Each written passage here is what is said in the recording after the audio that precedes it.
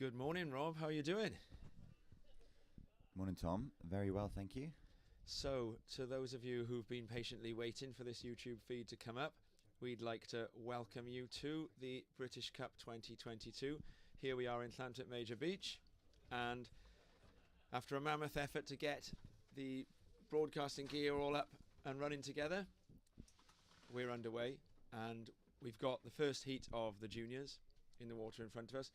We're a couple of minutes in, and there are some scores to drop, and as soon as we get those scores, you'll be able to see them, as you can see on the top left hand side of the screen. This is live footage of the lineup, and the conditions challenging, but there is plenty of open face to ride. Seen any good ones out there yet, Rob?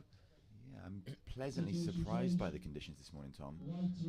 There's a lot of wind forecast for today, but as it stands, there seems to be almost a hint of northerly in it, which Llantwit doesn't mind one bit, and we can hear some scores dropping on the live feed outside.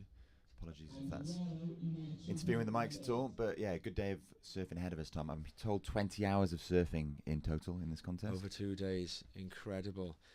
So as things stand at the moment, it is the surfer in white who is in the lead. We can tell you that much. But quite what that lead is will come up on the screen again shortly. Craig McLaughlin is a Scottish surfer. Fantastic surfer. Did very well this summer. I think he came second to Jay Phipps in the Boardmasters this summer in the juniors. He was fourth, I believe, but he put on an excellent display of surf, and he was quite unlucky in that final, in that shore break, wasn't it? A low centre of gravity goofy footer from Scotland, surfs very well in big, hollow, heavy waves, but also can put his grovel on. I would say this condition sits somewhere between a grovel and big, heavy waves here. It's not tiny. There's plenty of power to get surfers going. Wave selection is going to be very important. Kieran Smith then is surfing for England, and we've got Ewan Buick, one of the brothers from Wales. We're going to get some information on Owen Graham, who I also believe to be an English surfer, but we'll get confirmation of that very shortly. And my sincerest apologies, of course, to Owen's family if we have just maligned him with the wrong country. But you know, these things can happen in the early stages as we're getting our systems together and in place. So Rip will be disappearing. There can be a very, very strong west to east rip here when the tide is low. The tide's coming in a fair bit now. We're just gone the halfway mark. It's quite a big tide as well, so this wave will move around a little bit, but that rip will disappear. Surfers will be able to choose their waves without having to sort of battle the tide away. The key with more than one heat to surf is going to be that conservation of energy. Going left, you're going left into the wind, but the wave is standing up very nicely. If you go right, of course, you've got the wind behind you, but a slightly flatter looking face. We've seen some good surfers, some good surfing going on the rights in free surfing this morning. And here we go, up and riding now. It is Ewan Buick from Wales. And he's getting around the section. There's a bit of open face here, and looking for a chance to push some spray somewhere. Going to make a connection and gets up and into the lip. Nice little fan. Judges will have a decision to make about whether that is a made turn. That'll be a made turn for you, Rob? Yeah, I think he was a little bit unlucky there. The wave kind of caught up with the one in front, didn't it? And he didn't quite manage to ride down the reform, the double up. But I think he completed that turn, for my money. Yeah, he had the landing gear out and ready, didn't he? But it was just, there was no runway, I suppose. Tricky conditions, but like you said, Tom, lots of good scoring potential in these waves. I'm seeing some really nice right-handers wrapping their way down the left-hand side of the beach here at Llantwit. And having spoken to one of the inside men on the contest control, I'm told we're going to go to Twin Peaks later on. Wow. So we'll get a chance to see surfing, hopefully, on the left-hand side, the long right-hand point break, and also out front on the spot they call the point here at Llantwit. It'll be interesting to see whether our event production boss, media mogul, Craig Nicol, aka Camera Anchor, can get us a couple of angles. We might be able to have a look at both peaks. We've got the technology to do it. I know in the ISA Worlds the week before last and last week there was only a one peak stream. We'll have to wait and find out what exactly the plan is for whether we'll cover one individual heat or whether we can flip back and forth between them. But Craig, he's been working really hard this week getting all of this gear together. It's the second time that we've ever streamed from Llantwit. We did the Welsh Nationals earlier this year, and now a much bigger event, the British Cup, and Olympic places are potentially at stake from this, because this is used to determine surfers that will go to the World Games, and the Olympic teams will be chosen from the next two ISA World Games. And we see a little up and down for Craig McLaughlin from Scotland.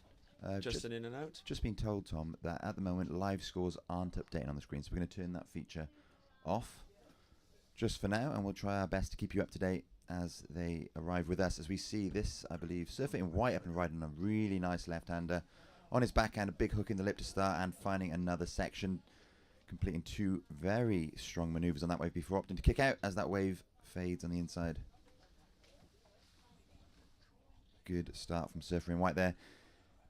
Now, I'm sure we're going to say this several times throughout the weekend, Tom, but the British Cup, of course, moving country to country. This is Wales' turn to host it here at Llantwit, and surely there's going to be some home advantage here, especially at Llantwit, given the rip and the conditions that our surfers from Wales, particularly Logan Nicol, who surfs here regularly, will be very used to. What I'm going to do while we wait for it to connect up, Rob, I'm going to keep the scores up, just so that those of you watching this from your living rooms can see who is in the water. You can see that Kieran Smith is in the red here, Craig McLaughlin's in the white, Ewan Buick in the yellow, and Owen Graham in the blue. But we're able to pick up scores from the beach announcer here, and so we'll relay that to you that way while we just wait to get that cable up and running. A lot of cables around here in the car park at the moment. Be interesting to see. Vary in length. My favourite was the 50-metre cable that was absolutely brand new apparently, and we had to spend about 20 minutes untangling it. It was good fun, but it did untangle intuitively in the end. Now, untangling his surfing ability on that last one was Craig McLaughlin, the Scottish surfer, and he is a real talent, isn't he, Rob? Slam dunk segue there, Tom. Slam dunk segue, yeah. Don't mind it. Big talent, yeah. As we see, some scores come in, a 4.83 last of white. So the judges making the surfers work for it. Two excellent turns on that last wave, Tom. I'm not sure if you caught a glimpse of it, but 4.83. So the judges thinking the surfers have still got plenty to do. They're also keeping something back as well there, aren't they, the judges? That's what I'm saying. They know these surfers are capable of much, much more. So I think had that wave stood up on the inside, as so many of them are, Craig could have got another 2 or 3 turns on that wave, and then I think we would have seen the judges really go above that 7 threshold into the excellent scores. So live scores can, for those of you at home, while we're waiting for the scores to update live on our screen, they can be found through the website. And I think you go to the Welsh Surfing Federation's website, and there's a link to live scores there through the refresh system that's being used. So the surfers now, they've managed to keep themselves reasonably well in place through this. They're nobody yet has given up against that rip, and here we see up and riding Owen Graham, and stylish first turn. Oh, and a nice little closeout Rio there as well. Elects not to stick with that foam and try and run it through to the inside. So that will strengthen Owen Graham's claim to try and move up into either second or first, into an advancing position. I do believe, from what we're hearing from the beach announcers outside, that we've got McLaughlin in the lead and Kieran Smith in second, but Graham didn't need a big score. And so that would be quite interesting to see what the judges give that in relation to Craig McLaughlin's wave, which had a lot more going on it. He rode the wave for longer, did more manoeuvres. We've just come up to the 5-minute mark, so Beach Marshal has just turned the disc around, so we're at the 5-minute mark, and we get a situation. And I'm just listening to it. Right, blue has gone into second with that. So yellow in fourth needs a 4.1, but red now, Kieran Smith in second. He only needs a small score in the top end of 1. So Kieran Smith with essentially doesn't have a backup at the moment, but if he gets that backup, he'll go back in front of Owen Graham. So Owen Graham is sitting in second with what's probably about 4 minutes remaining now, but it will be a tentative second, and the priority game will come into play a little bit as well. So it'll be interesting to see. At the moment, we'll have to infer who's got the priority based on how they react, but there is a screen indicating, and here we go, up and riding. It's Kieran Smith, his response, and he'll have the I was going to say he'll have the score from that turn alone, but he did come unstuck then. So if on the website you have got the wrong names with your scores at the moment, I would say that you'd have the colours would be correct at the moment. So you on the website, my understanding is that you can run from the colours.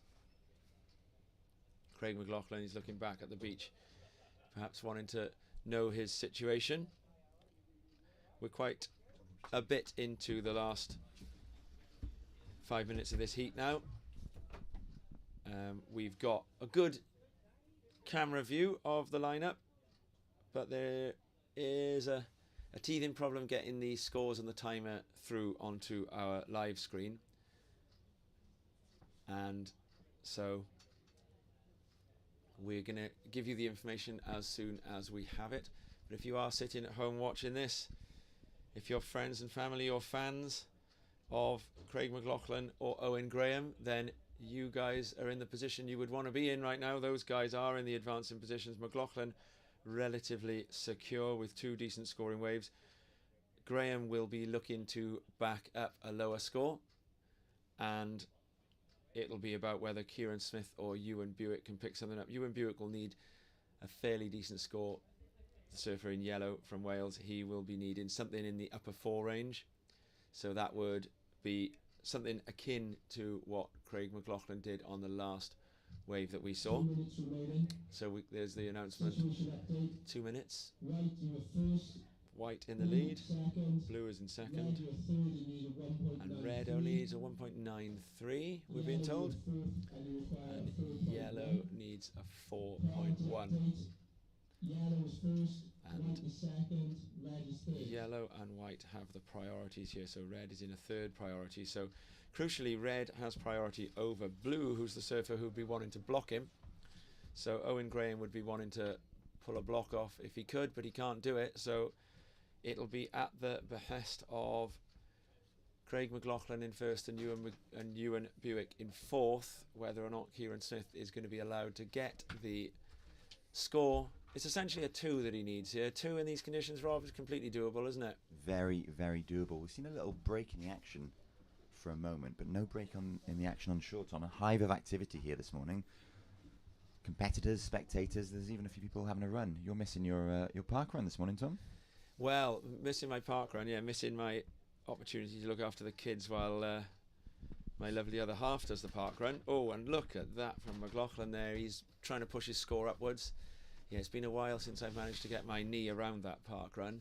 I'm relegated to a bike these days, Rob, although don't get the image that I'm going, you know, I'm not what they call one of these mammals, you know. I'm a 1-speed bike in the morning up and down the prom, you know, and I'm going to keep it that way. It's better exercise actually than riding a proper road bike, you know that? A gentle, well, no, I push it pretty hard, 40 minutes, ride as fast as I can, but I did have a go on a road bike, and it wasn't any exercise, and it was also quite scary. Too heavily geared. Is that the problem, is it? It makes it too easy, doesn't it? Oh, does it? You sound like you know a bit about your road biking. Are you a mammal? I'm not. I'm not. I think I'm middle-aged yet, am I? Maybe. I don't. I certainly don't own any lycra. So I don't know if you've heard the horn there. Through our producer Dodd will confirm for us whether or not the horn is audible on this feed, but the horn has just gone, and so that will be McLaughlin and Owen Graham advancing there. So very stylish wave to put himself in the lead, that right-hander, and so Kieran Smith and Ewan Buick will be going now. There is talk of a repechage round if time allows it, and it is apparently happening. So no surfers eliminated there, but that means that there will be a couple of surfers going into the repechage round from that heat, and we'll see you for the next heat very shortly. And in that next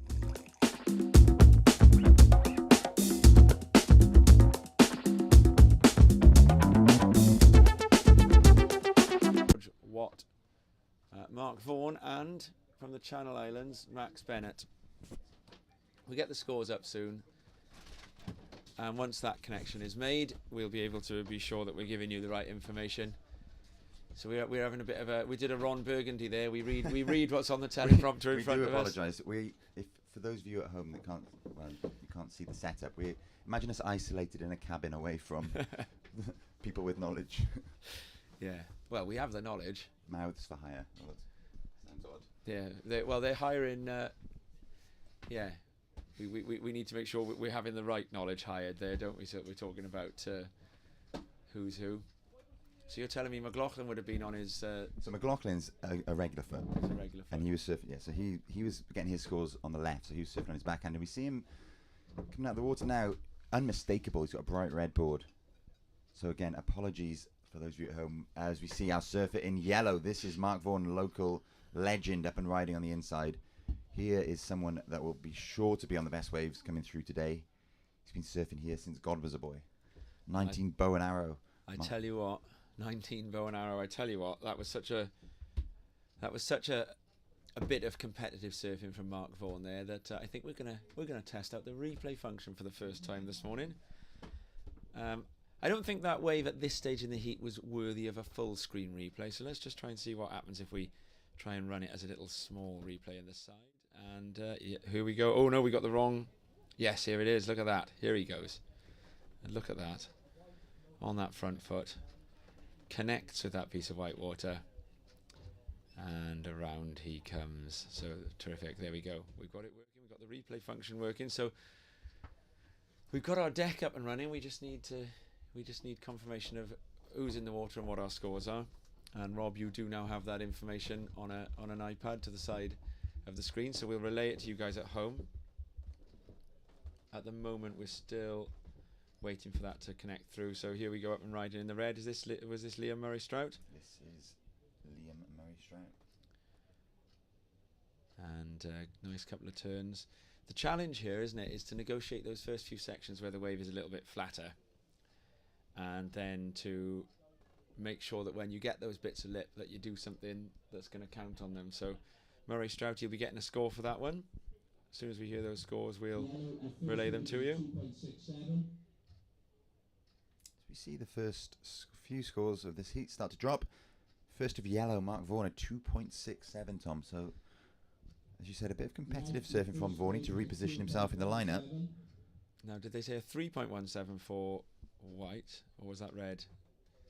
So, we've got Mark Vaughan. Well, at the moment, it's a score, isn't it? But it'll get improved on, and here we go, up and riding in the blue. This is Max Bennett of the Channel Islands on his backhand on a nice looking wave, finding a little section to waft off of. For me, this is the wave of the heat. Look at that section there. Yeah. For me, that will be the wave of the heat so far. Does a nice approach over that junction and finds another chance to bash a bit of white water. He'll be buzzing from that one. He'll be paddling back out in a hurry. That could well turn out to be a difficult score to beat in this heat. He had lip the whole way across that one. Wasn't worrying about any flat sections as he went. That's one of the waves that has actually stood up all the way through. As we mentioned earlier, it is a challenge to pick off the right ones, but when they come, there's going to be some good scores on offer, I think, Tom. The first wave was a 5.33. There we have it, Tom. A 5.33. That last wave of blue, or the first wave of blue. I think every bit of that 5.33 was deserved for my money. I think he was in tight to the lip, and in particular in the midpoint of that wave, he managed to really find the moment when it walled up. He got that to stick. So up and riding now in the white. George Watt. George Watt just gets a little bit stuck behind that section, but he's going to have a reform here. He's going to hold on. He's going to see what can be done. And so just behind that Whitewater Junction that the Channel Island surfer managed to do so well across. Max Bennett. Outstanding from Max Bennett there. And the ocean becalms for a moment. Surfers will be waiting to see. So I don't think that score from George Watt is necessarily going to change the situation, as the situation will stand at the end of the heat radically. And here we go, Vorney next one, and comes under that lip. And then he's on the shoulder. That cutback has to happen in a couple of stages. So I think this is probably, well, Vorney's going to decide to make it a keeper. I suppose there's an extra half a point to be found here. And he doesn't quite find all of that half a point, I don't think. So I would imagine that would be a relatively low score, but he's got nothing to lose. The position that he's in, he can paddle now straight back out into the channel. He's safe from the rip. That route that you can see Vorney taking there, he's going to be back outside quickly, knows the wave well. And so what it's going to do is it's going to just put a two-wave score on the board. It means that your rivals, your fellow competitors will have to stand up again to get the advancing position off you. And then when they do that, they'll cede priority. So yellow goes up into second. So it's a 2.23 that one was. So by going into second, even though it's with a two-wave score, it means that the surfers, the surfers in third and fourth then, who are George Watt and and Liam Murray. Liam Murray Strout. They both need to ride a wave again at least. And that then, of course, means that when they do that, they'll hand priority back to Vorney, and then he can look to improve on his 2-2. So 2 waves in the 2-point range in the first round heat here. It could turn out to be a reasonable start, having the 2 waves on the board, I suppose. And now, Vorney's about halfway back out to the lineup. And we've probably about the halfway mark in this heat. We're just looking to get a few of those systems updated. Let's have a look now and see if our live scores are working again. We're told that they are. So they're certainly working on the website, Tom, just to update our listeners at home, our viewers at home, I should say. Currently, surfer in white, George Watt is in 4th position. He has a 1.5. Layback snap there. And coming onto the inside, S turn in. Looking for a closeout turn, and gets that closeout turn. Oh, yes, that's some nice surfing there from George Watt. So George is in 4th. He's looking for a 2.9. I dare say he will have got it. That last turn projecting out into the flats really nicely, sticking the landing on that turn. So looking for a 2.9. I'm sure he'll get it for that one, but we'll leave that to the judges. Currently, is the surfer in red, Liam Murray Strout is in 3rd position. He's sitting on a 4.17, and he requires a 0.23. Local legend surfer in yellow, Mark Vaughan, is in 2nd position. Like you said, Tom, sitting on a 2.17 and a 2.23. And out in front is surfer in blue, Max Bennett of the Channel Islands, with that 5.33. And we're hearing there's a situation change. George Watt with that last wave with 3.50. That puts him up into 2nd position, which means Liam Murray Strout is now in 3rd position, as he just posted a 0.4. That was a quick up and down. But it means that surfer in yellow, Mark Vaughan, is now in 4th, and he is looking for a meager, I should say, 2.78. And we've got some listeners at home, Tom. Jack Dudley is listening and watching in St. Ives, and he says, good morning, Borodar. So Borodar, Jack and fam. Dudley family. Long relationship with Lantwit, where we are this morning. As we just saw our surfer in blue, heat leader Max Bennett up and riding, trying to make something happen on the inside. Oh, we're spoilt in here, Tom. We've just been given a laptop with the live scores on. Lovely stuff. So we're still working on getting those scores up onto the screen. So that will have been Max Bennett backing up what was the best score of the heat.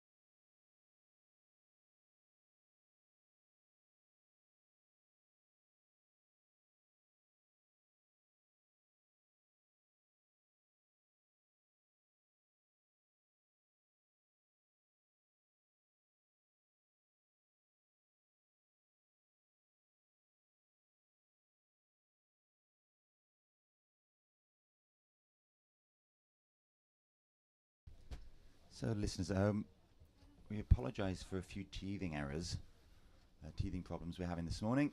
As you can imagine, setting up a live stream in these conditions is not particularly easy. Lots of cable, as Tom mentioned earlier, and we're just trying to sort out any glitches and breaks in sound and visual quality.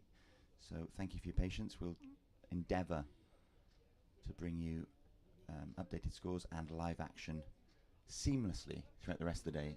So a bit of pain now whilst camera anchor Craig Nichol sorts out the gremlins in the system, and we'll hopefully be set for the day then.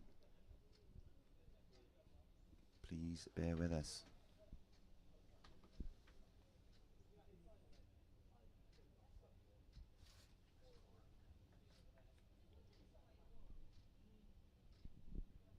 And we have an updated situation as it stands. Surfer in yellow, Mark Vaughan, is in 4th position. He's sitting on a 2.17 and a 2.23, meaning he needs a 3.58 to move into 2nd position. Surfer in white, George Watt of Scotland, currently in 3rd position with a total of 5.0, a 3.5 and a 1.5. In 2nd, with that last score coming in at a 1.63. It's Surfer in red, Liam Murray Strout, and out in front still, Surfer in blue of the Channel Islands, Max Bennett, sitting on a 5.33 and a 2.23. So Max extending his lead with that left we saw a few minutes ago. And out the back now, taking a look at that one, I think that was heat leader Max Bennett, opting not to go. Tricky conditions, no doubt about it, as that tide's creeping in, filling up the bay, but still loads of surf on offer, loads of great waves as we see heat leader Max Bennett cracking a nice turn off the lip. That wave not offering a whole lot more. Max still finding a little corner on the inside to bounce off of, and a little foam climb to finish, coming unstuck at the end of that. So Max is looking to replace a 2.23 and extend his lead even further. We can see our surfers coming up in heat number 3, making their way down to the water's edge with 5 minutes remaining. As soon as the scores drop, we'll bring you the updates.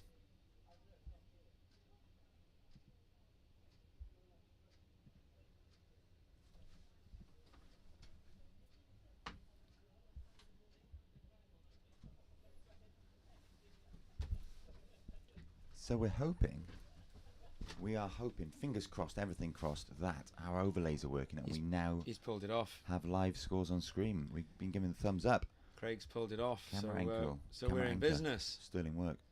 Here we have it. So viewers at home, we got a timer, we got the scores, we know exactly where we're at, and that is terrific stuff. And just in time for us to see Mark Vaughan, despite the fast start to this heat, sitting in 4th place, Rob, but he has got 3rd priority. And so they'll be we'll be seeing both white and yellow, George Watt and Mark Vaughan. They'll both be needing to pick up a score now. Both of them attainable scores. George Watt had that great left-hander where he did that started off with that layback snap and then a real stomp over the inside section as well. And so because of that, he got the 5, as you can see. So George Watt is in a rather stronger position than Mark Vaughan. Mark with the 2 waves in the 2 range, so as you can see, that then leaves him needing quite a fair bit to advance. Bennett is in a reasonably secure position here now. If you look at the surfers in 3rd and 4th, realistically in these conditions, those 2 surfers would need a 2-wave combination to get in front of him in 3 minutes time. So I think we're going to be seeing Max Bennett straight through to round 3. But who from Liam Murray-Strout, George Watt and Mark Vaughan will be the one surfer who is joining him? That last wave of blue, Tom, coming in at a 4.27. So Max Bennett posting the 2 highest scoring waves of the heat. He's been very patient, just waiting for those good waves, picking them off and doing his business. So the judges rewarding that one big turn on that last wave of his. Yeah, interesting, because he's put in a long wave, and that's rewarded him with the 5.3, and then the emphasis on that 4 was on that one maneuver. So other competitors now will be, and us, Rob, will be watching what the judges do. Good surfers have a feedback loop against or informed by what the judges do, and so through the day the surfers see, okay, on that particular wave that's what the judges did, on this particular wave this is what the judges did, and then that allows surfers to figure out what the best approach will be. So it's interesting to see now that the judges, they obviously are looking to put big scores down for surfers who are going to do one single big maneuver. But they are also recognising that if that first section doesn't offer you the opportunity to find lip lines straight away, the judges are still willing to give out the score, but it's got to be a more accumulative approach then over several inside sections. So you need that one big manoeuvre on the outside to get the best scores at the moment. You can imagine if on that, and here we go, we got some action, and this is George Watt. So he needs a 2.3, and he's going to be kicking himself from that one because that wave had the juice. And Mark Vaughan needing a 3.58. And so he's gone for the backhand on a right here. These waves have been a little bit flatter, but there is some wall on this. And he gets under the lip on that one. I can hear a bit of noise in the car park. The Lantwick crew, they're very good at supporting each other. They're also very good at holding each other to account, and I can't quite tell whether those groans from his mates then were support or holding him to account. And he's not made the inside connection. I can confirm it was holding him to account. It's his brother Guff Vaughan, well, the good and the great of Lantwick, down here to look at Liam Murray-Strout, meanwhile, this is his 4th manoeuvre on this wave, and that is a demolition of that wave. So we get a nice little contrast here. We're going to run the big replay here, and we can see point of difference. This is a great example of point of difference. Look at this, and we've got here point of difference. There's Vaughan, the tail end of him, and then here's point of difference as the horn goes. Murray-Strout finishes this heat off. Lovely combo coming through the inside there, and I like that ejection as well. It's done with a little bit of aplomb, and so that is going to be the end of that heat there. There was actually, Tom, a wave ridden right on the horn there from heat leader surfer in blue Max Bennett, and I'm willing to bet that's going to go into his top 2. Yeah, first and second, they did the business on the horn then, didn't they? And so that's going to be that. And the next heat is not quite underway yet. So you saw a surfer then just prone along looking at that wave and then elect not to go. So this next heat now, it's got some names in it. We're just going to wait and get it updated. We shall be with you in a moment.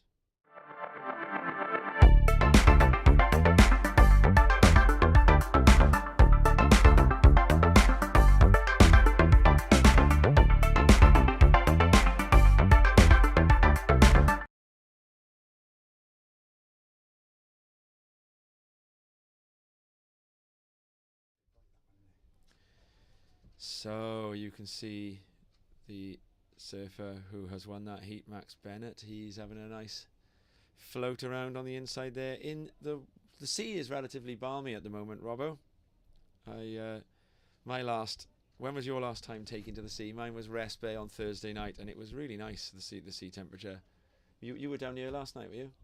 I didn't surf here last night. I have surfed this week though. The record sea temperatures this summer, and they're lasting well into October. So you mentioned earlier, lots of our competitors surfing without boots, despite potentially, especially on that lower tide later on today, having to scramble over the rocks. There's some sharp pebbles in there, I can assure you of that. Yeah. And the surfers are in place. Well, on Thursday night, I was surfing with a mutual friend of ours, George Schofield, and we were invited to redshirt for one of the competitors in this heat as he was doing a bit of practice, because I think I've seen Logan Nicol out in the water there. Am I right? You are correct. So Logan had us redshirt him for a 20-minute heat, and yeah, it was a demolition job. I think I got a 2 and a 1.5, and Logan, he was really ripping, and in very well clean, albeit clean, but very similar conditions to this, similar size. And Logan has just come back from the US. I think there's a little bit of thinking going on by the judges before they start this next one. So you can see that last heat has run out. We're just waiting for the next heat to begin. And coming up in that next heat, heat number 3, will be Luke Dillon surfing for England in the red. In the white will be Ben Large of Scotland. In yellow, as you mentioned, Tom, Logan Nicol of Wales, and surfing in blue, Anders Ravenscroft for the Channel Islands. This is a stacked heat. Ben Large is a. Would you go so far as to call him a big wave rider? He's definitely a charger. If you look on Ben Large's Instagram, you can see him surfing all sorts of hideous monsters from around the world. He's the lad that got whipped in by Von Rupp. He did. At that number 10, I think it is, isn't it? Yeah, he did, yeah.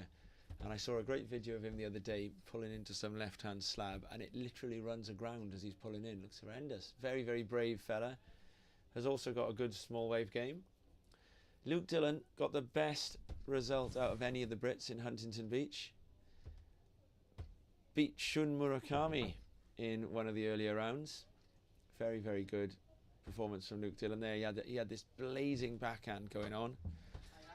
And Logan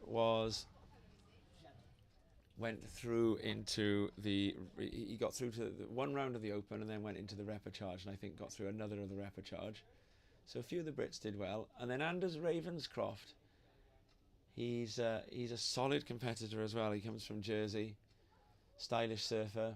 Younger Anders Ravenscroft. I think Anders Ravenscroft is still a junior. I think we'll be seeing him in the juniors later on today. Rob, you're nodding.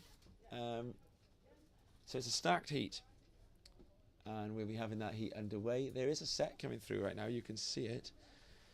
Competitors will be looking at their phone. One of them's waving. They want to get this thing underway, and we're going to be underway in time for this first one. And it looks to me like it's Logan in the yellow who is deepest, but he might actually be just underneath it. So I don't think we are. Oh no, we are. Here he is. Logan is going to go just as the wave reforms, and so Logan will go up and ride in here, and he'll find some lip, cuts back to the power source, looking for an inside closeout, goes for a little snap first, taps that inside, and comes through onto the inside there, but finds that good maneuver in the end. And we'll take a little look at that maneuver. So getting through onto that inside is the key here. Look, S turning through, and then gets in that extra little snap there, and still finds a way to connect, comes on down, and so Logan will put a score on the board to start that heat off. It's very on brand for Logan, getting a really quick start in this heat on. I thought he wasn't going to catch that one for a second. It looked like it had gone into the hole as he paddled for it. I thought all he was going to achieve was fourth priority, but instead he's come out with a score. It'll probably drop relatively quickly because there's not that much for the judges to think about. Logan knows this lineup well, and I think he'll be difficult to beat. But Luke Dillon has surfed here this morning. Dillon, arguably one of the powerhouses of British surfing at the moment, and a real ambassador for the sport, a real athlete. And here we go, that's Ravenscroft, and he's going to make that inside connection. Nice and fast on his feet, doesn't quite find the lip there, but there's going to be another chance coming his way. Bit of spray, comes through onto the inside, and I think he'll be thinking about making a connection there, but just behind that one. But Ravenscroft also getting a score on the board. We'll have a quick look at the replay of that one. Here we go, Ravenscroft, and look at that, connects with a bit of lip there, comes through to the inside, and then just could have done with that inside stomp, but there was a bit of work done on the outside in that one as well. Logan's posted a 4.17, so that's a reasonable first score. And then up and riding in the white. Oh, and then lifts Ben Larg. And so that was a close-out re-entry, but it had with it a little bit of a lift. So it'll be interesting to see what the judges make of that one, Rob. We'll take a close look now at what Ben Larg did there. That was... So he goes into the wave here now. And this manoeuvre... Oh, it's like a little leap. Lovely style about that turn. Be very interesting to see what the judges give it. I think, if I'm going to predict, I'm going to call that will go in below the other two scores, because I think that they might tag that with the trick moniker. What do you reckon, Rob? I think it's somewhere above blues and below yellows. All right, that's a we're gonna find out who's right very shortly. I think the judges are going to be wanting to see more of a powerful kind of engagement with the lip to dish out something in the kind. So you're calling that's a 3 or above. Yeah? I reckon it's about a 4. Oh, I'd be very. I think if they give it that, then we know that the judges are loving that little. Let's have another little look at it. Here it comes, a 3. So you're pretty much right there, Rob. It has gone in between the two. So they like this. Oh, so we're calling that a little air then, are we? To get 3 points. I don't think it's an air. I think it was just a little statement piece on the turn. It was stylish. I mean, it was enjoyable to watch, and we learn about the judges. So with that wave there, we learn about the judges. It has come in, Tom, at a 4. Surfer in white, first wave, it came in at a 4.0. Oh, you got it exactly right. Well, I could string you along all day, Tom, but I'm getting the scores about 2 minutes ahead of you on this screen. All right. So you were... Oh, I love it. You were gaslighting me, were you? All right, okay. So you get them slightly quicker than everyone else. That's interesting to see. Now, I believe it was either Isaac Newton or Galileo who discovered the speed of electricity. Isn't it? Is it the same as the speed of light? If you're in there, no. If you're one of our viewers and you know the answer to this, then comment in. No, is electricity faster than the speed of light? I know the speed of light is 250. There's a plug there. Try it out. 250,000 kilometers a second. The speed of light. Thank you. Which is. Yeah. No, thanks. The. I think that's the same distance as the moon. And electricity I thought was the same, so it's interesting to see how the speed of the electricity here is about, well, what is it? It's taking about 2 minutes to do 3 meters, so it's about it's a lot of cable to go through. But yeah, that's true. It's going out and doing the sort of Saturn and back of electricity cable before it gets through from the one computer to the other, isn't it? So that's our explanation for why Rob is able to gaslight me by pretending that he's correctly forecast the score. But I did like the surfing. We learn about the judges on that one then, don't we? We learn that they like a bit of creativity on that first manoeuvre, and that's good. You know, they're and here we go. We're going to have a surfer, and this is Luke Dillon, powerhouse. But on that occasion, no spray. But he's going to find an inside section. Keeps his speed really smoothly. Really nice surfing. Smacks the lip again and again, and coming through to the inside. So this then. So, I'm going to carry on getting these wrong then, I reckon. I'm going to take another punt. I'm going wave of the heat for that one. What do you reckon, Robbo? I think and I must say I haven't got the scores in yet. So I'm going to say it's on par with Logan's. Ooh. Yeah, I'm going to say it's on par. Look at this inside turn here. Slightly ahead, maybe. 4.4. I'm giving that. That inside manoeuvre is definite 12 o'clockage. But Tom, we are not paid to judge, and so we will leave it to the judges. We're speculating, aren't we? We speculate. But we learn that way, don't we? And we're doing the same thing that the coaches. Tom. 7.17. I was way big off the time on that one. Wave of the heat. Oh, they've gone for it. Now, we're learning. We're learning, Rob. They are allowing you here. They're going to give you the score if you want to do your explosive surfing on the end of the wave here. The judges are still happy with that happening, because if you look at that wave from Luke Dillon, then the initial work was all about getting through the section. So here's Logan's response, and he's going to find an outside section. Oh, stylishly banks off it, claps the white water on the way through, bit of spray. And another turn. The sideshore wind blows the spray up a bit, so it's a different shape to the traditional Christmas tree. Speed coming through the inside. He's gonna not give up on this, and it was worth not giving up because he gets a bit more spray. And so that's going to be close too, isn't it? I really like Logan's approach there, fading right before banking off that foam stylishly, as you said. And we see Surfer in White, Ben Lard up and riding, and again with that first turn, Tom, he got that tail lift that the judges really liked on that opening wave of Surfer in White.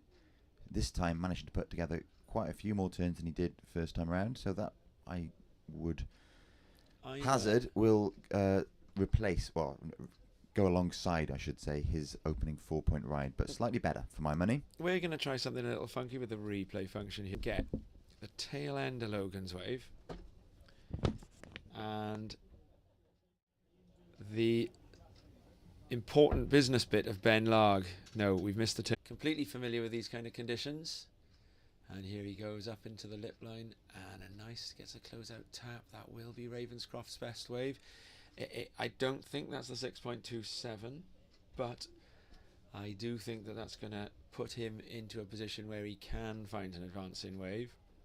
That said, that is assuming that it is yellow, nickel and white Larg that are going to remain in those advancing positions.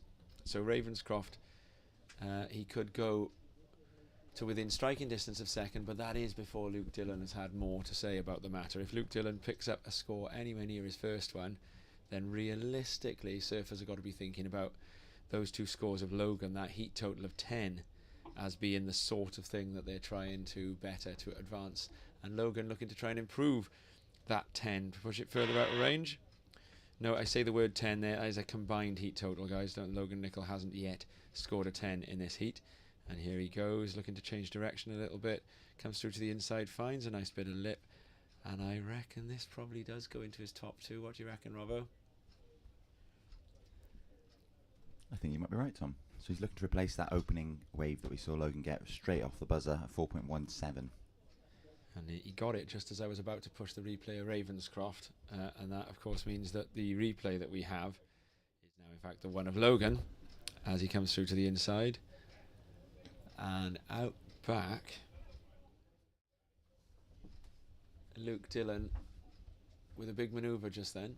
Looking for a meagre 1.93. He'll have got that. So what you saw was a one manoeuvre wave, a big backhand re-entry.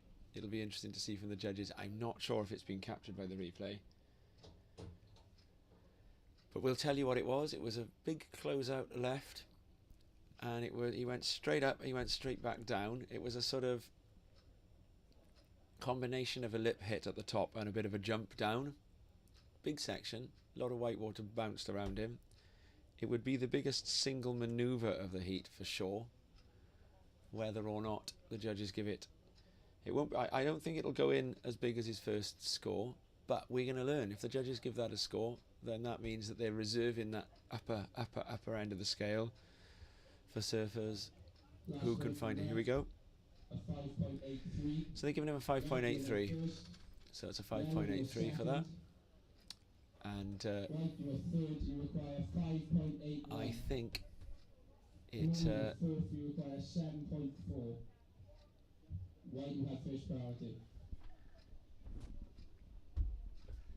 it's what we... I don't think we did see that wave.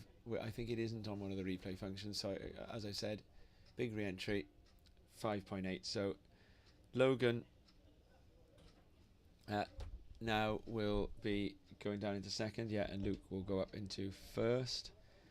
A 13-point heat total. So that does mean Logan did push the 10-point heat total further out of range as well. And so it is a 10.9 heat total that Larg and Ravenscroft are now chasing. For Larg to do it, he's going to be needing 5.81, and for Ravenscroft to do it, he'd be needing 7.4. And that's a tall order for Anders Ravenscroft down there, 7.4. That would be the wave of the day.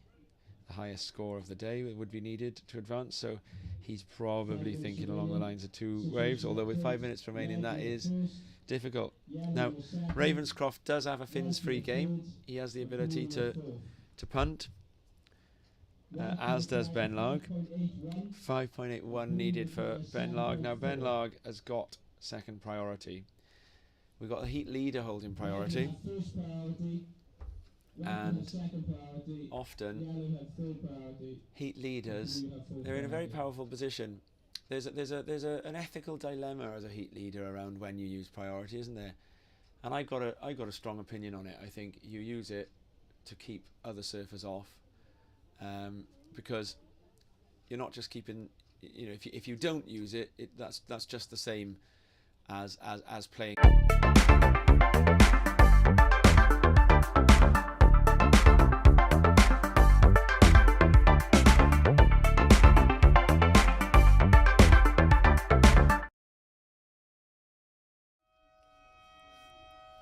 We're underway,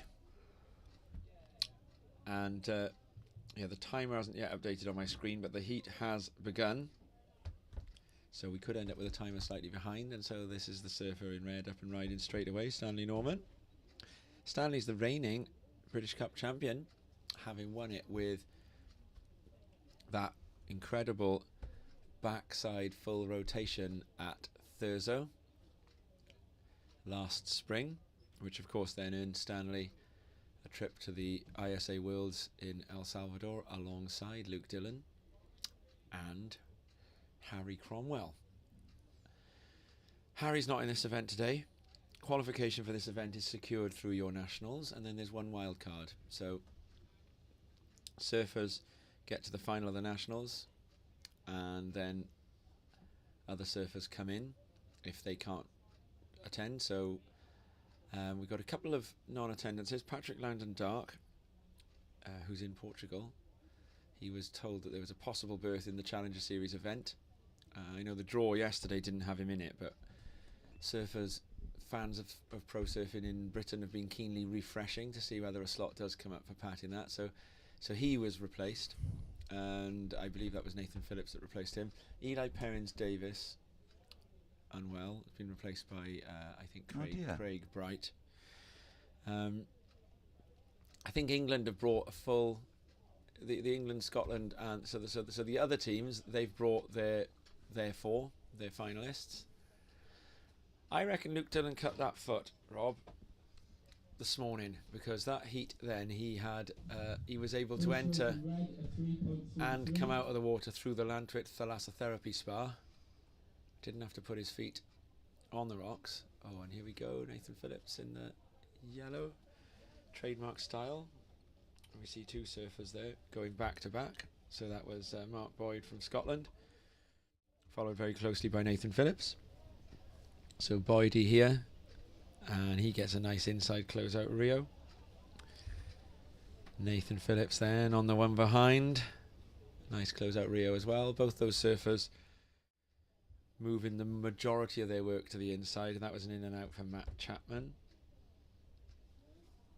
So we've got a quarter of the flag function working now. confirming Nathan Phillips' home nation. Chapman, I believe, is a Channel Island surfer. Boyd, Scotland, of Thurso. He is Thurso's top dog, isn't he? You go up there and you want to catch a wave, or you want to catch a good one, you got to befriend him. Yeah. It still doesn't work. And it's yeah. I'm told as well that he gets his share when he surfs in Bristol at the wave.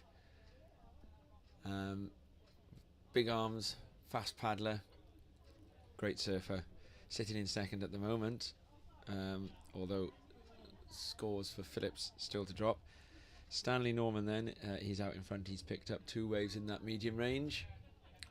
So Stan Norman, a 3.67 for his second wave, that's become one of his top 2. And let's go back to what we were talking about in terms of qualification. You qualify for this event, right, as a you've got to come in the top 4 in your country to qualify for this event, and so then that feeds the competitors here. That's how the draw is filled. There's also a wildcard slot, and then now the wildcard slot is an interesting invitation of, as Stan Norman looks to improve on his 3.67. I think he's going to do it if he gets a big Rio here, and he does. And he doesn't stick it though. So we'll learn there now about how important that inside manoeuvre is to the judges on a wave where something had been done on the outside. I still think they'll give Stan a score for that, but I don't know whether it'll go into his top 2. So we were talking about qualification. So in this wildcard idea, they're copying the system which the Olympics is now introducing, whereby there's a little bit of a chance for each country to pick a surfer that they believe there's a good rationale for including. And the way that the Olympic qualification has now included that is that qualification outside of the WSL is done through the Worlds, and the World contest that's just gone, no single surfer will have qualified through that. That was the contest in Huntington Beach. So no single surfer will have qualified through that contest. But the winning countries at this year's Worlds and next year's Worlds, so the teams that win, they gain an extra slot. So there will be up to 4 countries this year, coming up to the 2024 Olympics, who will be allowed to choose one surfer from a wildcard position who doesn't have to have met qualification criteria. And I think that British surfing are emulating that idea now. So it's entirely possible, for example, if the Americans were to win the next Worlds, that they could just choose Kelly Slater to surf at Chopu. And Japan and the USA have so far won the 2 wildcard spaces, as Mark Boyd looks to build on his score as well. Japan for the men's, and so that's another score for Boyd there. It'll be similar to his first. Japan for the men's and the USA for the women's.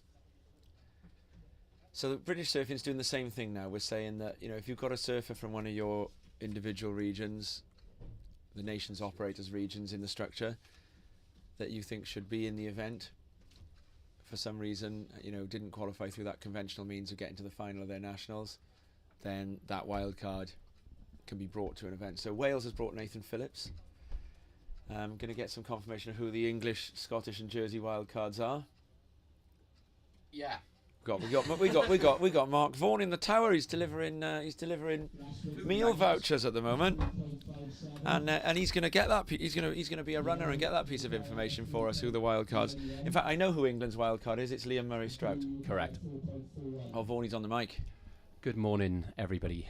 Good morning to our listeners, viewers, right around the world. Hopefully, welcome to Clanturp Major for the Sisler British Cup 2022.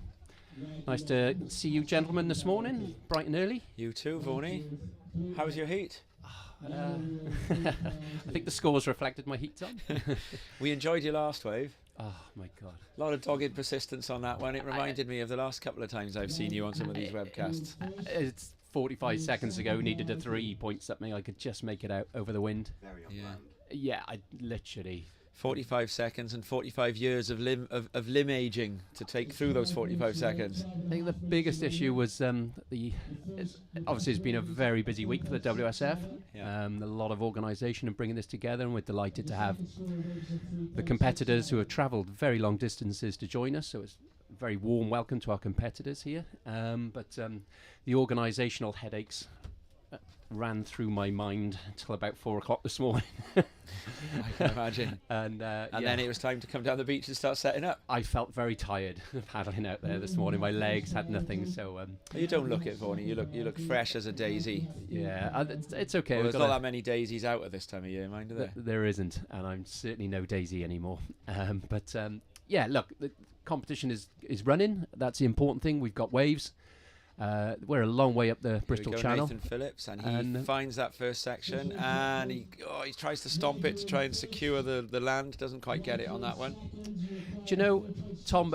We've got 3 local surfers here in the Welsh team. We've had a little juggling to do, which I'm sure you've explained with Patrick. Who we wish him every success on his travels and hopefully his inclusion in the Challenger Series today in Portugal. But having 3, well, probably almost 4 local surfers in Logan, often you think that home advantage will pay dividends. Yeah. Well, as you often see, it's only fair the event moves around. Yeah. So on a 4-year Olympic cycle, yes, the rationale is that the event takes place in each of the home nations. But local advantage isn't always local advantage, no. I think is what I'm trying to say. Yeah. It can work against you, and I think this morning it's probably a leveller in terms of anyone out of town. But as the event goes on and the tide drops back, I think the local knowledge is really going to come into play, and we're going to see some great conditions later on this afternoon. Surfing from the Channel Islands did really well in your heat, Max Bennett. Yeah, I looked across as I was trying to make the most of what was left of half an inch of wave, and I could see him clock one backhand, and I was like, oh, well, that's me out. Here we go, surfer in red. Nice. Stan Norman. Nice clip off the top there. I think second. This is going to be the wave of the heat, I would reckon. Let's see what he's going to do on the inside here. Yep. Stylish. 4 smooth backhand whacks on the rail, a little bit through the lip. Would you like to see a replay of that one, I would love to see a replay. I saw Luke Dillon in the heat before get one. Here it comes. That's probably going to fall short of Luke's maybe, but that was probably the benchmark wave of the event. Yeah, look at that thing. Nice fan on that first turn. Speed, power, flow. That's a nice, really right up in the lip. And then to make the right decision on this closeout junction here. Yeah, very well served, Tom.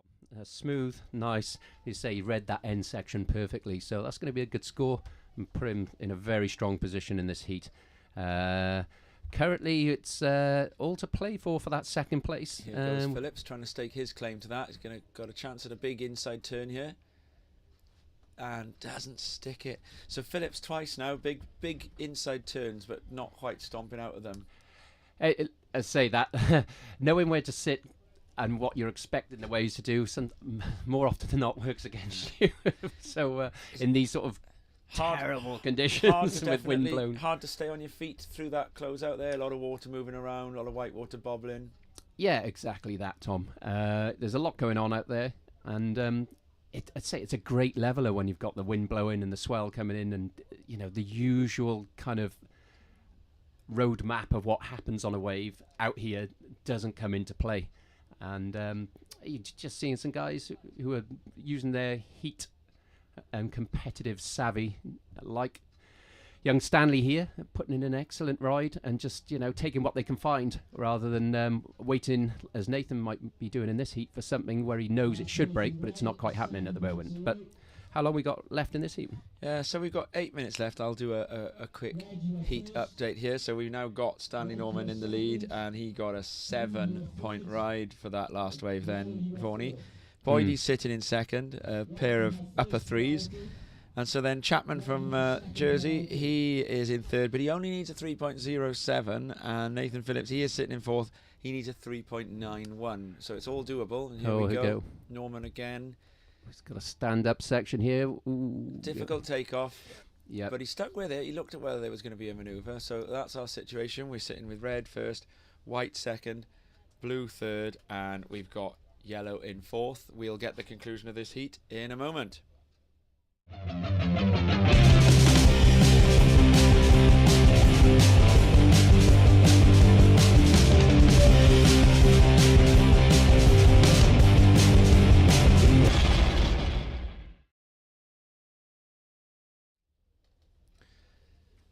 So we're back, and just in time for Norman to take off again. He's moved a little bit to the inside.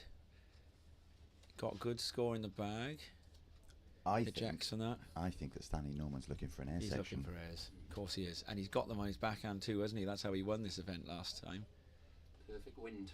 Yeah. That side shore wind. Gentlemen, I'm going to leave you to your work here today. Thank you, Mark. Always a pleasure, Your food Vaughnie. vouchers. I'll see you later. Thank you. Good luck. And we've got a couple more scores coming through there. So the last of Phillips, yeah, not into the top two. And so he's looking for 3.91. Completely doable for Nathan Phillips there. We could have an exciting finale to this one with 6. Now my timer says 6 minutes remaining. What's yours got on it? So you don't have a timer there, do you, Rob? Okay, that's interesting. We've had the horn go a little bit earlier than the timer on the screen sometimes. They're not quite in sync with each other. Here goes Phillips, 3.91 needed. That is very unlikely to be it. Ejects, so he's pushing the reset. Not overly worried about using priority to get his scores in, Phillips. He seems to know that he can. Seems to know that he knows the lineup. He knows that there will be space. It's when the tide's a bit lower that priority becomes very important. Absolutely. Here, isn't it? When you've got that single peak, defined by the cobble rocks. The cobble rocks are currently quite a fair bit beneath the surface. Well, and Mark alluded to it when he spoke to you a few moments ago, Tom, saying that on that lower tide, the local knowledge will become a big factor as we see the rip really start to kick in later on. Interestingly, we've seen the surface in this heat drift further east, suggesting to me there might be a bit of current out there now as our surfer in blue up into the lip. That's Matt Chapman of the Channel Islands bouncing off the foam. Did well to get his toenails into the wax there. The section though to get the next bit done, wasn't he? My phone's lighting up this morning, Tom. I've just had a message from a stalwart, a legend of the British surfing community, founder, organiser extraordinaire of the BLU. Minnow has just texted me. Minnow Green. Saying he's watching and he wishes everybody all the success in this contest. He's sadly not there as his first grandchild is expected any day now. Oh, good luck with that one, Minnow. Does he know if he's having a boy or a girl? He doesn't say that. I'm sure he'll text him. Oh, well, that's exciting. And there goes Norman for the air. We called it. We called it. He tried one. Doesn't stick it. But I tell you what, that was not that far off. Let's take a little look at that thing. So here he goes. He gets a lot of speed. I'm pretty sure this replay package encompasses it. Here we go. He gets a lot of speed here. And yeah, a little bit off coming round with the right body positioning to stick it. But that was a full rotation he was going for on that one then. It's a rapid rotation, Tom. And he was his body was kind of horizontal as he landed. So I don't think there was any chance of landing that particular one. But he certainly got it in his arsenal of manoeuvres as we see surfer in white. That's Mark Boyd currently in second, up and bashing the lip. He's looking to replace a 3.57. Yeah, I think that's close.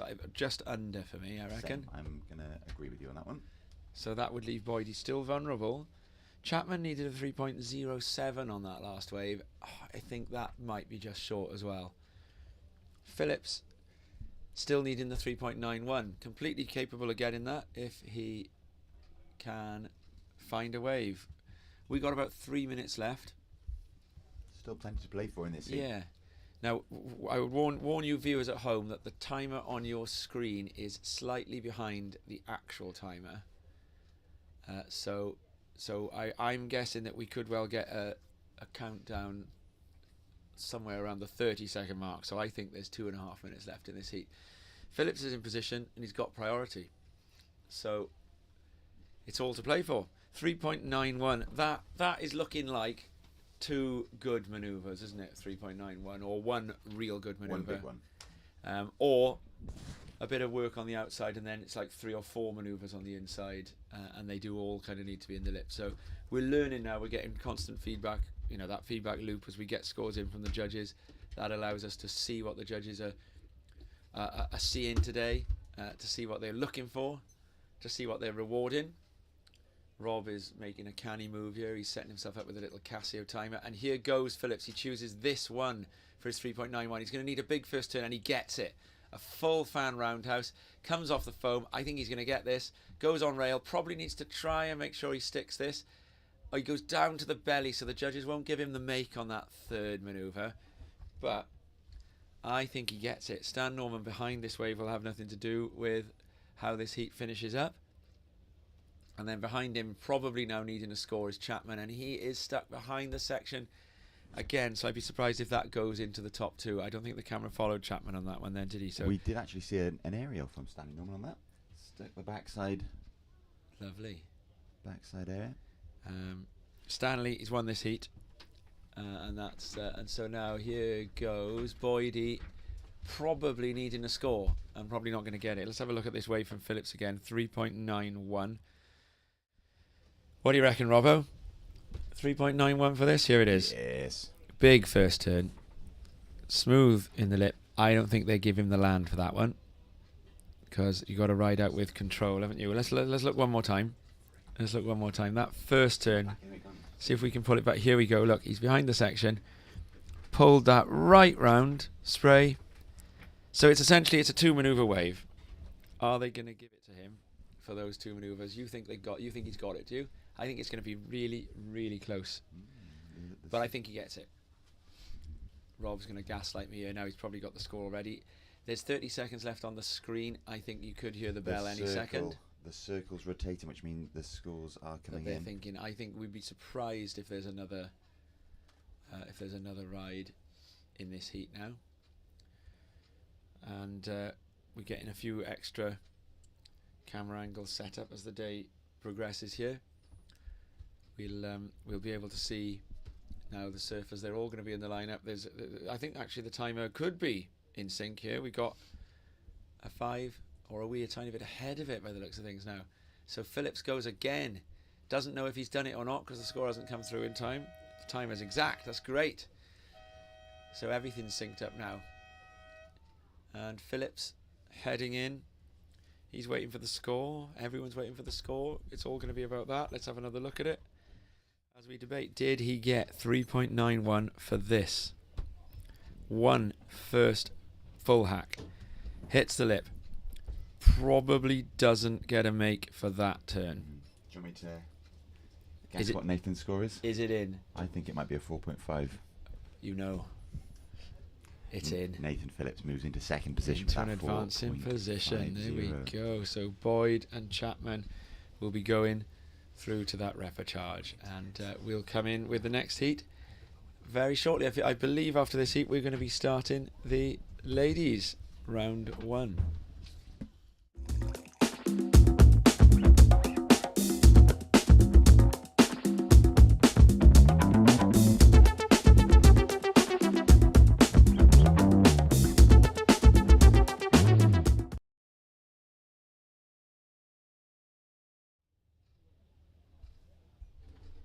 And so we are back, and we're going to be getting underway very shortly with the next heat. So they're just, you can hear now Nathan Phillips is just receiving his score. They're giving that score. Beach is announcing it right now. We haven't got close up on Phillips's face as he learns it, or on Boyd's face, but I'm sure both would be a picture. Boyd's going to be surfing in a repechage there. Nathan Phillips, he's in close proximity to us there. I can see he's smiling about it. He looks pretty pleased with himself. And so we're going to be getting underway now with the ladies round 1 heat 1, and that is underway. So we're gonna Rob is taking a 2-minute break here to go and investigate the value on his meal voucher. And I'm joined in the booth by a voice that we very, very rarely hear in British surfing, but he's been doing a lot of work this morning. It's producer Dodd. Hello, all those things. What's news, producer Dodd? Well, you know, the usual teething problems, getting these things up and running in the dark at 6 o'clock in the morning, but we got there in the end, so it's all good. So you've been spending most of your morning engrossed in wires. Now you had been. I don't know. Are you supposed to be home by now? I don't want to out you. No, I'm all good. I'm all good. I was planning on going in for a Dorney at 7 o'clock at first light, but now it's 9:30 and you still haven't gone in. Exactly. It was.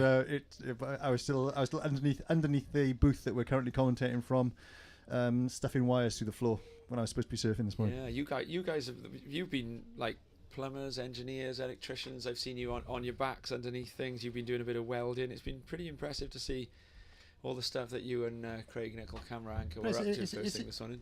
It's all good. We got it sorted, and everyone seems to be enjoying the stream, so it's all good. I'll pass you back over to Rob because he's better at commentating than me we're anyway. not going to get any more from producer Dodd. There we go. He's trying to go in. Producer Dodd, by the way, ladies and gentlemen, is expecting an heir very shortly, aren't you? An heiress, in fact. You know, do you? It's an heiress.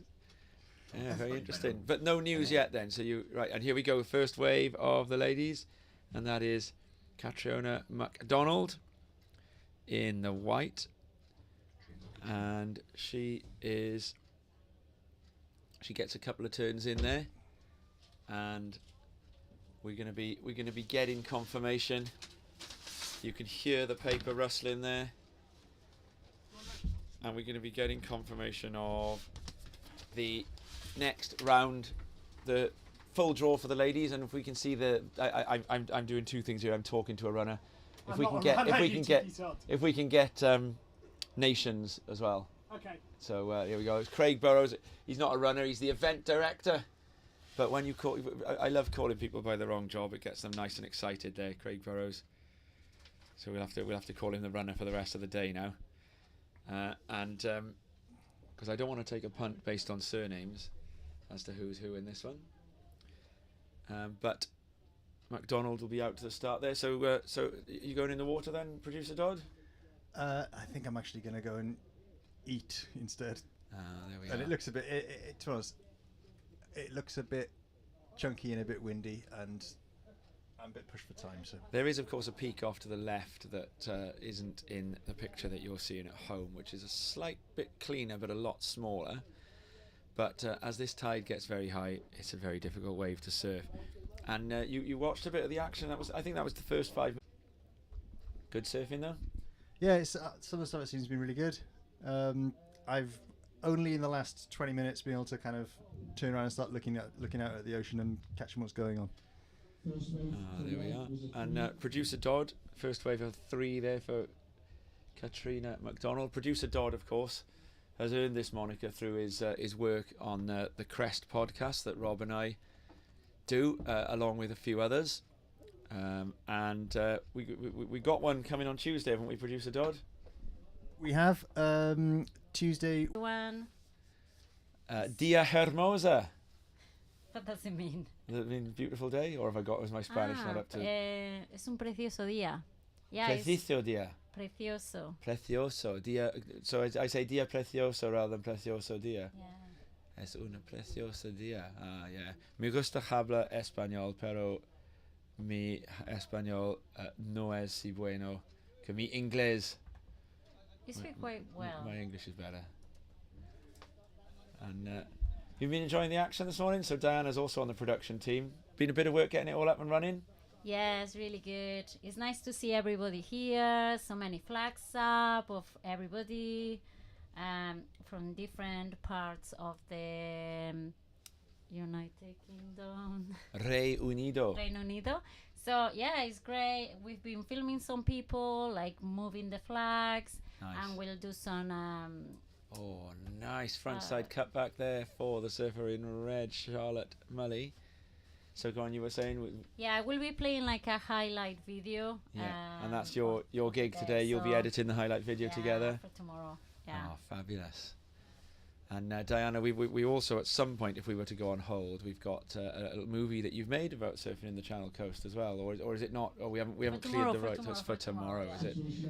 There we are. Oh, thanks very much, Diana, as well. A lot of people working hard behind this. It's interesting to see the skill set they've all got between them. So Diana's the graphics and camera work, and then producer Dodd and camera anchor Craig, they've been everything, you know, and quite a bit of the work they do, they're tradespeople as well. I'd never thought of that. You know, they turn up and they got, you know, their power tools around their belt, and they're angle grinding things away and all stuff like that. It's quite interesting to watch, because you just think, and I had forgotten about that, because producer Dodd is one of those fellas who, you know, he just decides that he wants an extension in his house. He can't find a building company. He goes out there and tries to put it up himself. It falls down about a month later, but, you know, he's willing to have a go. Now, Rob loves a tryer. Your dad's like that as well, isn't he? He's willing to have a go at building. Well, it's his trade for 40 years. He's retired now, so I can't malign his name by describing him as a builder who was willing to have a go. No, you're safe. Yeah. How's he doing? Are they out in France now, or are they in the... No, they are back in... They might show their faces they might later. come later. They're in the Reino Unido as well. I enjoy a bit of Spanish, and an in and out there for the surfer in white. And I talk about my favourite Spanish words. The Spanish word for film. Oh, as we go, the surfer in white. Surfer in yellow. I've been riding at the minute. That's yellow. Katie David. And we got the situation at the moment is that Katrina McDonald is in the lead across 2 waves. But Charlotte Mully will, I think, be getting an updated score and challenging her there. And then Kate David with a bit of work to do. Needs a score. I think we've got a few scores still to come through. So Kate David currently on your screen needs a 1.44, but it's going to end up being a slightly bigger score than that she needs, I would wager. Spanish word for film, Rob? Filma. Pelicular. What a great word. And Spanish word for word. Something to do with Mo. Oh, and nearly a huge lip whack there for Charlotte Mully. Mota. Pelicular. Oh. And Spanish word for shark. I've got this. Requina, something like that. No, that's French. That's requin. Requin. Don't tell me. I do know this. Shall I give you the first letter? No. Yeah, go on then. T. I've seen it in Mexico. Tiburon. Tiburon. What a great word. And here we go, Charlotte Mully. Now she's going to be the heat leader after this one. Gets an inside close out Rio. The wave goes into deep water as she comes to the Lantwit Thalassotherapy Spa on the inside. There are a lot of minerals in that channel by there. And a late takeoff attempt there from Kate David. She's going to be needing a score here. It's a pretty good performance. Charlotte Mully is now up in the lead. We've got those scores updated. And she's a stylish surfer with a bit of power as well. So that's enjoyable. Now, do you know, I heard a really interesting comment about power this week that I'm going to invite you to discuss. When we were commentating the Boardmasters earlier this year, Rob, we spent one of our topics of discussion. Rob and I always come up with a couple of weird topics of discussion to sort of keep us going in some of those flat spells. Rob with his background in cricket commentary knows all about how to do that. He's the Henry Blofeld of British surfing, Rob is. And so there we got to talking about the words we should give. The different ways of hitting the lip, right? A whack, thwack, and a smack. A whack, thwack, and a smack, and we were trying to work out what would go above which. So we thought that a whack was the middle range one, wasn't it? Yeah, a smack is the top one, and a thwack is the lowest one. Is that right? Is that what we concluded? I forget now. Let's do it again. Smack, whack. I think. And a thwack. It's to do with the onomatopoeia there, isn't it? Yeah. Thwack. It's a vibe. Smack, You've got to vibe that. and I think. A whack. It's on the vibe scale. Whack feels like a faster turn, doesn't it? It does. A smack to me is like. Oh, that's a someone's proper, laying into it. Okay, we'll put that at the top. Do we have proper lipper as a smack? Okay. Now, a former guest of ours on the podcast, Brad Gerlach, has made a statement about this, and he disagrees with a lot of the language used to describe surfing. So I was just talking about power. I've heard this. Very interesting. Talking about power, and I described Charlotte Mully as surfing powerfully then. And the reason Charlotte Mully is surfing powerfully is because she's surfing stylishly and with precision.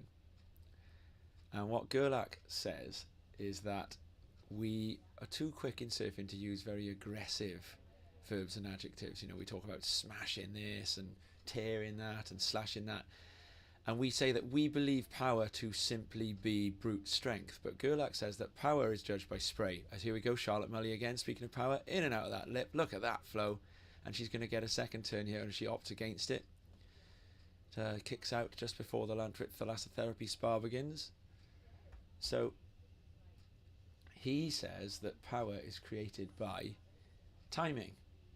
And if you're going to, and the smallest, lightest footed surfer out there can put a lot of spray into the air if they do their turn with great timing. And that we're kind of wrong in thinking that power is associated with physical strength. And I think Charlotte Mully is demonstrating that a bit there, isn't she? You know, that her power in this heat is coming through timing. Discuss. I agree with Brad Gerlach on that, but Gerlach is someone that throughout his career was kind of in and out for Kate David. She needed a score there. She needed an upper one, something approaching a 2. And so that last of Charlotte Mully, a 4.17. Sorry, go on, Rob. Gerlach is someone that throughout his career was kind of known as the aggressive surfer, wasn't he? He was fast. He was aggressive, and you probably say that word before power. Perhaps he's enlightened. He's become enlightened then, because I agree with that most recent statement from him. But I also I wonder, because Brad Gerlach, of course, being a surf coach of note nowadays, I wonder which light-footed surfer he's taken on to prompt him to say that. Oh, Mully with an in and out there. Taro Watanabe, I reckon, is the answer to your question. I think he's exercising a bit of professional. He's coaching. I don't know the polite way to say this. Coaching a Malibu-based surfer, Taro Watanabe, and he is a light-footed surfer. I think he's trying to get in the judges' heads. So you think he's trying to get Taro extra points? I think so. Taro, I think, narrowly missed out on the Challenger Series last year. Isn't in Portugal right now. But someone who is Patrick Langdon-Dark. But do we know yet if he's found a place in the draw? Because as it stood yesterday, he hadn't. His first reserve. So if anyone pulls out of that event, Patrick Langdon-Dark's in. And Pat decided that was worth. So we come down to the 5-minute mark. So we turn to the 5-minute flag. Now Pat decided that was worth the risk, the trip to Portugal. And it, as a result, isn't in this event. And with the 5-minute mark now, it's a fairly secure lead for Charlotte Mully. Some stylish surfing, and here she goes. And this has got the potential here to push her score further out of range. Gets on the rail, moving on to the inside, but then that wave fattens out. And so we'll take a little opportunity with Diana helping us out to do this. We're going to get that replay function up and running again now. So we'll have a little look at Charlotte Mully's approach and style on this one. So you see a really nice positioning on that wave comes around. It is going into deep water, but the way she proprioceptively responds to a rail there, as soon as it looks like that cutback's not going to quite work out, she knows to change and adjust. So surfed really well on rail in this heat. Now I see that the English team has been using the idea of diaspora in their selections. So they've got surfers born of or residing in a couple of other countries in the English ladies team. We've got surfers from Australia and surfers from Wales, or from whatever the right word is. And they're surfing very well. A lot of the English surfers. They did a real push for the British girls out in Huntington. Both Alice Barton, Lucy Campbell and Ellie Turner all ripping. Lucy Campbell in particular stuck it to a couple of the world's elite in one of her heats. Not all of the heats were televised. And we can see now a little bit of a lull. We got 2 minutes remaining, and we'll bring you those 2 minutes imminently.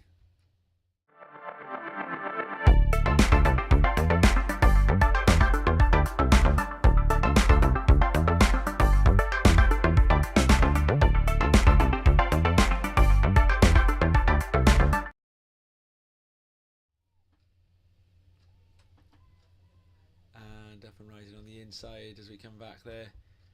Kate David, now she needs a score, I think might come just under that one. That was needed to be about roughly a 1.8, and again going on one of these lefts now, and a nicely walled up one. Here we go, the surfer in red, the heat leader, gets into the lip but doesn't quite make that one. Charlotte Mully, surf very well. What were you going to say, Rob? You had... I've just had a little look on the WSL website to see see if Pat's got a space.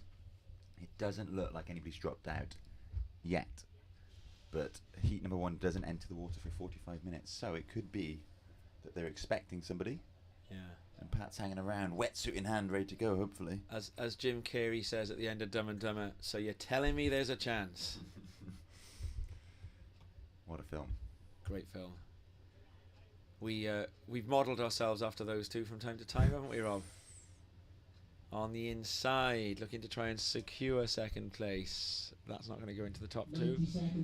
So we've got the last minute and a half of this heat remaining. And it's gone up to a 1.95, the requirement for the surfer in yellow now, and she's a little bit out of position, so I think she could be in a bit of a pickle here. There's a good set coming through, but I think that Charlotte Mully's going to be just underneath it. But if she goes under this one and can get into place, there is a chance to go on the one behind. She's had plenty of waves in this heat, Charlotte Mully, and surfed them well, so a deserving heat winner, and isn't going to take either of those. The surfer that eyes need to be on, the surfer in yellow, Kate David, she is a little bit out of position here at the moment, and so looks back to the tower. I think she's going to be very, very lucky if something comes through in the remaining time for her. Charlotte Mully, with 20 seconds left, has headed off to the east side of the peak. Is the biggest wave to have come through in a while, coming through out the back. It won't get through to the lineup in time. They are reforming around about where Charlotte Mully is located, and it's going to be this or nothing for Kate David, and that's going to be that. So that heat finishes, and we'll move on to the second heat of the ladies in a moment.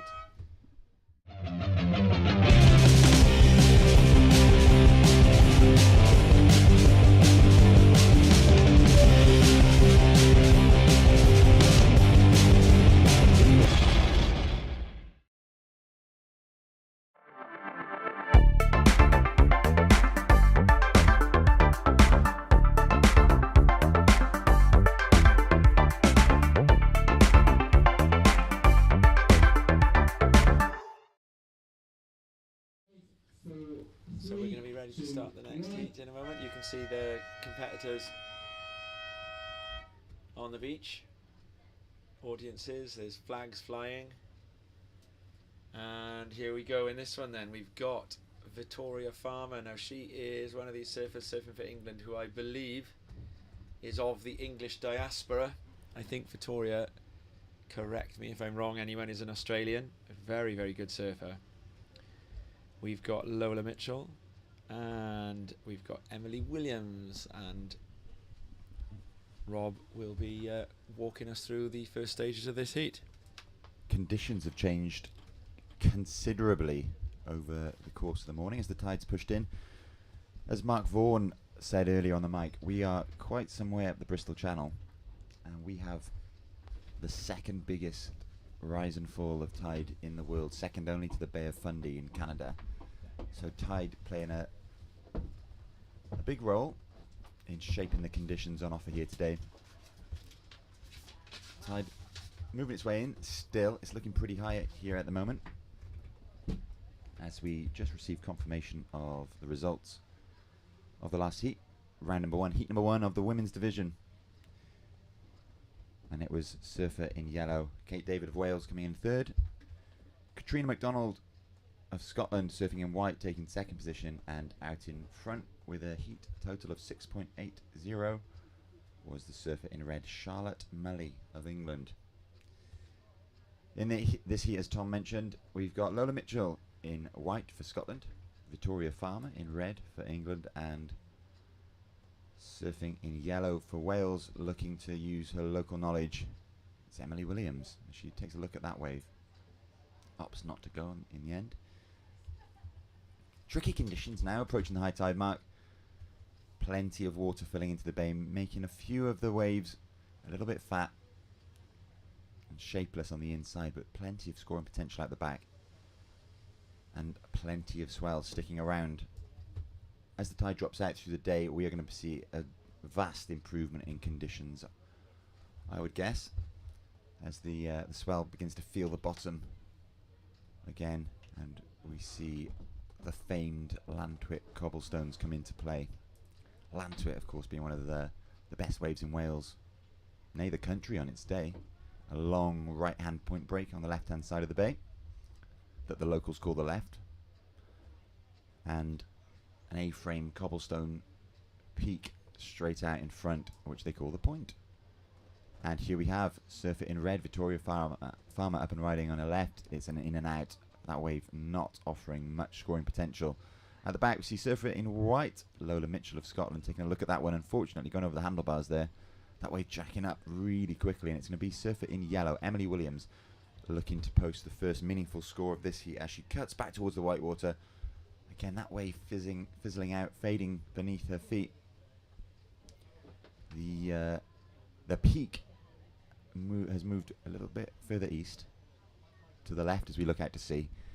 I'm not entirely sure that the surfers in this heat have clocked that just yet. I'm sure they will as the heat progresses, but much more scoring potential on the waves making their way into the middle of the bay, them holding up a little bit more as they arrive on the shallow high tide ledge here at Lantwit Major in sunny South Wales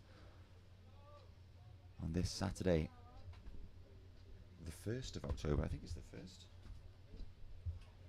I haven't punched 1st of the month anybody just yet. I'll get Tom when he comes back.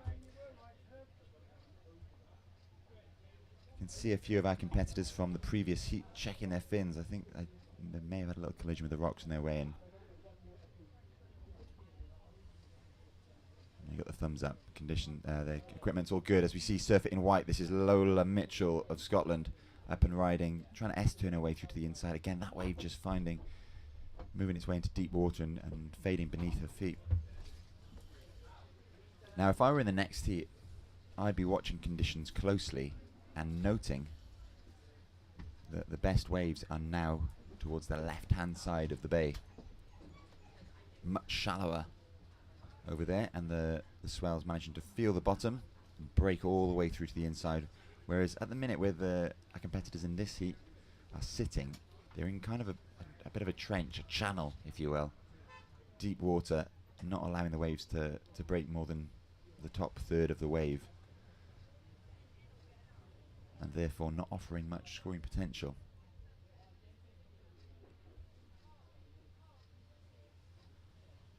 I've seen a few of our competitors employ the old tactic of having someone stand on the beach and direct you towards where the best waves are. And I can actually see, I think it's the father of one of the competitors now, waving wildly, trying to get one of our competitors to move further left, further east, where the waves are breaking with much more power and consistency. Whistles are in play, trying to get their attention. I think it's something to do with the surfer in white, Lola Mitchell. Desperately signalling her, trying to get her to move further east, where we see Emily Williams surf it in yellow up and riding on a nice looking left. Cracks back off the open face towards the white water, weaving her way through, hoping to find something on the inside again. That wave not offering much, but Victoria Farmer is sitting at the back as we see one of the bigger sets of the morning approach the lineup. She opts to duck dive to the bottom of that one, but she will have her sights set on one of the other waves coming through in this set.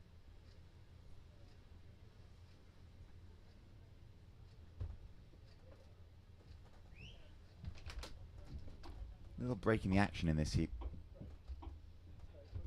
We must be coming up towards high tide based on what I'm seeing out in front of me now. A little lull in conditions.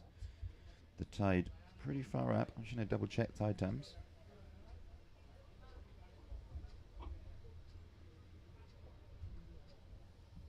And high tide is in about 20 minutes time, so we're not far off. We will see a little breaking, a little lulling in the conditions, I should say, as we come towards high tide.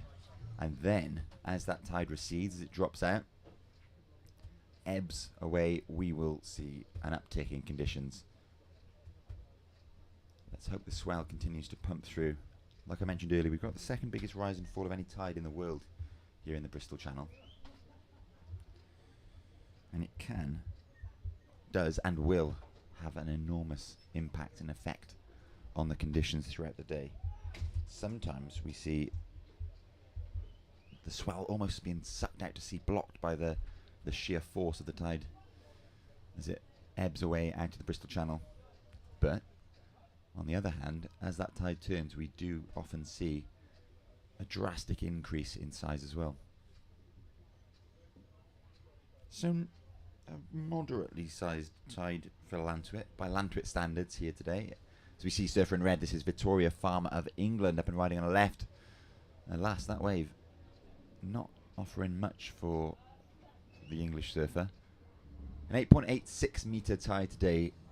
If you're listening or watching at home, you might say an 8.86 metre tide, that's enormous. Well, it's not that big for around here.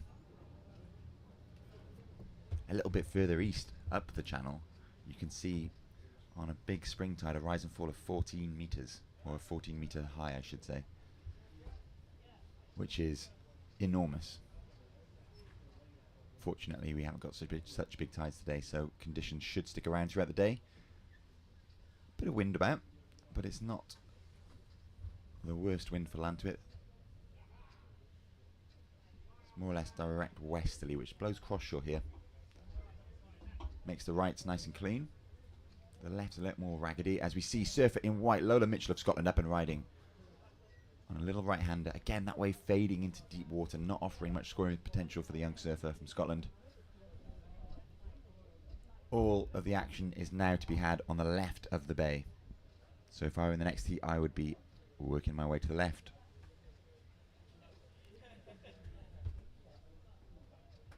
Looks like coming up in the next heat, we've got Jo Dennison of Wales, keeping an eye on conditions as she watches her compatriot Emily Williams, surfer in yellow in this heat, up and riding, weaving her way through, bouncing off the foam. The first wave to be ridden right to the inside, so that will stand Emily in good stead. At the moment, she is sitting on a 2.17 and a 3.5, so she's looking to replace the 2.17, which she will surely do with that wave as the judges deliberate and confer before posting their score. Currently in second position, it's surfer in red Victoria Farmer, sitting on a 1.0 and a 0.73, so nothing of note for surfer of red yet. Growth mindset mentality, and surfer in white is sitting on two scores of 0.73, a 0.73 and a 0.73. So again, nothing of note yet for Lola Mitchell, surfer in white. She'll be hoping to lock one in soon though. Plenty of time left in this heat, however, and our surfers, I'm sure, will put on quite the show as last of yellow drops at a 5.17, meaning that Emily Williams of Wales, surfer in yellow, is now out in front by quite some way. Surfer in red now requires a 7.67 to take first, which in these conditions is a hefty score, but she can get there by posting two more moderately sized scores. And surfer in white in a similar situation, needing just a 1.0 to move into second, however, and displace Victoria Farmer in that qualifying position.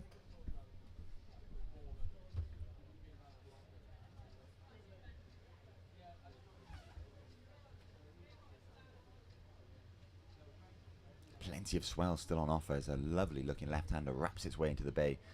All of our surfers too far to the right-hand side of the beach, too far to the west to do anything about it though. Too far to the right to take advantage of it. They really need to paddle towards the middle of the beach if they want to make the most of these conditions.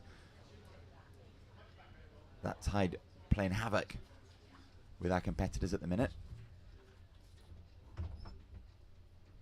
Just casting my eyes around the beach, I can see the good and the great of Lantwit Major and Welsh surfing, and indeed British surfing, mingling, chatting, refueling down here at Llantwit Major, Colhew Bay on the OS map. Llantwit Major, of course, being the name of the town rather than the beach, but it's Llantwit if you're from Wales. You're down here surfing Llantwit. If you've just joined us, welcome to this day one of the British Cup, live from Llantwit Major, South Wales. We'll be with you all day, bringing you the best of British surfing, the best of the action. We've seen 4 seasons in one day here at Llantwit. We've had glorious sunshine, and at the minute we're experiencing a little bit of a squall, being blown in on the westerly wind from the Bristol Channel. Plenty of swell in the water, however, and our surfers will be looking to make the most of this set. As waves wrap into the bay. Again, all of our surfers, or still I should say, all of our surfers still quite a long way to the right, quite a long way west in the lineup, whereas most of the waves seem to be breaking a little bit further to the east. Some lovely right-handers wrapping into the bay. But where our competitors are sitting at the minute, they're kind of sitting in deep water, which is making it really difficult for the waves to carry on through to the inside, so only offering limited scoring potential. I think Emily Williams will be looking to employ her local knowledge shortly, as she's making moves towards the left-hand side of the beach. Perhaps she's noticed that everything on the right is just fading into deep water and not offering much scoring potential for our surfers.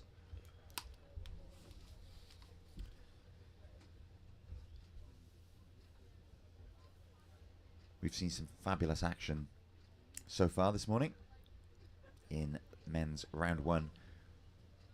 And we are now into women's round 1, heat number 2. So some, again, great waves ridden in the last heat. This heat been a little bit slower as we approach the high tide mark. But a whole lot of action still to come. By my estimates, we've got about 17 hours of action left over the course of this weekend.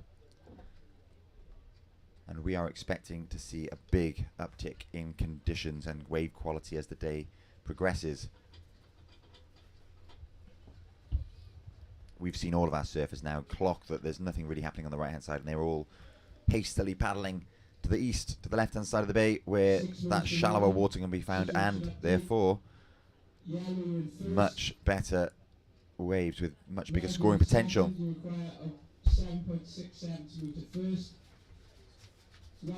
You might be able to hear the beach commentary coming through on the mic.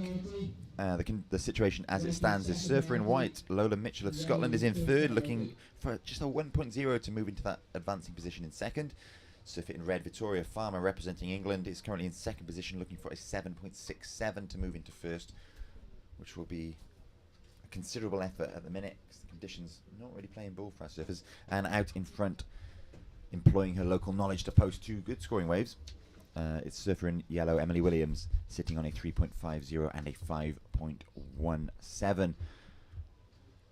Just seeing our competitors coming up in the next heat, making their way down to the water's edge, and there are some interesting equipment choices being made. So Joe Dennison, who'll be surfing in yellow in the next heat for Wales, is riding a very stubby board as our surfer in yellow and heat leader Emily Williams is up on a nice right, running its way across the bay, putting together 2 manoeuvres so far, looking for an inside section. She kicks out of that, looking to replace a 3.50. It'll be interesting to see if the judges reward her with that improvement. As we see surfer in white, Lola Mitchell of Scotland up and riding on a nice left, banking off the face there, back into the white water. This wave being a difficult one to surf. It's kind of moving parallel to the beach rather than in towards it, as the tide has an impact on that one. But that will be Lola's best wave so far. She's looking for just a 1.0 to move into second, and I think she will probably have done it with that wave. So that means Victoria Farmer, one of the, I would say, the favourites in this event, bookies' favourites, is the critical situation here. She's in third now, as we see last of white drop at a 2.63. So Victoria Farmer now looking for a 2.37 to move into that second position and therefore qualify for the next round to avoid being placed in the repechage round. Interesting stuff. The 2.73 would have to be her best wave of the heat so far. She's looking to replace a 0.73, which I know by her standards is not a very big score. Victoria capable of posting some huge scores on her day and given the right conditions. Struggling a little bit in these testing conditions this morning here at Lantwick Major Beach. There's the sun again. The squall's blown through on that strong westerly wind that seems to be picking up a little bit, but it's not having too bad an effect on the waves. Its impact is negligible. It's going to cross shore, making the right to well surfable. Very, very clean, almost glassy actually, as they kind of round the corner and get a little bit of protection from the topography of the coastline here, the Heritage Coast, the Vale Heritage Coast. If you like surfing or archaeology, it's a great place to come. You've got some lovely dinosaur footprints and fossils down here.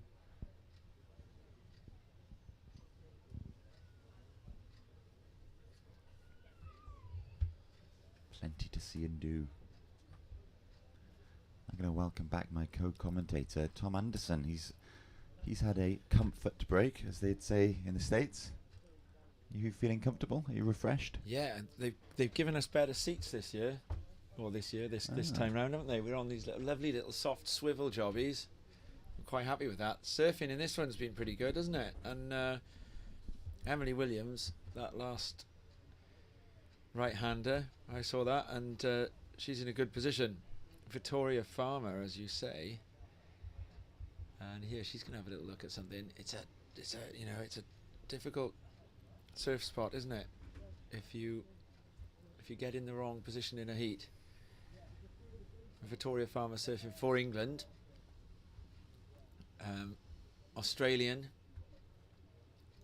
I believe that Victoria is a lifeguard in Bristol Beach, I think, actually.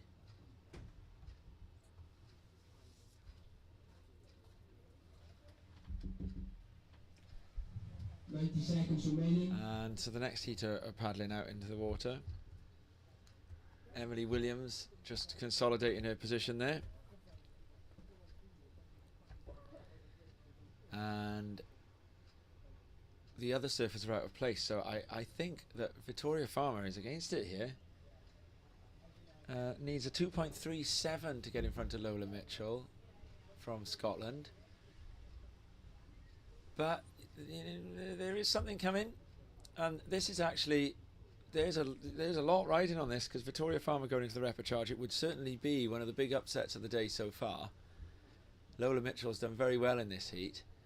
Very short period of time left. Victoria needed really to be a bit further out. That right-hander's going to go past her, so we're going to get one last roll of the dice for Farmer here, and this will have to be it. So needing a 2.37, and this is the chance, and that wave is going into the deep water there. That's going to be that. We've dubbed this inside section now. It's very warm, it's very deep. There's a nice little river that runs out there, bringing down from the fields various nitrates, rich minerals and nitrates. A bit of we like to talk about etymology here, Rob and I do, and we've been learning the word thalassotherapy. Farmer in and out there, and that's not going to do the score either. So I think that's going to be that uses minerals. And so the water there, it's deep. It's hard to get a wave through it, but it helps you paddle back out. So it is therapeutic, and it's warm this time of year. Water's warm. We haven't yet seen anyone take to the water in a shorty, but that can still be done. Warm water, it's probably in the very high teens. And so we've dubbed that inside section the Lantwick Thalassotherapy Spa. So another heat coming up shortly. We'll get the results of that one after this.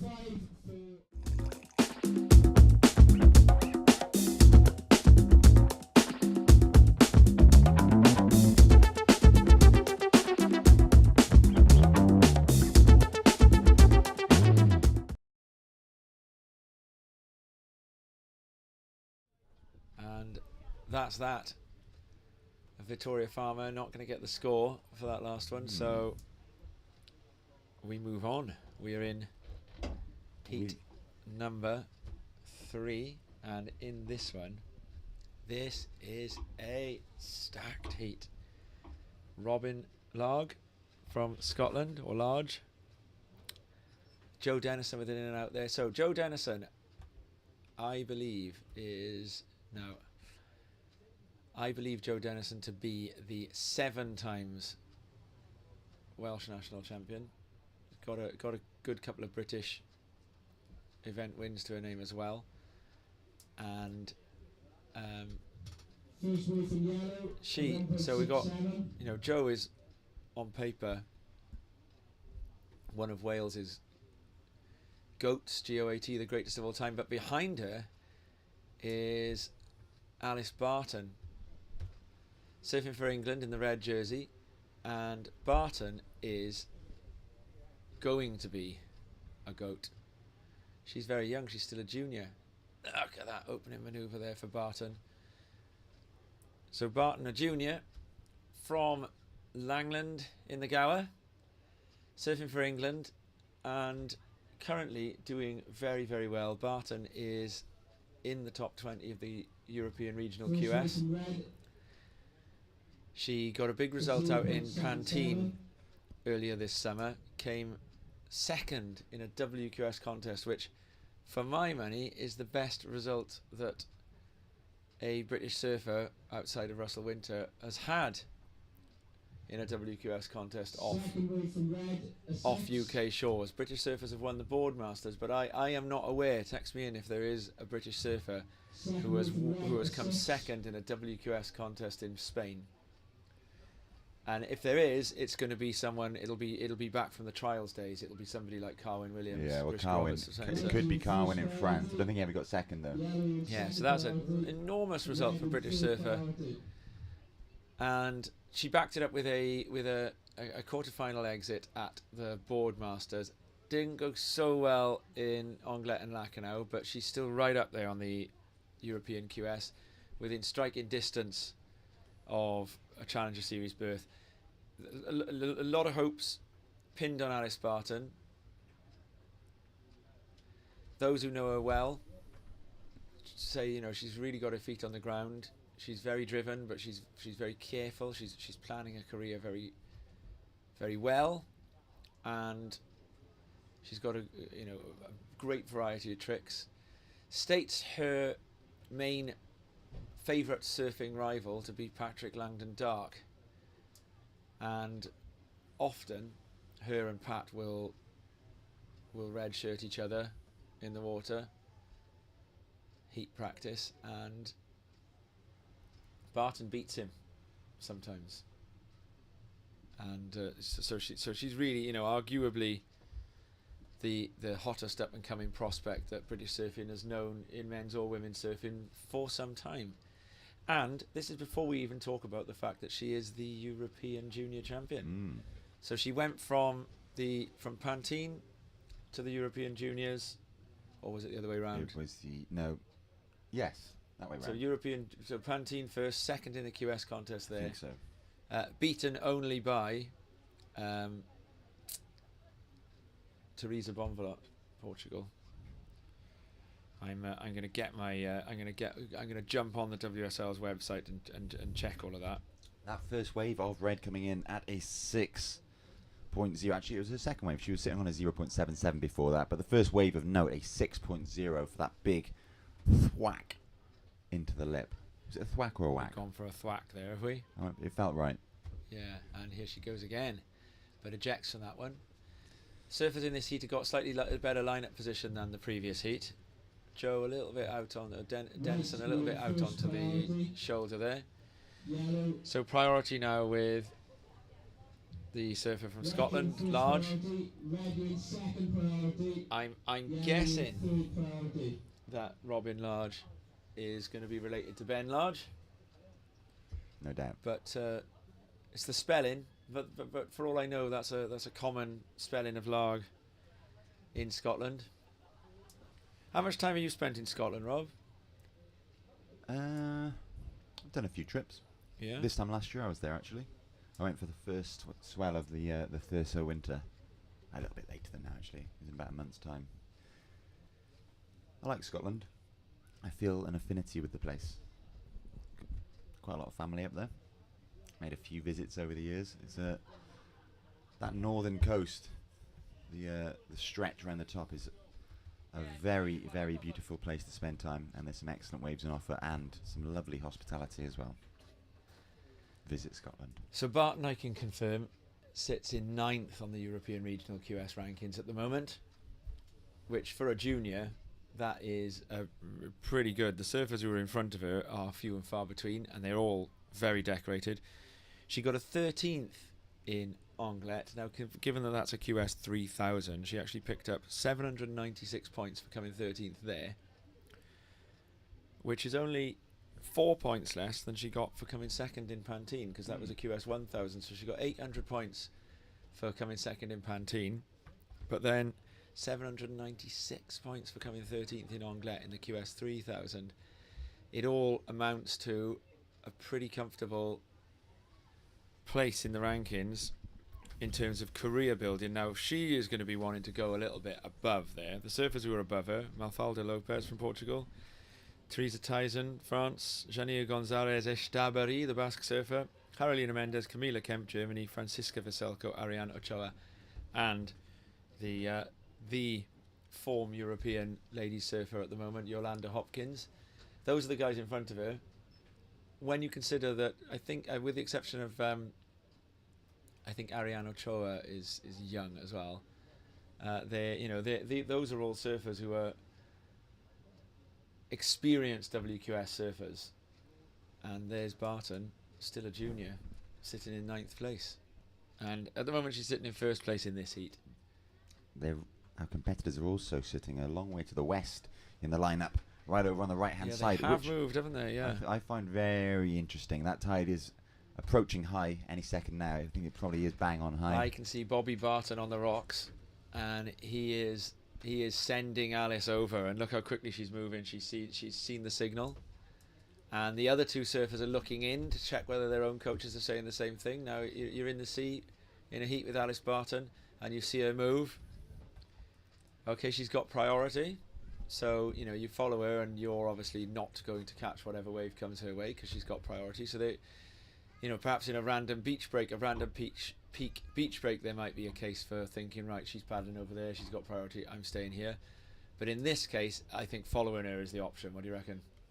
Yeah, well, whilst you're on your break, Tom, I was saying during the previous heat, there's so much water in the bay now, it's making the waves anywhere other than the left-hand side fade to nothing fairly quickly. And so, again, I saw Joanne surfer in yellow watching the last heat quite intently, and I'm surprised that she's been dragged over there to the right. I thought for sure she would stick on the left-hand side where the waves are quite clearly offering much more scoring potential, but the heat timer does funny things to people, doesn't it? Yeah. The pressure of the moment. It's high tide right now. We're at the midpoint in the heat, and in the remaining 10 minutes, who will move into a position to challenge Barton here? Will it be Robin Lang from Scotland or Joanne Dennison from Wales in the yellow?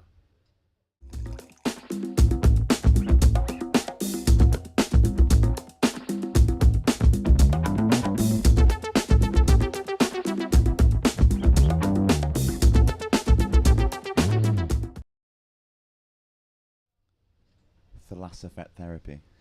The Lantrit Thalassotherapy Spa. From the Greek word thalassa, meaning... Tom, meaning? Meaning, it's a Greek word, thalassa. I don't know. I'm not good on my... Dennison off the top on this one. Really has picked off a good one here. It goes into deep water, but that was a great manoeuvre for Dennison there. So, Dennison reading the thalassa well on that wave. Oh, ocean? Sea. So the Greek sea. word So for sea therapy. It is the use of seawater as a Oh, look form. at this one! Late takeoff, Robin Larg. Oof! And is eventually taken out by that. Let's have a quick look before we continue with our discussion of etymology at that last wave of Dennison. And we're going to get a score for it imminently. And here we go. Look at this thing. It's got a really nice wall on it, and this is a great turn. Bang! Down we come, and onto the inside. Great surfing from Dennison there. So, score drops at a 4.33 for that one. About fair, I'd say. It's a bit behind the best of Barton, isn't it? Agreed. But you give Jo Dennison 2 manoeuvres, or let her unlock that backhand of hers, and the Barton will have to will, has been educated plenty of times by Denison as she was an up and coming Grom. I've seen Barton first started sort of final in at contests around about 13, 14 years old, and that's when she started getting coming across Joe, because that would have been when Joe was right in the middle of winning everything that she could. And then lately Barton's had the better of exchanges between them and is sitting a lot deeper than the other surfers. So we're just getting an announcement that we're going to go straight into the junior girls after this round is complete. So some of these surfers are going to be going back in. I'm not sure whether Alice Barton is... I think Alice Barton is surfing in both categories. So she'd be in the English junior team and she's in the English open team. Thalassa, so it's the study of the sea, or Thalassa is to do with the sea, so it's sea therapy. Thalasotherapy includes the systematic use of sea products and shore climate. However, Tom, there is no scientific evidence that thalassotherapy is effective. We'll have to ask our competitors as they leave the water what they think. Well, you're telling me there's no scientific evidence that being in the sea is therapeutic? Or is it a specific Thalassotherapy thing they do with the sea? It's the use of sea products. I think there's quite a bit of evidence nowadays for blue therapy, isn't there? Oh, right. Blue therapy. Barton up and riding, gives it a whack, but that one... Blue therapy, of course, championed by wave maker Nick. Wave maker Nick. Nick Hounsfield. Yeah. He is a big advocate for blue water therapy. He talked about this idea when we interviewed him for Crest podcast, which you can find on YouTube or any podcast supplier if you haven't got fed up with Rob and I's voices yet. I think there's a distinction to be made between thalassotherapy and blue therapy, however. Right, okay. Yeah, official results of that last heat. I'm just having a look at this.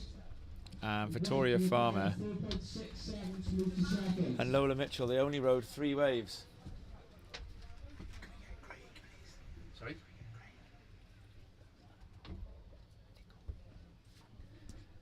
So Barton still only with a backup score here, and if she gets a second score, it'll be a tall order for Denison again. But right now, Denison could get a 3.18, so that would be a wave a little bit less than the first wave that she's ridden. And if Denison did that, she'd be challenging Barton for the first place advancing position. The surfers have all gone over to the east a little bit more now, so we were talking about the fact that they were over west towards this large area of deep water which Rob and I have dubbed the Lantwit Thalassotherapy Spa. This is where a beautiful mineral laden brook trickles its way out into the Bristol Channel, and it's got a lovely experience as you paddle through it, as the water temperature changes between the cools of the farm runoff and the warmer, saltier cadences of the sea. Very florid description there, Tom. I like that. Wonderful, Tom, but that's not correct. Is it not correct? Where's the brook come from? Well, Vaughan's with us. He's correcting us now on the origins of the Lantwit Thalassotherapy Spa. the brook is correct. Keep an eye on white. No. The brook is correct, Tom, but just to our right, about 10 yards from the high tide line. About 10 yards from the high tide line, there is what is a natural spring of fresh water runs out from the beach. Oh, wow. And Thalassotherapy is the wrong word, Rob. So if you cruise down the coast into the caves, there's a lot of freshwater runoff. When I was a kid, here we go, red. Barton. Slashing. Yeah, here she goes. Oh, and again. Looking for a close-out section. Wow. Yes, nice little connector there. But yeah, that fresh water runs out of the caves. And when I was a kid, the old man used to go, "It's fine to drink." And did you ever try it? I did, of course. It was, and I'm still here today, some 40 years later. So yeah, sorry to update you. Look on at your that. lovely skin as well. Yeah, I don't know about that. Yeah. So- Just what's that funny tick you got going on there, though, Vaughnie? I yeah, think just that's twitching you. Yeah, all right. Okay. stress tick. But I don't know if you guys caught the update on the running order. I just thought I'd, We update caught the you. update. We've read it out. Yeah, we're going into the junior girls. Are we right? Junior girls, but we will be going a double peak when the ledges just to your left-hand side turn on. That's going to make your guys' that's job a little interesting. more difficult. The You've got 2 ledges. peaks running. Well, we've been debating what we're going to do here. I think Camera Anchor and Diana are going to be making some decisions. But it's entirely possible that we can show waves from both sides. We've got the cameras. Here goes Denison on the inside. And that one's not going to afford a manoeuvre. And she's looking to beat a backup of 1.67. I'd be surprised if she does it with that. So I think we've got a pretty straightforward 1, 2, 3 in this heat as things stand. That Robin Larg still needs a 4.67, completely doable. Scottish surfer in the last heat did well, Vaughan. Lola Mitchell beating Victoria Farmer, the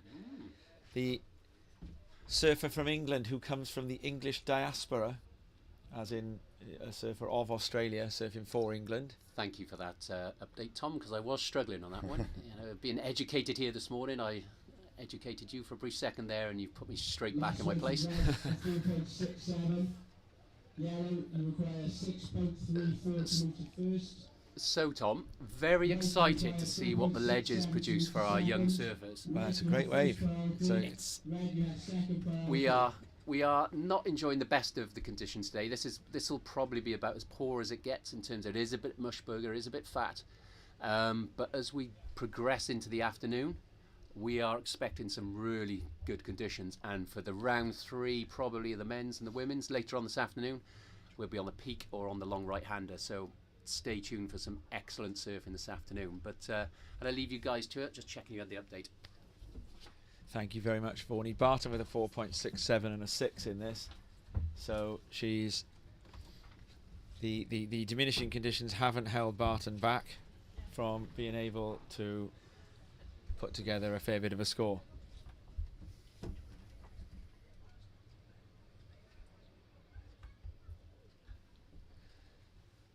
So we've got 2 minutes left in this heat now. So elimination,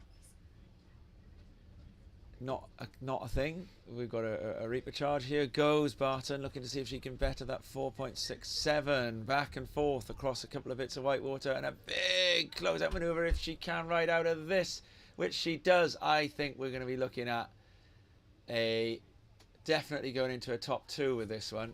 Terrific surfing from Alice Barton there in the red for England, and she's going to ride that wave right the way through. I really like surfers who ride waves all the way to the inside in heats. Felipe Toledo is one of the ones who does it on the international stage. It makes me think that surfer looks like they love surfing. We've had this conversation, haven't we? I disagree. She didn't want to get off that wave then. She just wanted to I carry love on that. That was a standing great on that wave.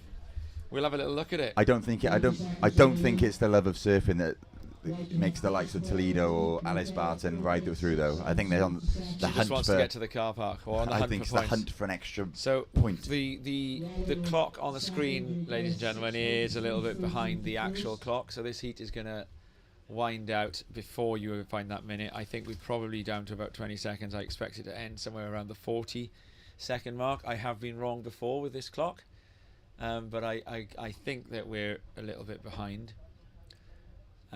So I don't think there is actually all of 46 seconds left in this, but there is enough time for Denison to push the surfer in white Robin Larg into a late takeoff that she doesn't make, and so that is going to seal the deal for that one. And then Denison herself up and riding, and I may be wrong here, it looks like we are actually on this on a timer sync, so our clock is starting behind, but it's catching up somewhere along the way. It's like the way the speed of light works. This clock must be on electricity versus light. We talked about this earlier, if you don't get that reference. Here's a replay of that wave from Barton, though. And this. 10 seconds, counting down. So there's 10 seconds left. You hear the heat ending. Whack! We've just got the inside 5, 4, for Barton. And then a reform 1. and takes it on right the way through. Here's the start of the wave. S turning back and forth. And so a pretty convincing performance for Barton in that one there, and she takes the win. So they're gonna take a little bit of time to set up the next heat, and during that time we'll send you an important message from an important amigo of British surfing.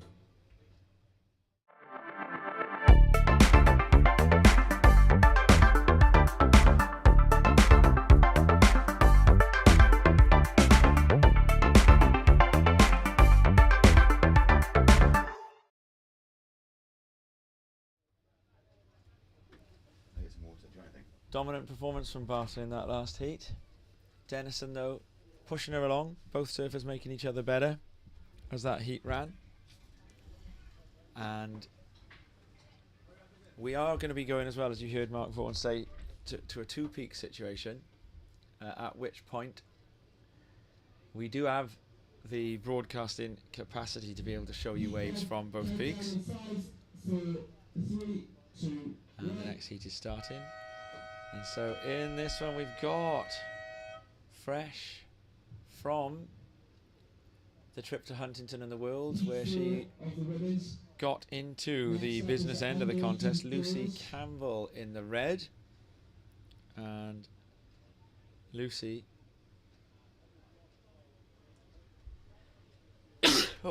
Lucy really showed the world that British surfers are there on the world stage in her performance at Huntington Beach.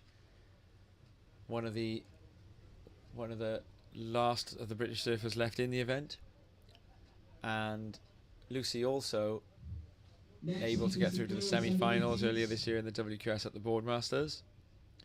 And then we got the multiple Scottish champion Phoebe Strachan in the white. We got for Wales, we got Indy Lynch, and in the blue from the Channel Islands it's Katie Smith.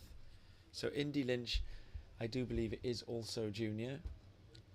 Lucy Campbell and Phoebe Strachan, they're not junior anymore. I'm not sure whether Katie Smith is also competing in the juniors for the Channel Islands.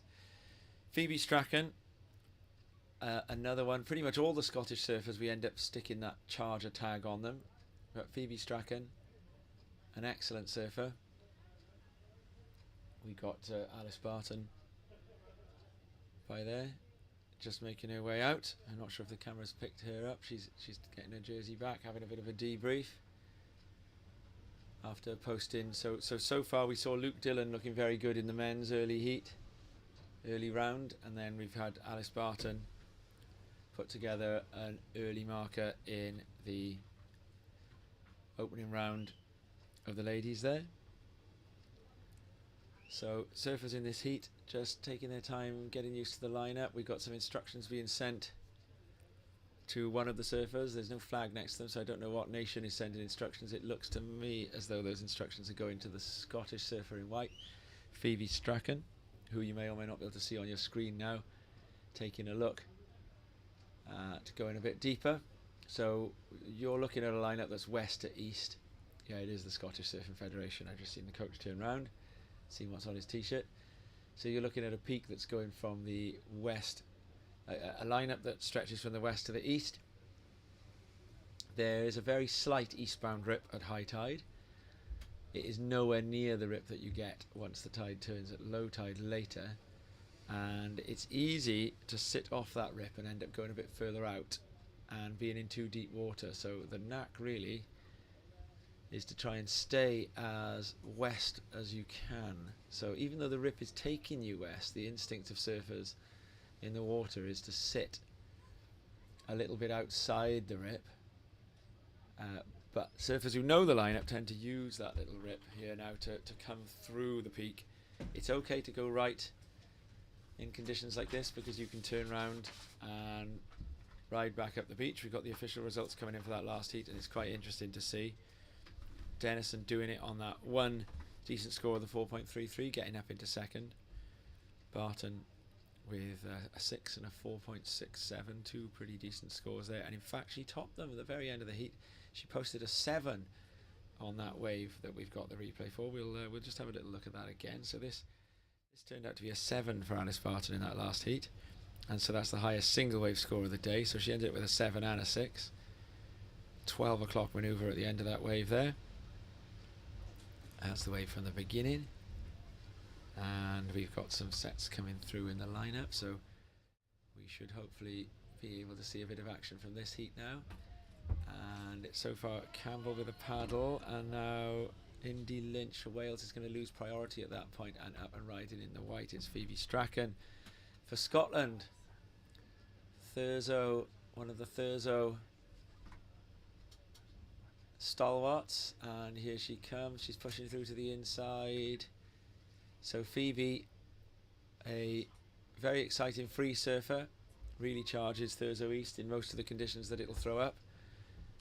Also a very revered competitor, multiple Scottish champion. I think it's 3 Scottish titles that Phoebe Strachan holds. And Lucy Campbell will know who she is, will know who Phoebe is, and will be knowing that she needs to make sure that there's a good score on the board. And here goes Lucy Campbell. And so Lucy up and riding here, and she gets a nice under the lip snap on that, recovers through a bit of backwash, and then probably won't get the make for that second manoeuvre. And here comes the scores. So Phoebe Strachan gets a 3.5 for that. So the 3.5 for Strachan, I will speculate, and probably speculate wrongly, that Campbell comes in above it. I think the manoeuvre that Campbell did at the start, it was a single explosive manoeuvre. But whether or not I'm right, there's an interesting day-long blend here, and Campbell now just goes on the inside, just an up and a down. So even if that's worth like a 0.2 or something, it just pushes that score a little bit further up for Lynch and Smith, the 2 surfers who haven't yet ridden a wave.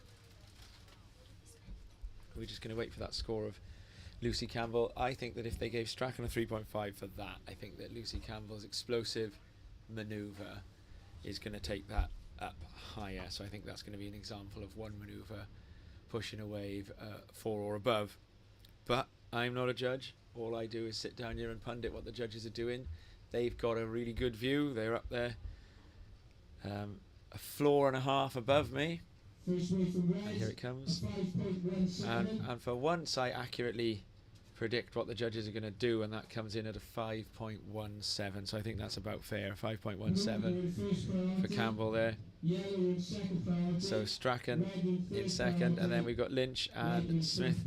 So Lucy Campbell will have picked up the second wave. It's going to be a low score. It'll be something like a 0.5 or a 1, maybe even less than that. And so it will mean, though, that that requirement for Strachan, which on your screen is labelled as a 1.68, it's probably going to be half a point higher than that, because Lucy Campbell has already ridden a second wave, albeit one that you would hope, or she would hope, or one would hope is going to be a throwaway score. And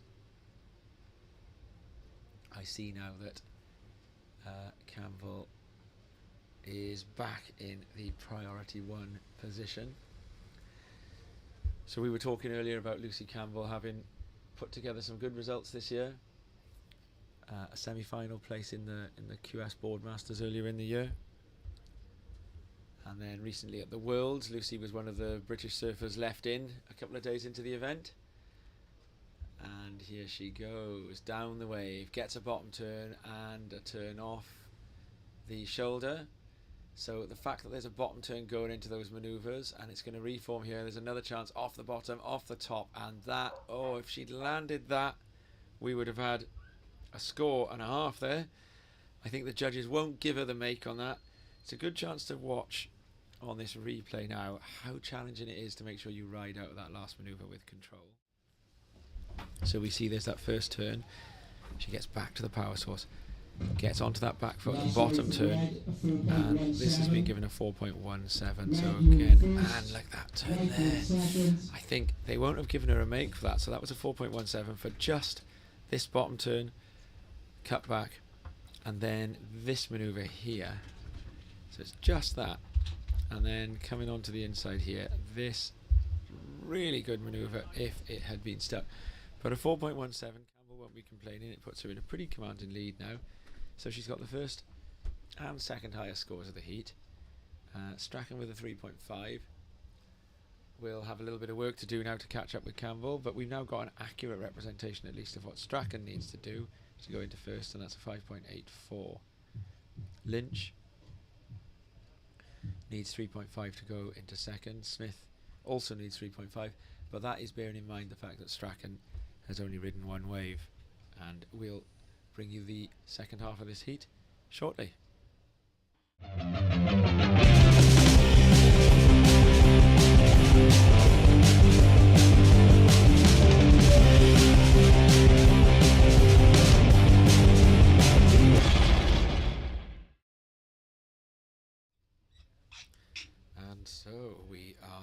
back.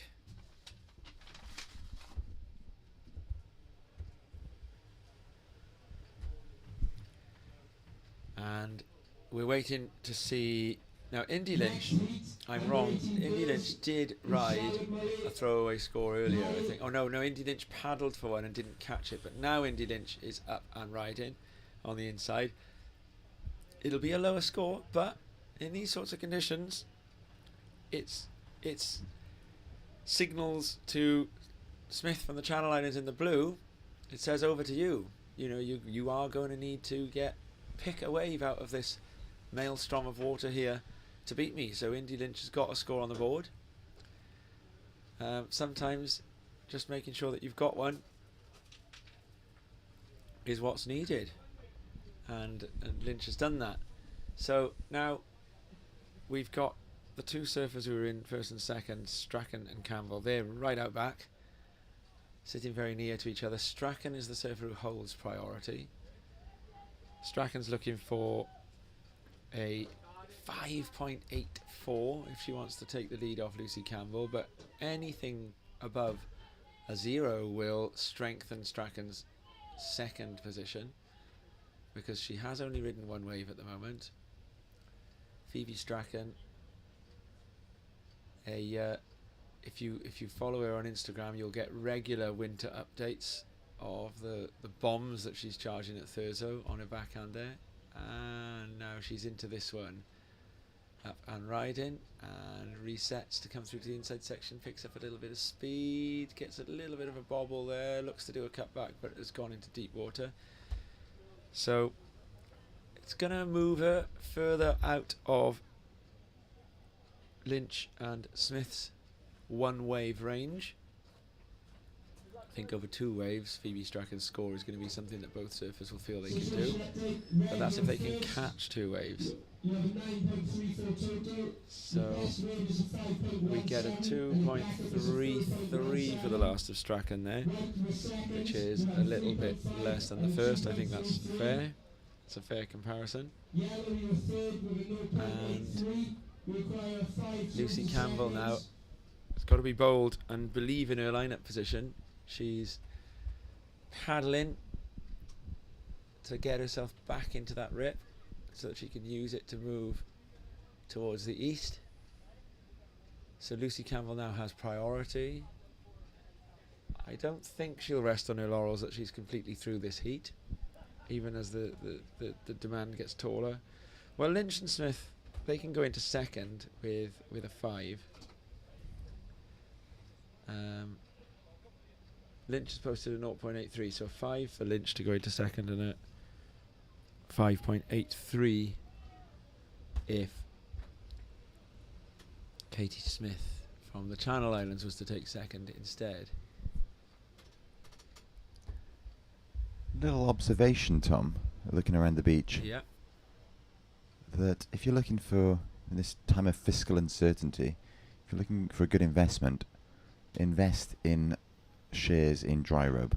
Dry Robe. They're everywhere. Are they? Take a look out your window. They've moved to the dollar, have they, Dry Robe? Yeah, that's it. It's the new crypto. Yeah. Just take a look out the window. Dry Robe, Dry Robe, Dry Robe, Yeah. Dry Robe competitor, Dry Robe. I saw that Pat and Logan had come back from the USA with a couple of $100 in their pockets. I said, boys, hang on to those. You're going to be, you'll be able to buy a house with that in a couple of weeks' time. Did you see? I tell you what I did enjoy in the news last week, Rob. As an ex-journalist myself, I love a tabloid headline writer. My personal favourite was Honey, I Shrunk the Quids. Did you see that one? That is good. Yeah. Can I guess the paper? Go on then. Mirror. No, it wasn't. Star. Star. It was the Star. Yeah. Honey, I Shrunk the Quids. And that was. They got a good headline team, the Star. I remember when Anthony Worrell Thompson, you know, the TV chef, do you remember he got arrested? That was it, shoplifting. Do you remember what but he's got it's a condition, isn't it? What's it called? Where you can't stop stealing. Oh, kleptomania? Or is that when he? Yes. Is it? I don't know. Anywho. Yeah. Yes, I do recall. Do you remember what he was stealing? Wasn't it tomatoes or something like that? It was cheese. the Daily Star's headline? Oh, Anthony Worrell Thompson. You'll never get it. She's... go on. I've been Edam Fool, but I'll be Gouda from now on. Don't mind it. Genius. And then my personal favourite actually was when Thierry Henry handballed against Ireland, against the Republic of Ireland, to make France qualify for the World Cup instead of them. Do you remember that? No. And the reason I like this one, this is the language geeking me here, is because this was a triple pun. So it was hand goal. Spelled G-A-U-L. Right? Like so it. Now watch this, right? You've got handball, of course, haven't you? Which Yes. is the literal goal, spelled G-A-U-L. Yes. So that's a pun on Thierry Henry's nation. Mm. But goal, G-A-U-L, is also what's known as a homophone. Yes. A homophone is a word that's spelt differently, but sounds the same. Sounds the same. It's a homophone for G-A-L-L, gall, which means wickedness or badness, having the gall to do something. They actually believed, right, 400 or 500 years ago, that gall was a substance that we had in us. So people would be described as being full of bitterest gall, and that would mean that they had a lot of hate in them. So nowadays, your Farages or someone like that, they would be described as it would be thought that their chemical makeup was gall laden. Yeah. So there was there's blood, there's judgment, there's reason, the passions, and then there was some debate as to how you could regulate them. And here we go, Indy Lynch, and she goes towards a section there to try and see if she can find a chance for a re-entry. So Lynch, though, she's going to put herself a little bit further up into third place. Katie Smith in fourth. We've seen some good surfing from Lucy Campbell in this one, and some pretty good surfing from Phoebe Strachan. I think that would be having just talked about all these wide types of vocabulary, we've now, I would say good surfing from Campbell, pretty good surfing from Strachan. They're in advancing positions. It's quite a tall order, I think, with 3 minutes remaining for Lynch or for Smith to get towards them. But that's not to say it can't be done. And Lynch in particular, she'll now post a second score. It won't change what she needs, because you've got to beat your first score if you're going to reduce a requirement. You can get as many second scores as you like. And here we go now in fourth place, Smith, and she's up, so she's looking to see if she can pop. It'll help with seeding if she can pop in front of Lynch. And Lynch is going to respond to that straight away. So we've got a separate battle now for third and fourth in this heat. Lynch looking for the reform. For me, I'd probably say that Lynch would get the edge again, on not just on account of the two ways, but that there would be a slightly higher score for Lynch. Campbell and Strachan, meanwhile, stick to the outside spot. Both would probably... They'd both, I think, be surprised if they don't end up getting through this one with the scores that they've got, but they're not going to rest on their laurels. That's not what top surfers do. And so here we see now Campbell missed the first section of this one, but will have a chance to get some spray up, and that's very stylish and really fast coming down, and a huge second turn. And if she sticks that one, which she does, I would wager... Right, I'm going to get excited here, Robbo. Score of the day. Men's or women's. That's going to top Luke Dillon's. It's going to be a big score. That wave really stood up nicely. Let's watch this again. This is the score of the day I'm predicting. I think this starts with an 8. I think this has gone excellent. So let's have a look at this. And she's missed the first section even. I really like her bottom turn after that first hook. It's all about a bottom turn. Oh, the cameraman got so excited there. Look at that. And then this manoeuvre here. That is top surfing. And the redirect at the end. I would not even be surprised. We will see it one more time. We get a little bit... The cameraman gets a little bit excited here. Look, wait, there it is. Oh, too fast even for the cameraman for a second. And then look at this. Whack. Style. Speed, power, Very flow. stylish bottom turn. So Lucy's looking to replace a 4.17. Oh, she's done that. She has done it. I think it's going to be a 9. Interesting. Well, of course, she missed that first section, so it's... I don't think it can be any higher than a 9. As in, I don't think it will reach the 9s. It's definitely an 8. But watch me be wrong. Watch me be Oh, wrong. Tom, you've called it. What have I got? A 9.17 Yeah, wave of the day thus far. Thoroughly deserved. Let's watch it one more time. A 9.17 for this wave of Lucy Campbell. Look at this. Look at this. Huge score, Lucy Campbell. Whack. Now what's missing there is how drawn out the bottom turn into that first missing manoeuvre was there. And then that redirect at the end. So a stylish end to that. Ends the wave on her terms. So, yeah, we'll see it one more time. Into the wave. That section's coming at her. There's a drawn out bottom turn which the cameraman doesn't quite catch. And then this. Down. Out with speed. That is... It's the score of the day so far. It is. I'm getting better. I should do Tom, some judging. Tom, I stand corrected. You called that one perfectly. The judges loved it. Despite missing that first section, her two turns that followed that were absolutely superb. And she's rewarded with a 9.17 and official results in from the end of that heat. Lucy Campbell takes the heat win with a combination of 14.34. In second, it's surfer in white, Phoebe Strachan. Indy Lynch, that's surfer in yellow, taking third. And Katie Smith, surfer in blue, fourth.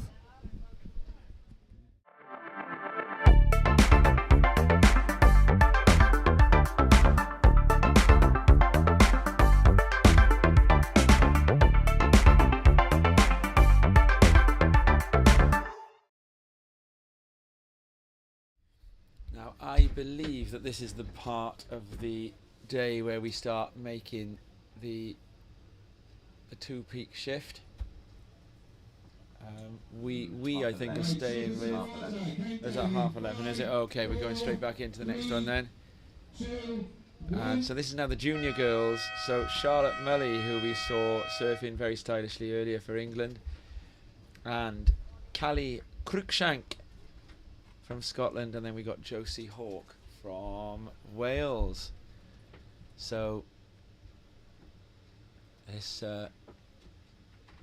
is now the juniors.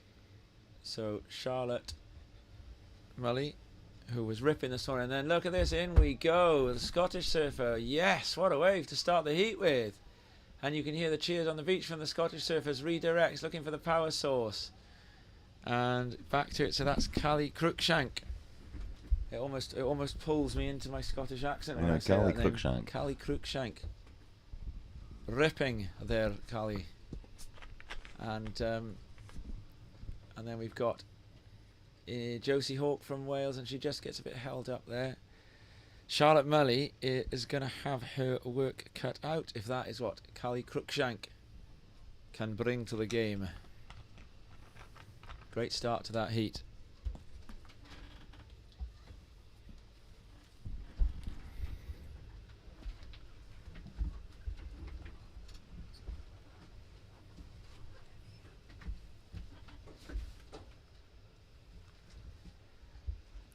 So the judges are deliberating, conferring about that first wave of white. We can see the red wheels spinning on our screens, indicating that the judges are posting their scores, and we'll see them drop very shortly. She'll take the lead, but by how far? What will the requirements be for surfer in red, Charlotte Mully, and surfer in yellow, Josie Hawke? Charlotte Mully already surfing once this morning in the women's division, taking a heat win there. She was ripping too, Robbo. So she's had the sand between her toes. She's got her feet in the wax, as they say, Tom.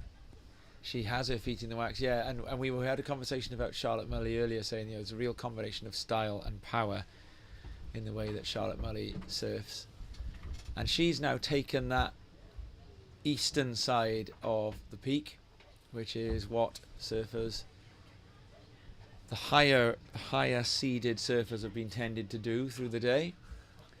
But that's interesting because Callie Cruikshank with a great start, and from a wave that was right off to the western end. Yeah, well, Callie, I watched her walking into the water. She is.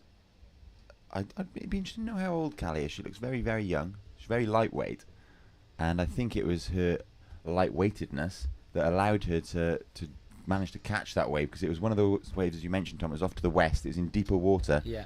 Only breaking the top kind of quarter of that wave, and she actually managed to get over the slower section of that wave and make it through to the inside. So her youth benefiting her there, Tom. Yeah, absolutely, yeah. And here she goes again, but she gets washed away by that one, and Josie Hawke the same. So there's a lot of rolling white water there. They're right on the edge of the Lantrit Thalassotherapy Spa, that area of deep water where seawater and fresh water meet. We are told that it's a fresh water stream that Mark Vaughan has himself drunk from and survived. The Lantrit Spring. So the Lantrit Spring, hope springs eternal. So you think of literature when I say spring, and I think of Peckham Spring, which is literature of its own. Yeah, here we go. Look at this. You know, all modern rap music, Rob. No, I'm thinking of Only Fools and Horses when they bottled the tap water. That's the Peckham Spring. Is that what they call it? Yeah. Yeah. Anyway, I was going to say all modern rap music, right, can find its DNA traced back to a type of poetry called sprung rhythm. Yeah, Gerard Manley Hopkins, sprung rhythm. We'll see if we can download a bit of Gerard Manley Hopkins' sprung rhythm later, and we'll get you to read it out, or if not you, we'll maybe invite a guest into the booth. I don't know whether Mark Splinter Griffiths is around at all today, but he does a mean sideline in reading early modern English. We had him doing Dr. Faustus for us once, didn't we? I remember. I was a little bit upset, Tom, when you got Splinter to do the reading, and without asking me, I quite like the idea of doing that, having a go. Or having a stomp against Richard Burton. Yes. Right. I'm going to find you a Gerard Manley Hopkins. I'll get you some sprung rhythm. Can you get me Under Milkwood? We'll do a bit of Under Milkwood as well, but we'll start because we're talking about springs, right? Black. Down to the fishing boat bobbing sea. Lovely. Gerard Manley Hopkins. Right, I'm going to find you one. Here we see Surfer up and riding. It's in yellow. It's Josie Hawke on a little right that faded to nothing. I've just been having a chat with some of the local crew and hearing about the evolution of some of the names of the spots here, Tom. There's some belters from back in the day. Waves that no longer exist thanks to the extension of the car park. Right, we'll try this one then, Rob. This is sprung rhythm, right? Got a good score for Callie Cruikshank on that first wave, by the way, a 4.17. Right, so this is an internal rhythm and rhyme from the 1800s that all rap is descended from. And if you read it, at the moment, the poet's just sad that his aspen trees have been cut down. Can you just give me the timber? Give me the timber. Is it the timber? The timber. The timbre. The timbre. Can you give me the timbre of it? What you want me to beatbox in the background? Is that what that is? Yeah. I just want to know the rhythm of it. Yeah. So it's a duh duh duh duh duh duh duh. My aspens dear, whose airy cage is quelled. Like that. That's it. That's good. So so he's gutted that his trees have been cut down. Okay. But this would go on to give birth to modern poetry. My aspens dear. No, not poetry, modern rap. Whose airy cage is quelled. Quelled or quenched in leaves the leaping sun. All felled are all felled. Of a freshened following folded rank, not spared not one, that dandled or sandalled, shadow that swam or sank, on meadow and river and wind wandering weed winding bank. Wind wandering weed winding bank, and alliteration. Here we go on the backhand. That's the first time we've seen Charlotte Mully on the backhand there, and she was surfing really good there. Dandled, a sandaled, wind winding. What was it? Weed wandering bank. Wind wandering, weed winding bank. Oh, if we but knew what we do when we delve or hew, hack and rack the growing green. Since country is so since country is so tender to touch, her being so slender, that like this sleek and seeing ball, but a prick will make no eye at all. Where we mean to mend her, we end her. Oh, there we go. It's deep. I like it. But you put a beatbox in the background of that, right? And it sounds like rap. It's where it all came from, so it's making the middle rhymes land on the same bits as the stresses. It's quite a complicated idea. The Lantrit Spring, of course, is probably a less refined idea. Vaughnie tells me it comes out of the clean cliffs to the south Producer Dodd, now he would know what.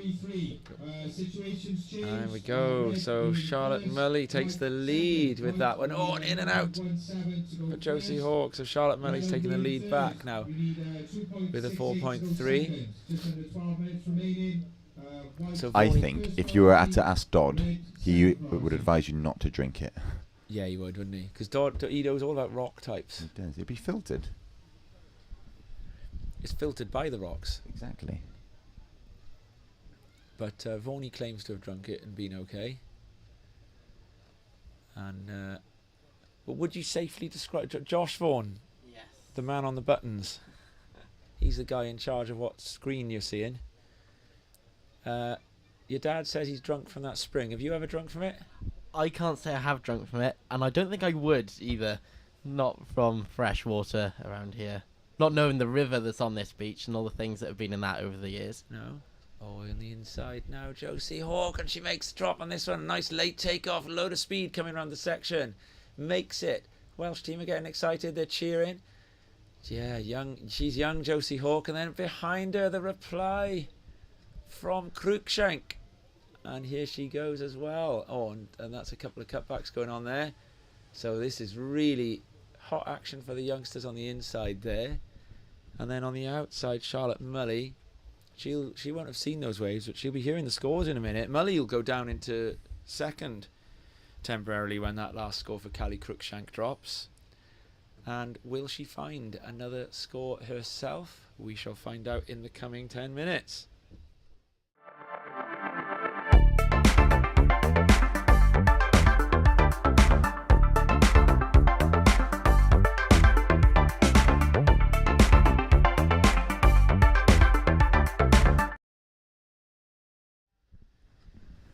So, Mully awaits her chance to reply. Callie Cruikshank's second score.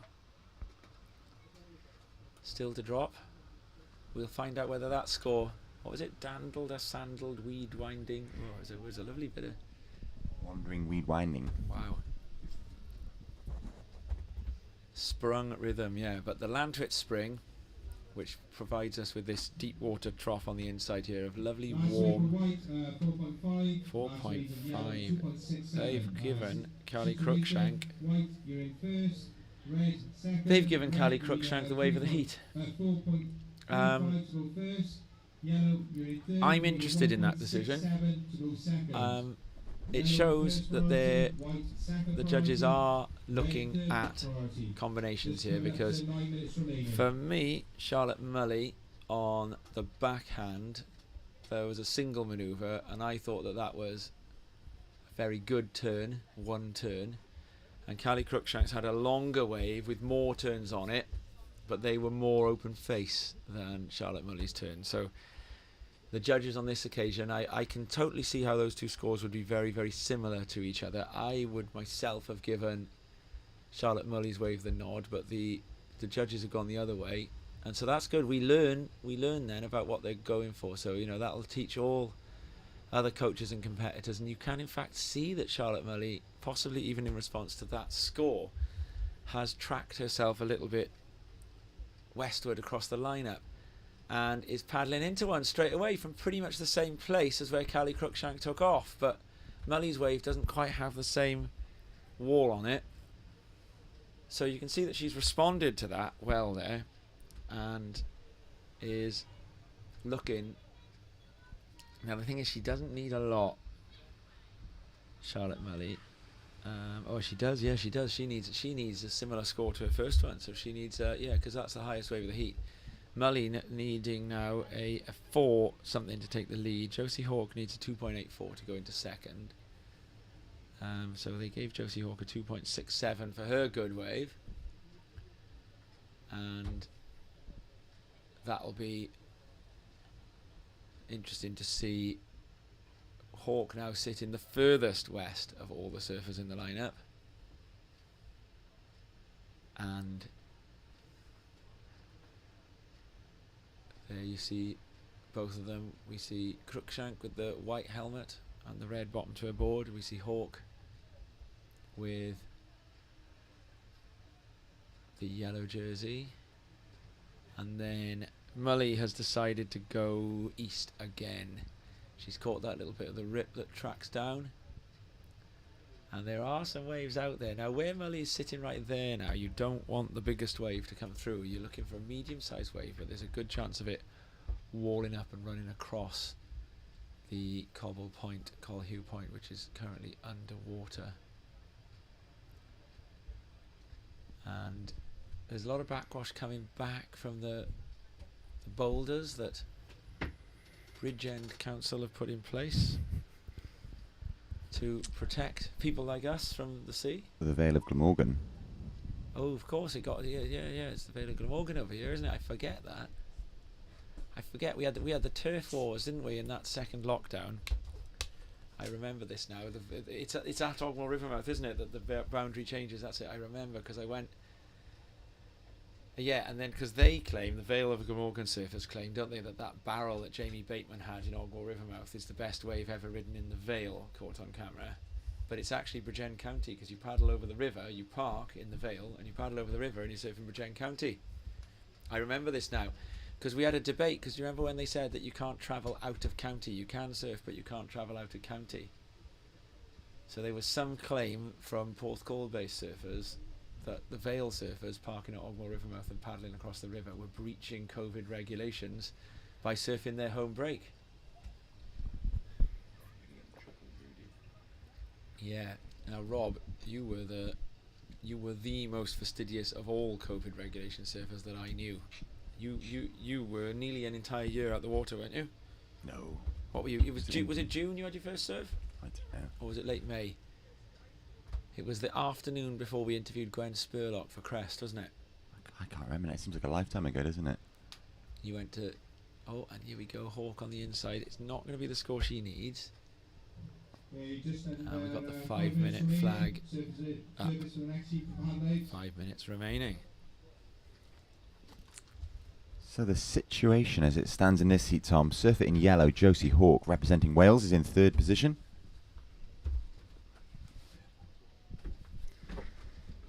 In red, it's Charlotte Mully of England. She's in second position, looking for a 4.35 to move into first. And out in front, representing Scotland, it's the surfer in white, Callie Cruikshank, in first position with a heat combination of 8.67.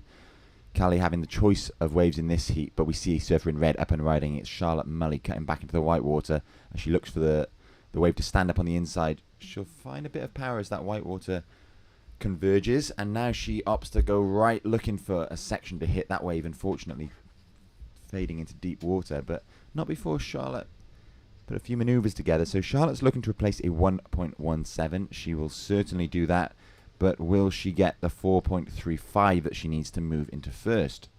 That remains to be seen.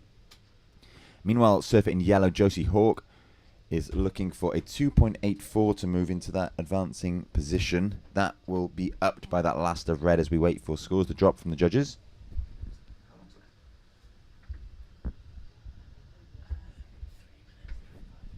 So with a little over 3 minutes remaining in this heat, there's still time for all of our surfers to get another wave, or even two if they are quick paddlers. There's a bit of a rip running out to sea now, which is assisting surfers back into the lineup as we see the surfers in the next heat. Tegan Blackford, Olivia McKay and Indy Lynch make their way out in anticipation of the start of their heat, which will be girls round heat number 2.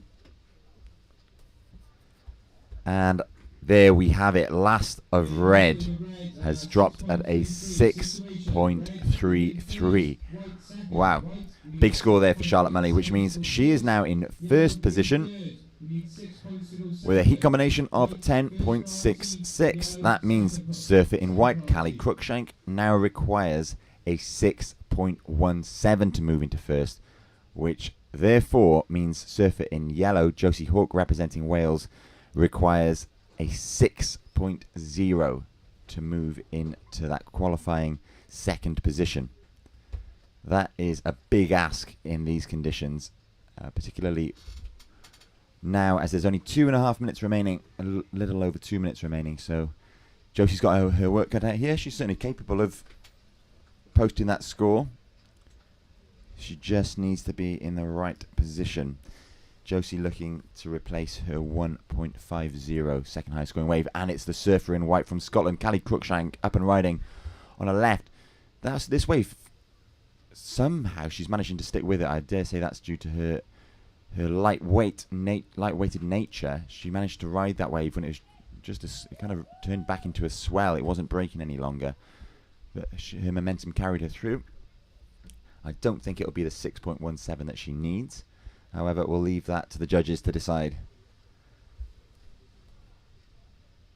The tide just about starting to ebb back out now, which means there will be an improvement in conditions, we hope, as the swells start to feel the bottom of the sea again, the sea floor. Shortly, in about one heat's time, we'll be moving to Twin Peaks. So the under-18 boys will start their round number 1 over on the ledges. As we see surfer in red, your heat leader, Charlotte Mully, up and riding with a lovely tap off the foam there. And at the back, it's the surfer in yellow from Wales, Josie Hawke, on a nice-looking right-hander, cutting back into the white water and being propelled by that white water out onto the open face.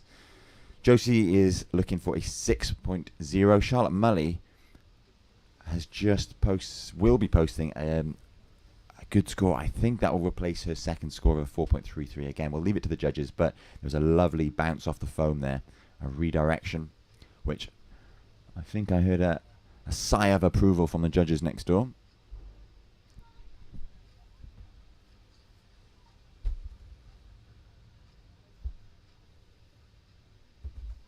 The sun making a return to us here on the beach at Lantwick Major for this day 1 of the British Cup, in association with Whistler and Cisso. That horn signals the end of the heat, and unofficial results as we wait for a few scores to drop are that Charlotte Mully takes the heat win.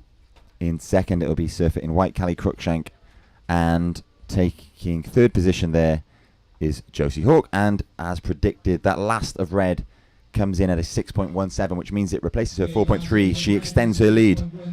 So at the end of that heat, a commanding performance from Charlotte Mully, taking the heat win. And we'll be moving into girls, under-18 girls, round 1. Heat number 2 now, with surfer in red, Tegan Blackford, representing England. Surfer in white, Olivia McKay, representing Scotland. And in yellow, it's Indy Lynch, representing Wales. Plenty more action to come your way. We've got about 16 hours of surfing left in total this weekend. As we get this heat underway, there is some exceptional surfing talent coming up in this heat, so don't go anywhere. Keep your eyes on the action. Lots of swell in the water. We, of course, been quite a way up the Bristol Channel here at Lantwick. The big tides, familiar to us here in South Wales, but perhaps not so familiar to our English and Scottish counterparts. It's only an 8.6 metre tide today, which may sound big. It's a moderate sized tide for here. A little bit further to the east in the Bristol Channel, we can get a high tide of about 14 metres. So you can imagine, with that volume of water sweeping in and out of the channel twice daily, it can have and does have a huge impact on conditions. On this, not only the size of the wave, but also the strength of the rip and the currents that our surfers have to battle here today. On the dropping tide, the current will be moving from left to right, so and won't be too much of a hindrance for them, but as we see that tide turn later on the low tide mark, it will become a huge factor and something that our competitors will need to factor into their contest strategy. Little lull in the action here. As I say that, it's our surfer in red, Tegan Blackford, up and riding on a nice looking right-hander. She cuts back into the white water, bottom turns, looking for the open face. She'll find a nice section to redirect on as this wave looks to reform on the inside. It's going to stand up on as the swell feels the bottom of the The sea once again with that ebbing tide. Tegan working this one all the way through to the inside. Now, Tom will tell you that it's simply because she loves surfing so much. I say it's to get that extra point. And it's our surfer in white, Olivia McKay, getting a hoot and a holler from her compatriots on the beach as she bounces off the white water and redirects. Not such a long wave, but a nice manoeuvre there for Olivia. The judges have their work cut out here to differentiate those waves. I think Tegan Blackford in red got the better of that exchange. So we cast our eyes seaward for surfer in yellow, Indy Lynch, up and riding on a nice looking right-hander. Will she manage to stick with it? She won't, unfortunately. That wave, again, kind of fading out into deep water. So all three surfers looking for scores to be posted. First of white comes in at a 2.33. First of yellow comes in at a 1.83. And we'll wait for the first of red to drop. It will be the best of the exchange. Tegan bringing a wealth of competitive experience with her today. We enjoyed watching Tegan go about her craft at the Boardmasters, and she put on quite the show there. She did. And that competitive experience has come to the fore here as she posts a 6.67. She's not a bad start. I think she came second in the juniors at that, didn't she? And she's got a little sister as well, hasn't she? Is it Eva Blackford? Who is... we enjoyed chatting to them, didn't we? Deadly too. We did, yeah. I think Tegan... A-levels she was doing, wasn't she? I think she was in her first year of A-levels going into second year of A-levels, if I'm right. And then I think it was Lauren Sandland, wasn't it, who was the one who was going off to a football academy as well to study. And I think Lauren Sandland is coming up in one of these next heats from the English team. But I think Tegan was interested in, I'm trying to remember, it escapes me. She was starting to think about what she was going to do, whether she was going to go off to university, I think. And of course she's got surfing as a thing that she does and can do. It'll be interesting to see how far Tegan wants to take it.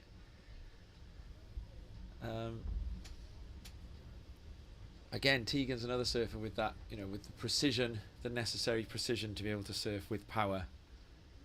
And Tegan also knows when to tell a beach announcer to give her an update. You see, that's what the signal is there. Those two arms in the air saying, "I want to know my score."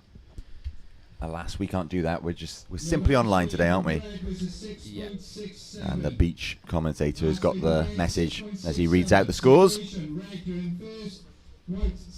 So Tegan's in first. So she got a 6.67, did she, Rob? It was a great wave. Wow. Tom had just stepped out to take his thermal underwear off. It's quite warm in here, isn't it? The sun's come out. We're looking in a greenhouse. It's gone from being very, very cool, very cold to very warm. It's all different weather in a day. 4 seasons. Yeah. So the thermal's not as good an idea as they seemed at the time. No. Still, our dry robe wearers persist. Yeah. Well, I think the other side of this glass, they might not be quite as warm as us. But we can open the windows, and we have done. We've got this nice Atlantic breeze coming in, and the surfers in the lineup benefiting from that Atlantic breeze with the grooming the side shore faces of the waves that they're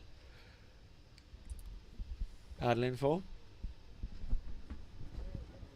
So we've got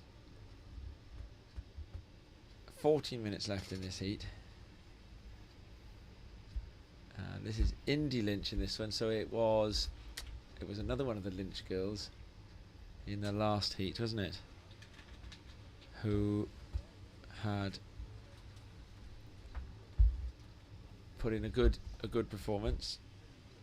Oh no, it was Josie Hawke, wasn't it, from Wales in the last heat she did her best. She got a couple of good runs. Young surfer, so she's looking to sort of build experience really. Olivia McKay is the surfer from Scotland in this one. It was Callie Cruikshank from Scotland in that last heat who pushed Charlotte Mully, but Mully did get the score in the end and did advance in first place. So 2 scores. yeah, Mully ended up finding two waves in the 6 range while I was away. It was my presence here that jinxed the action. I went away and there was a flurry of scores. So 2 6s, Rob. So you've seen 3 6s, 6 and aboves since I've been gone out for a few minutes. Yes. Go out again. Yeah, makes the action better. Well, I don't know if I need to go out in the next heat because Alice Barton is coming back up in just over 12 minutes' time. She will be surfing in heat 3 in the pink vest for England. And she's on the beach warming up at the moment. We've got a bit of cloud moving up the channel, but where we are, we're basking in sunshine. And you can see the surfers in the lineup are they're surfing a sunny, blustery day in the Vale Coast. The out to sea though, it's shipping forecast conditions, isn't it? And that's what's sending us this swell that the surfers have been surfing so well on. Alice Barton, Rob, she'll have seen that wave by Lucy Campbell, won't she? And she'll have been thinking, my turn. My turn. Anything you can do, I can do better. That's what she'll be thinking, don't you reckon? And then Lucy Campbell will be watching Alice Barton and thinking, anything you can do, I can do better. And that's what competition does.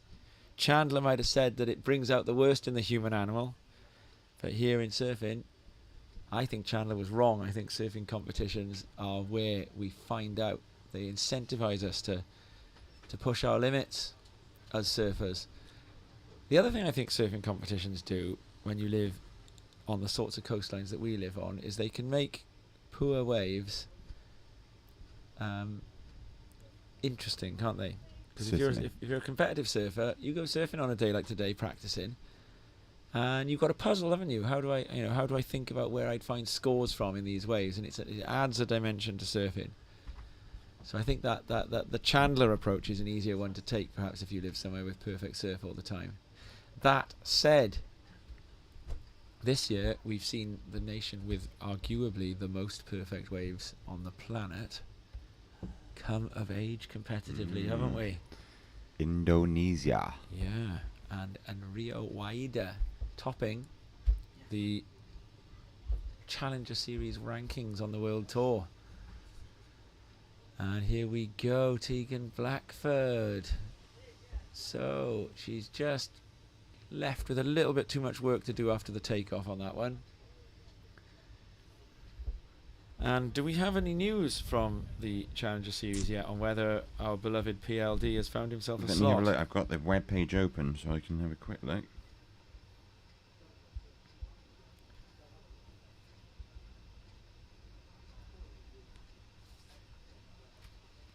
And Patrick Langdon Dark should have been in this event, coming back from the Worlds, but he's come back from the Worlds and gone straight to Portugal as the first reserve. So if anybody from the round of 96 is not available for their heat in the Challenger Series, we are going to see a British surfer in the Challenger Series in Portugal. But at the moment, they had done the draw last night and there weren't any spaces in the draw.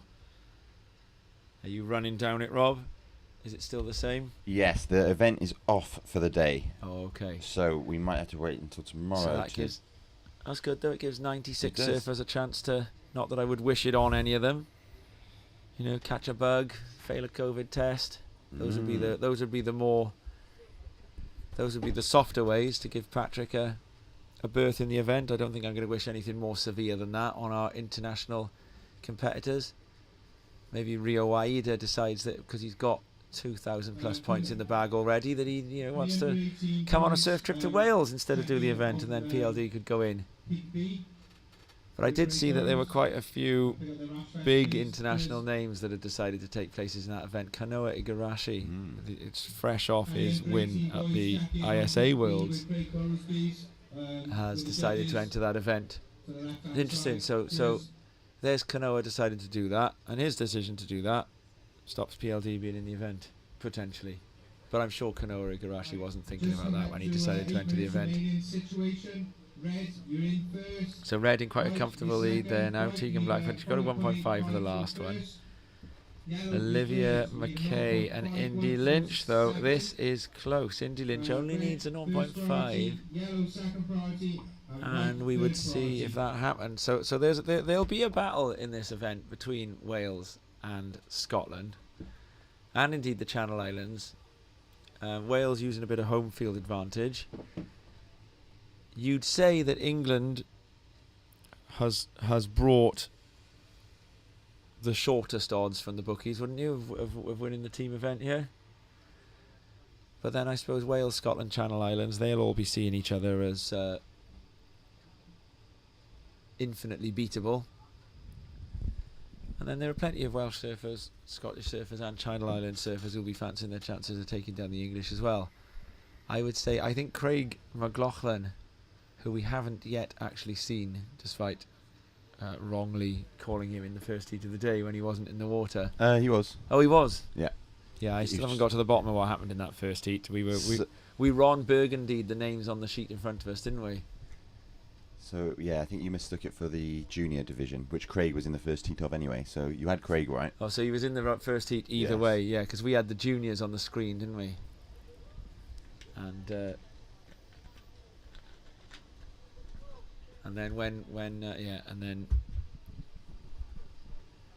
I saw so many surfers ripping in that contest in Newquay this summer.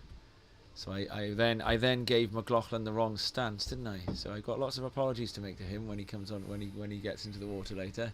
So McLaughlin's a front-sider, as is Ben Larg. So amongst the Scots, it's Mark Boyd who's the backhander at Thurso, isn't it? Boyd beaten this morning by Nathan Phillips. Ooh, yes, the buzzer beater. Well, 2-minute warning beater it was, wasn't it? I spoke to Nate about that when I went to get some water a minute ago. Right. He said he was very nervous. What, while taking off on that wave? Just in the heat generally. He said he didn't know why. Wow. The contest will do that to you. Yeah. Nate was he was a no-show at Boardmasters, wasn't he, for his heat? Oh yes, he did. You got through, didn't he, to the next round, and then Yeah, and then no-showed. Now I haven't found out whether he was fined, but the WSL, you have to have a valid excuse to no-show in a WSL event. So I'm guessing he would have been fined. Traffic, I think, because you can get gridlocked out in Newquay during that event, can't you? You and I, we're besieged in, aren't we? We get in late that night. I arrived half an hour before you, didn't I, Rob? Oh yes, I remember your meeting with the Dutchman. Yeah, they gave me the keys to the wrong hotel room.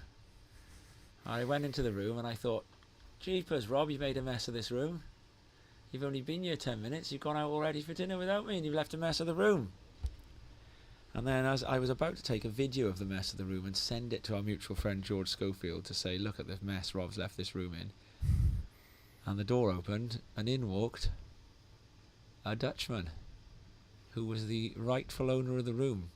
And I had to quickly apologise for why I was stood in the middle of his room filming his used bath towels.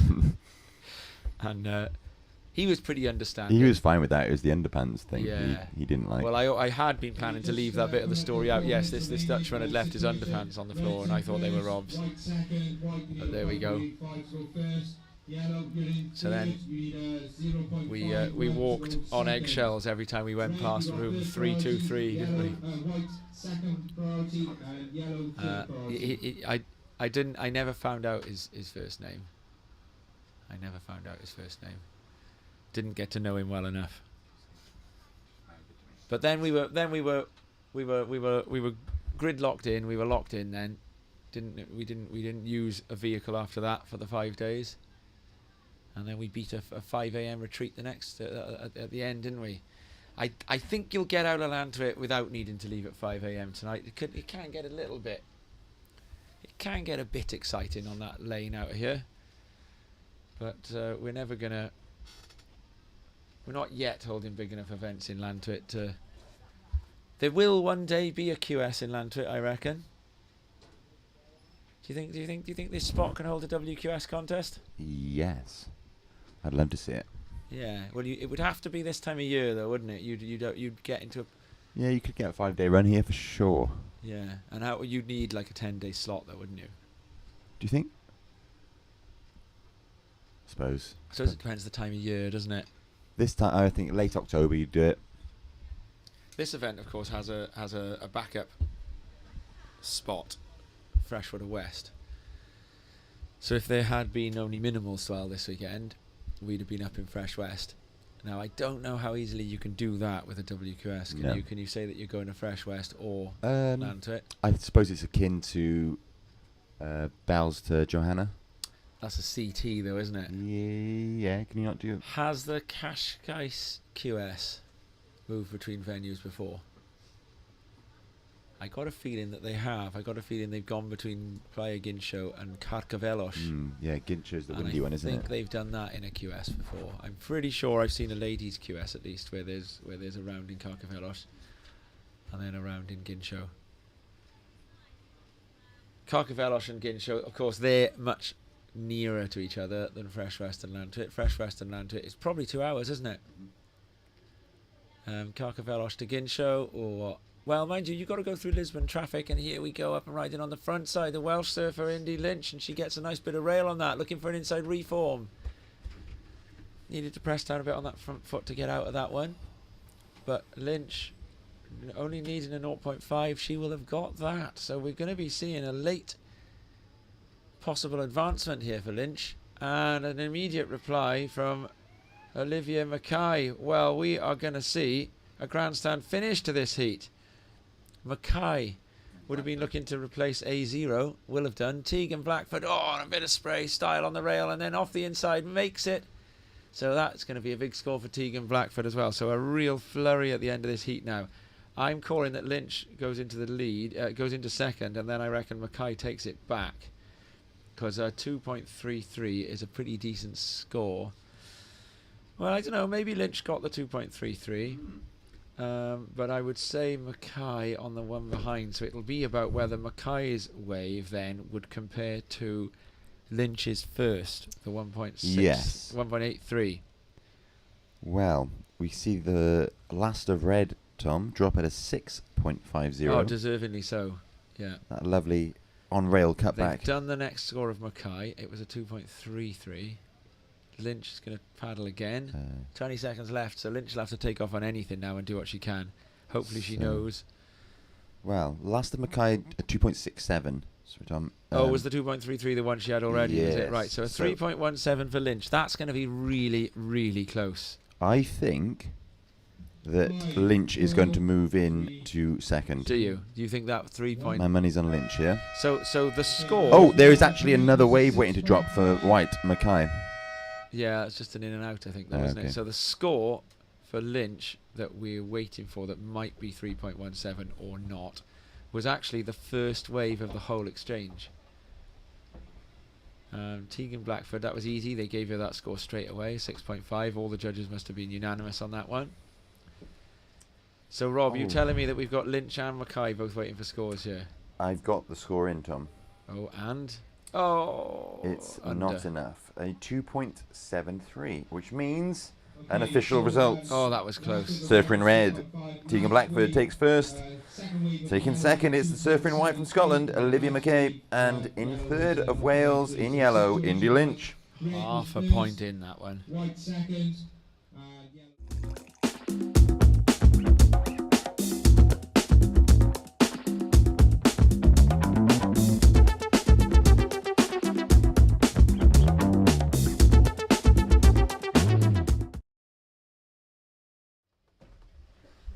And we are into round one, heat 3. And look at this one. Alice Barton back in the water. So Alice Barton will be looking to try and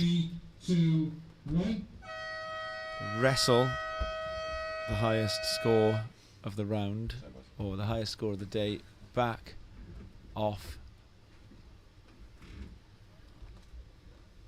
Lucy Campbell. It was Lucy Campbell, wasn't it? Got the 9.17, I think.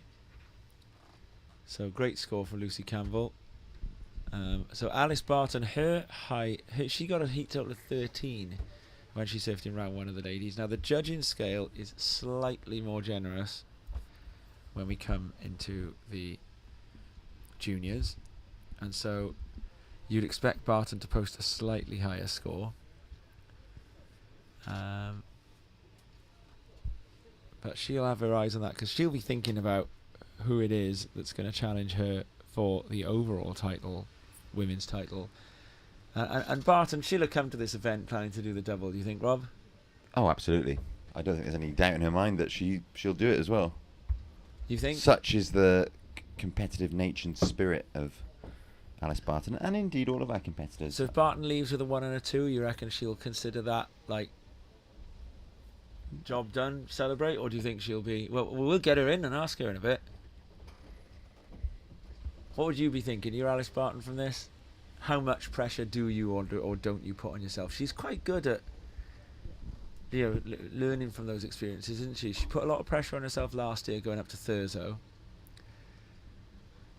And in fact, that brings us round to what we began explaining about an hour or two ago before there was a flurry of action, which is about World Games qualification and then Olympic qualification, right? So we were saying, weren't we, that wild cards in this event are granted by each country, and that's copying the ISA system.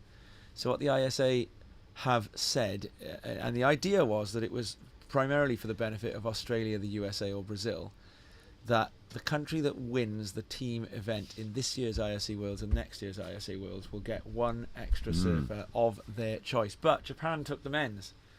So you know, the USA and Australia, that plan kind of backfired on them because it's Japan who now pick an extra surfer. But for a British surfer, this event does help get you directly to the Olympics. So the event they've just gone to in Huntington, there would not realistically have been a route for a British surfer from that event through to an Olympic berth, right? What they would have needed to do would have been to be the surfer that took your country on such a tear that your country ends up winning the overall. And then if your country wins the overall, you get that extra spot. And then perhaps, say for example, that had been Luke Dillon who went the furthest out of any of the Brits. Perhaps your country goes, okay, look, Luke, you're the guy that won us this. You're the guy that's in. We're going to give you that berth. Japan may well do that for Shun Murakami. So that's the only way. But this time round, the surfers who qualify from this event, 3 men and 3 women, they will go to next year's ISA Worlds in theory. I think there is a little bit of small print that would allow British surfing to possibly amend it. For example, Patrick Langdon Dark, were he to be, for example, not here at this event as he is because he's chasing a Challenger Series place, then perhaps they'll deem that, all right, you know, you're in anyway. Okay, so it's quite possible that in the men's you've got to come first or second today if Pat's WQS ranking holds up, because they took the guys to the Worlds just now on the basis of who had the highest WQS ranking. But that said, qualify through this event, you go to the next ISA Worlds, and from the next 2 ISA Worlds there are Olympic chances. It's still a slim one this year. So last year, do you think they're still following this? It's quite complicated, isn't it, Rob?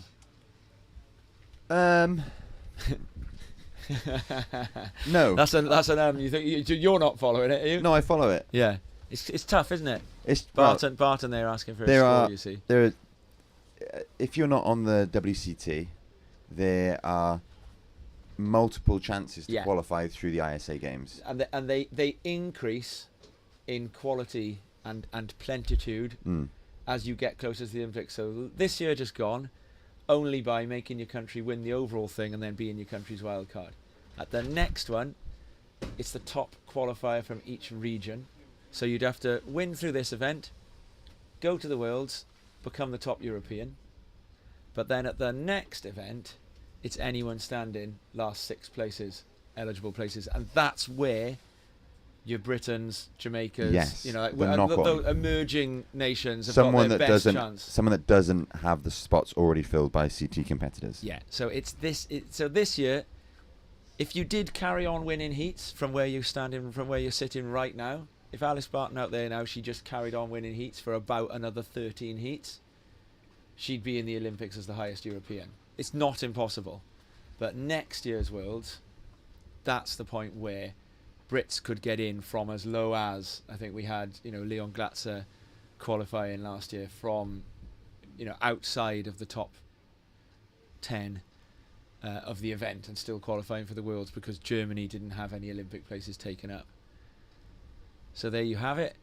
We've had a little bit of a slow heat so far here, and Lola Mitchell is currently enjoying a lead over Alice Barton. Surfed very well. Scottish surfer, you can see the Scottish surfers, they're all wearing these helmets. I don't think, given how brave they are, that's about protection. Are they doing the headset thing, the headset training? Was it Lane Beachley? Lane Beachley and Ken Bradshaw, and Yes. Lane Beachley got done for it, didn't she? Mm. She was penalised. Jeffreys Bay. No, I think it's for protection. You think, is it like a junior thing? I know why it is. It's because the Scottish surfing team is sponsored by The Wave, and so they're using the helmets from The Wave because juniors surfing those helmets from The Wave. I think they've got The Wave. Do you reckon written that's? on them. Do you reckon that's the connection? I reckon it's that Scottish surf teams. They were at The Wave yesterday. Yeah, sponsored by The Wave. I think there's probably just a personal choice. Do you reckon? Yeah, there's a lot of slabs and. Well, Owen Wright and wears them, points doesn't there. he? Absolutely. Jeremy Flores at Chopes as well. Yeah, he does. Quite a few of them wear them at Chopu, which It's is not. which is the Olympic venue. It's not a bad idea. Yeah, maybe she's getting used to it for when she has to wear it in the Olympics in a Yeah. couple of years' time.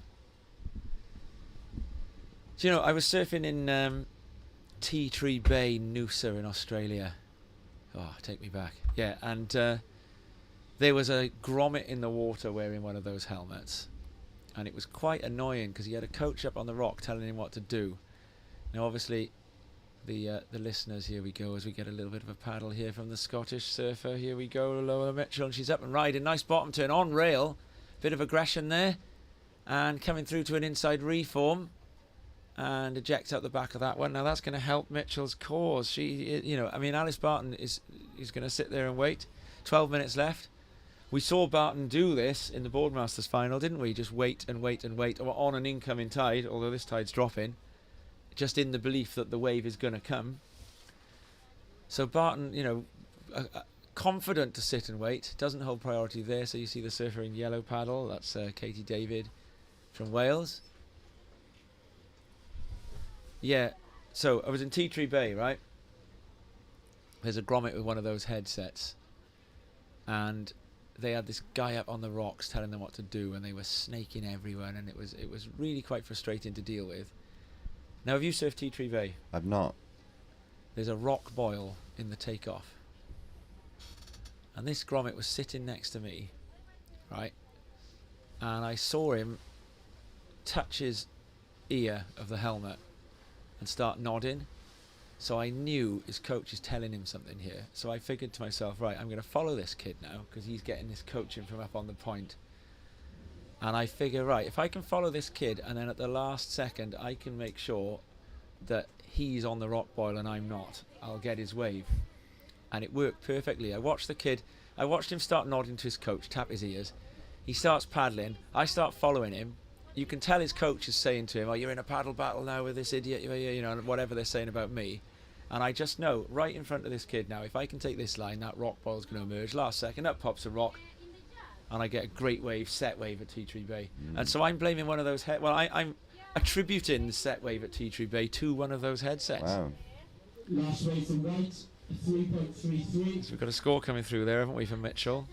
And that's a good one. It's the score of the heat so far, 3.33. So Barton continues to wait. There's a 10-minute mark. And we'll find out what Barton's response to Mitchell's fast start is going to be in the second half of this heat coming up after an important message from an important supporter of British surfing.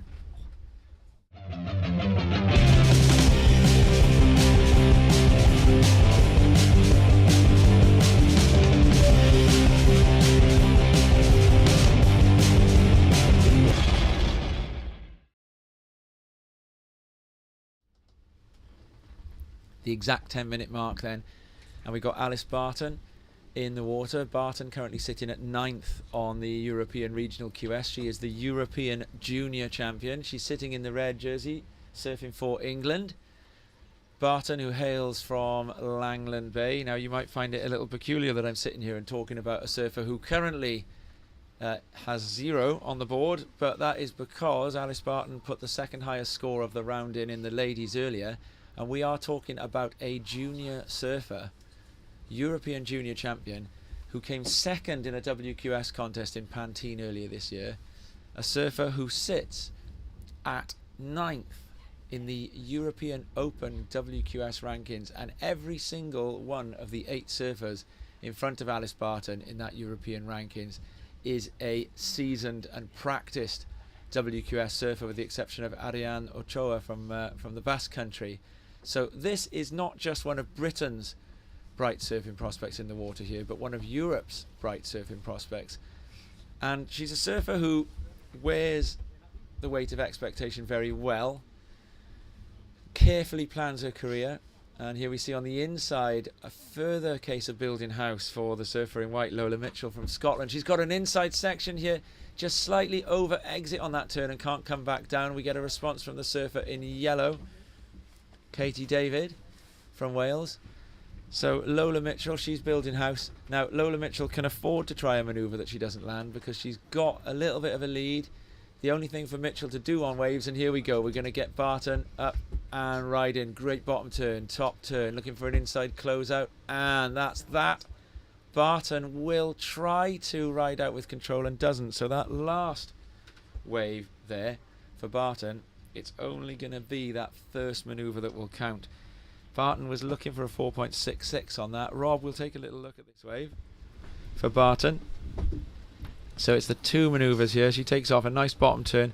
That manoeuvre, that's the one that's going to count. This manoeuvre, huge manoeuvre, fins up and out, but doesn't ride out of the white water with control. So they say, the judging criteria makes it very clear, you've got to ride out with control. And I was talking actually to the new British team coach or manager, I think he is, isn't it, Joel Gray? Yes. About this, and Joel was saying that they do a lot of work at the in the coaching of some of the younger surfers on how to make sure that you stomp out of that last maneuver. They say you've got to if you need to, you've got to forego style to just make sure that you get that moment stood on your surfboard where you're in control of the board and you're saying to the judges, I am pulling out of this wave on my terms. And on that, we'll have another little look on the replay there. You see Alice Barton on that wave. She's got that first manoeuvre in the bank, so she'll be moving probably into the lead. But it's on this manoeuvre here. The most important bit of that manoeuvre is in that bit of white water that rolls around there, where Barton's got to absolutely make sure that she rides out with control. So we're going to see what the judges do with that one.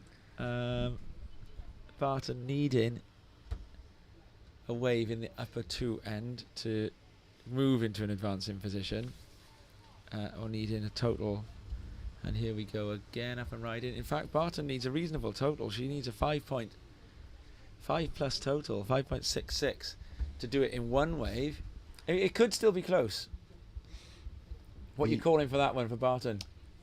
I wouldn't like to say. It's very, very close. The talking about that completion stomp, Tom, we termed it the skin dog stomp, didn't we? We did. Skin dog termed it. We asked him. The Skinner stomp. We asked him because we were debating whether we would call it the Skinner squat or the Skinner stomp, right. didn't we? And we asked him. Lucas Skinner, son of, he's coming to call a heat with us in a little bit as well. Ah. Ben, of course, is in California about to attempt to become a world champion at the WSL finals. Wish Ben all the best. We do wish Ben all the best. Ben, if you're watching, Lucas, if you've tuned in to watch Lucas, you haven't tuned in, but no, you might be watching us in the departure lounge. Oh, here we go. And she's done it in one wave, 5.83 for Barton. So Barton into the lead, 5.83. And that's going to be that, because Barton backs that thing up. She's got a 1 wave total that's topped the other 2 surfers' 2 wave totals. So Barton backs that thing up with 5 minutes remaining. and we'll have seen an absolute textbook heat. Or it's not a textbook heat because she could have stomped that final turn. Yeah, so the Skinner stomp, as we call it, which is just a... And the guy in the international leagues that does it best is Felipe Toledo. The way that you'll see him ride as hard as he can out of something, just making sure that that manoeuvre is completed, that the judges are well aware that you've definitely ridden out of that move with control. So Barton now has gone quite far out, is now paddling back westward, and that will be against the rip. And so we're coming down to the last 4 minutes. There's going to be a lump here and a chance for Barton to have a look at something. She declines not to go for that one.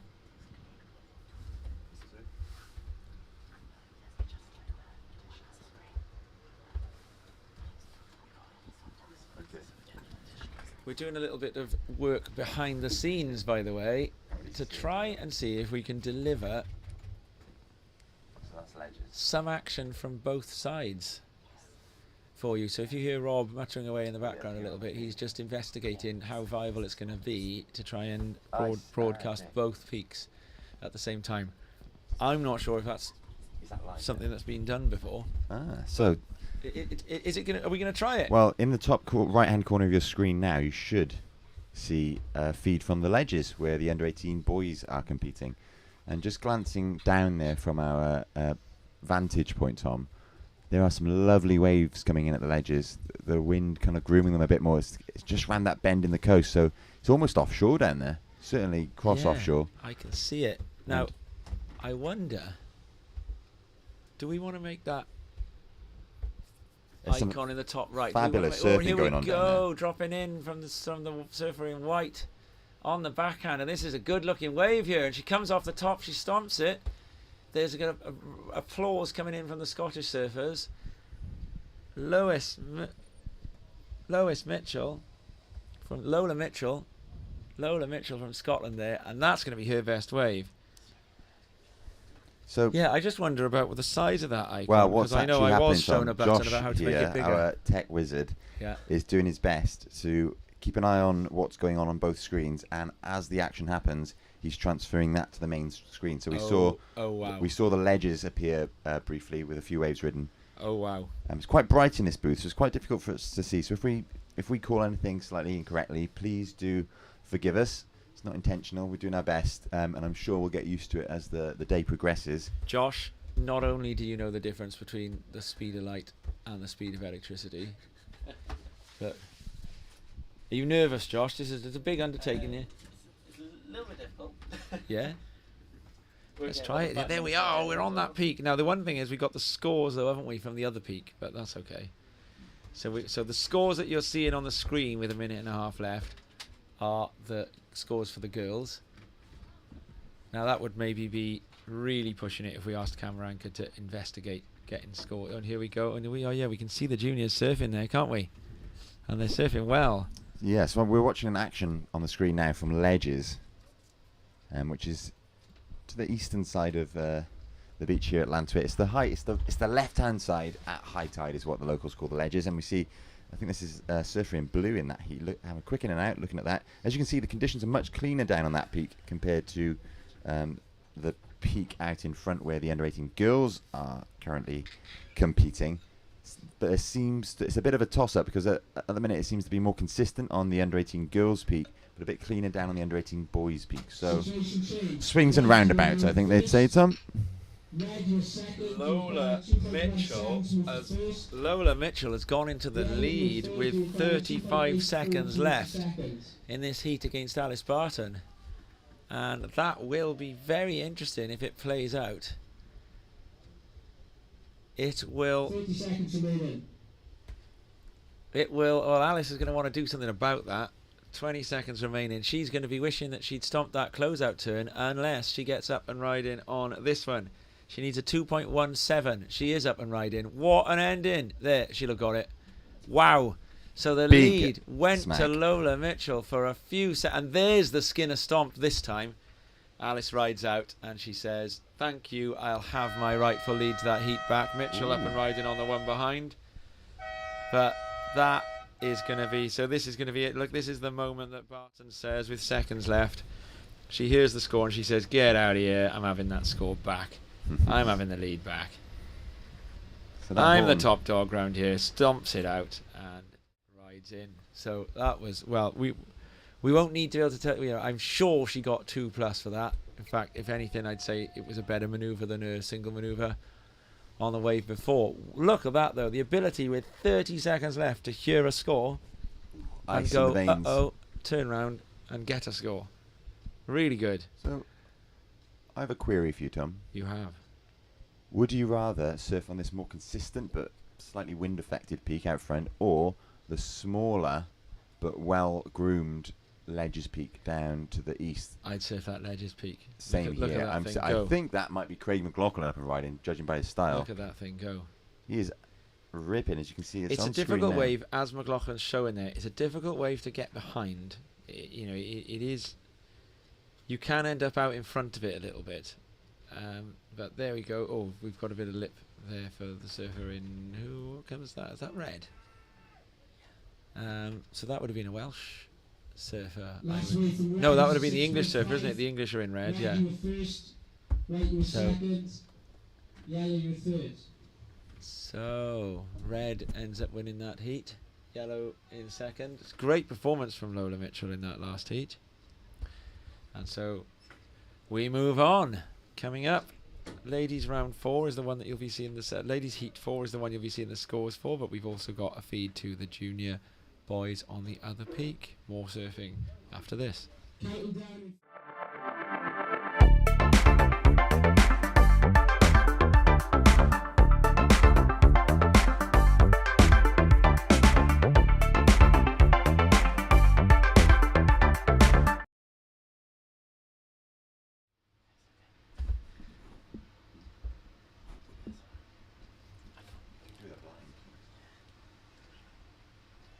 There you go. And we're going to have another heat coming up shortly. It's underway.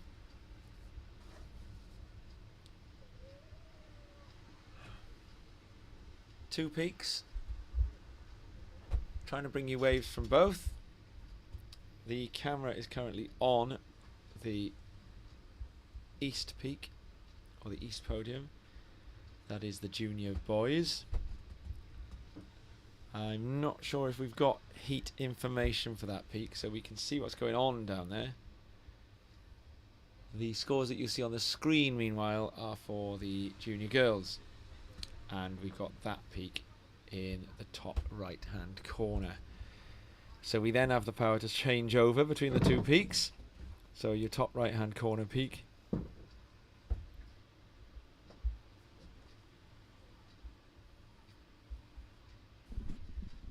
So, interestingly, just out in front of the booth, Tom, we can see the Channel Islands coaching team gesticulating wildly to their surfer in the water,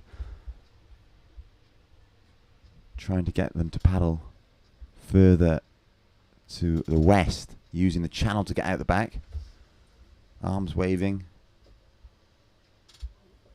I think she's got the idea.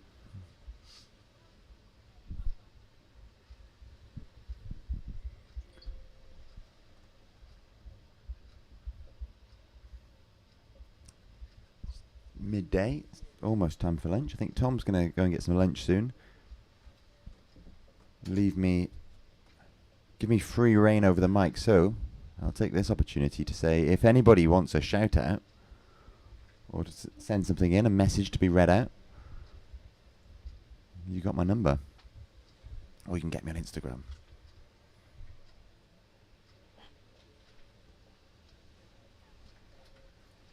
Send it in. What's our text topic? Who is the best Lord? Lord of the Rings, Lord of the Flies, or Lord of the Dance?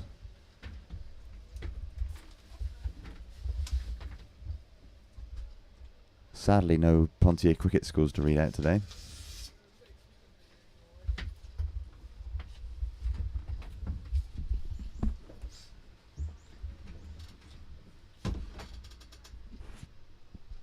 There's a little lull in the action, but waves on the horizon here at Llantuit Major for day one of the British Cup.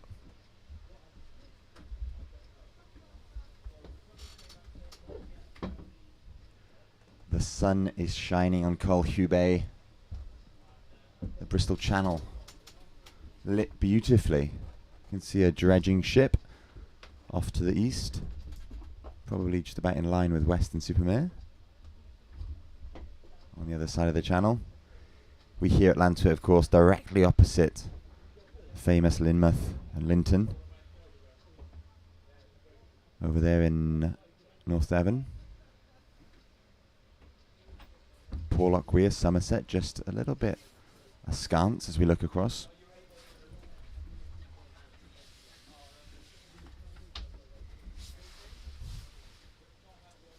And we're bound to see some action now as waves move in towards the ledges on the Boys Peak. We'll see what's happening over there. Again, as Tom said, unfortunately we haven't got any live information for the ledges, but we see up and riding on a beautifully groomed right-hander. A surfer, I think in blue, cutting back towards the whitewater before finding a bit of lip to hit and finishing nicely there on the end. Riding out of that one, that Skinner stomp that we talked about, coming into play there.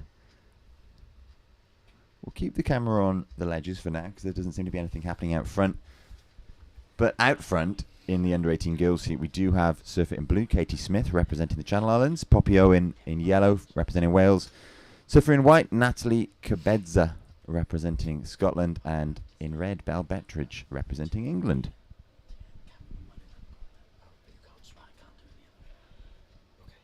I'm assured that our technical team are working to get me the live scores on the under-18 boys division as well.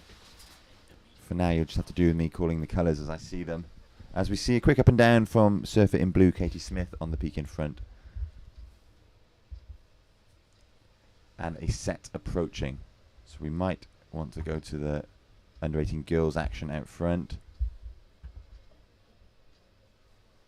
And we do. All quiet on the ledges front to the east. But here we have surfer in white. This is Natalie Kebedza of Scotland. Getting into that wave, unfortunately, coming unstuck before managing to complete her bottom turn. So I'm sure that won't feature in her heat total come the end of the heat. But the judges will record it nonetheless, as we see surfer in red, Belle Bettridge, representing England, up and riding on a nice looking left-hander. This one with plenty of clean face. Belle cutting back into the whitewater and getting stuck behind. As we look to the ledges, there is a surfer in red up and riding on a small wave that's not really finding the inside, not really finding the sea floor, but he's sticking with it all the way through. That wave, again, not going to feature come the end of this heat in his heat total. We're back to the action. On the peak in front, it's the under-18 girls round 2 repechage heat 1.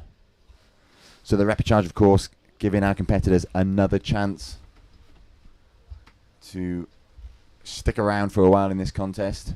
If you're knocked out in any of the rounds, you go into the repechage.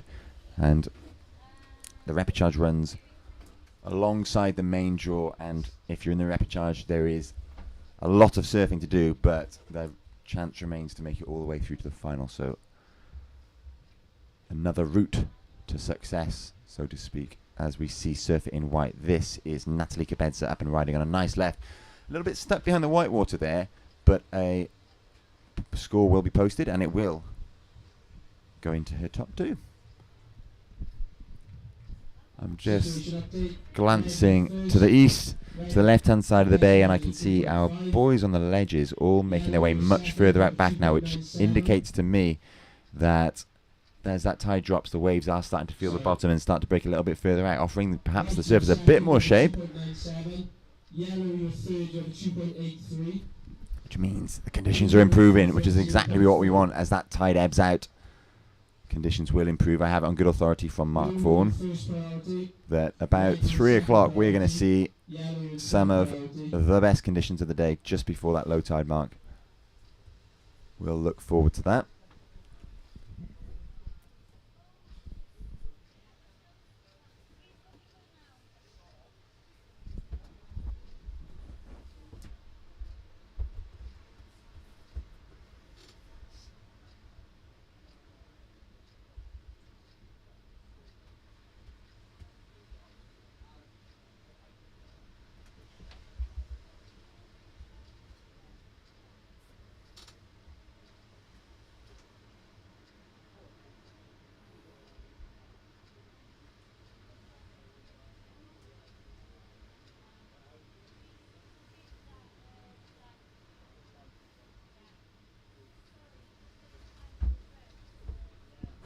Here we see a set approaching the under-18 girls peak right out in front. We'll make sure the camera's on it. And there you have it on your screens. It looks to be Surfer in red was taking a look at it, but it's Surfer in blue that actually has first priority. So if Katie Smith wants a wave, it's hers to take. She has first priority. Belle Bettridge, your current heat leader, has second priority. That's the Surfer in red. Poppy Owen in third position and with third priority. And Katie Smith, who's in fourth, has first priority, meaning Natalie Cabedza of Scotland, fourth priority.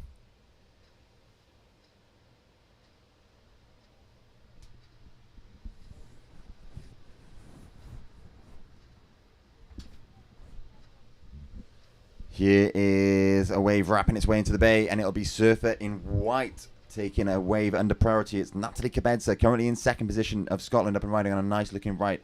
It might fade into the deep water, which it does, but on the left-hand side, it's Belle Bettridge putting together one great turn and then a fantastic finishing maneuver, making sure she rode out of that one. That score will no doubt sit nicely alongside her 3.5, which she currently has on the board. Over on the ledges, we have a set approaching the lineup. We might flick over on the camera to that. See if any of the boys fancy looking at that one.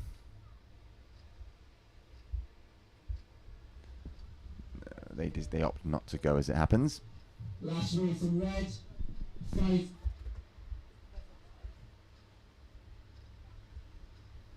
Last wave from red, a 5.83.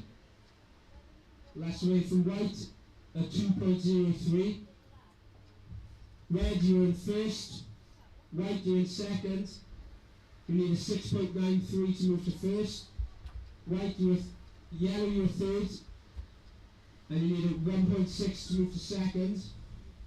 Blue, you're fourth. You need a 4.03 to move to second. There we have, up and riding on the ledges. It's Surfer in red, cutting back towards the whitewater, looking for the inside reform, which they will find, hoping there's something at the end of this wave. Unfortunately, I think that one might ride into nothing, but he does manage a finishing maneuver. Worth his while sticking with it. We've reached that stage of tide where conditions seem to get a bit lully, but they will improve as we progress through the day. So stick with us. If you're joining us, welcome to this day one of the British Cup, presented by Whistler and Sister, up and riding on the Ledges Peak with a beautiful wraparound cutback. It's Surfer in blue, looking in fine fettle as he makes his way to the inside and kicks out of that. So I think he made the most of that wave. The judges no doubt will appreciate the style and fluidity of his surfing there. Unfortunately, we're still waiting for scores for the boys, but up and riding is Surfer in white. A nice stylish kind of layback cut back towards the whitewater and floating up on the end section, unfortunately coming unstuck, not managing to stick with that.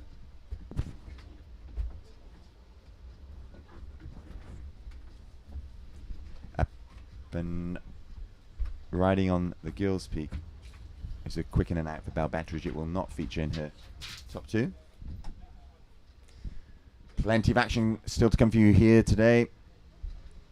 We had a quick exchange there. Neither score will post in the Surfers' top two, but it was red with an up and down and white with an up and down on the under-18 Girls Peak. Meanwhile, on the Ledges Peak for the under-18 boys, we see Surfer in blue. Again, the stylish regular footer weaving his way down the Ledges Peak, cutting back into the whitewater, bouncing off it, searching for any power whatsoever, and linking it all with style and grace. The judges will look to reward that, I would imagine, as we see up and right a little paddle for Surfer in red. Didn't come to anything on the Girls Peak. Tim Aylett, Mark Vaughan is in your seat in contest control. I have the scores from round one of the under-18 boys.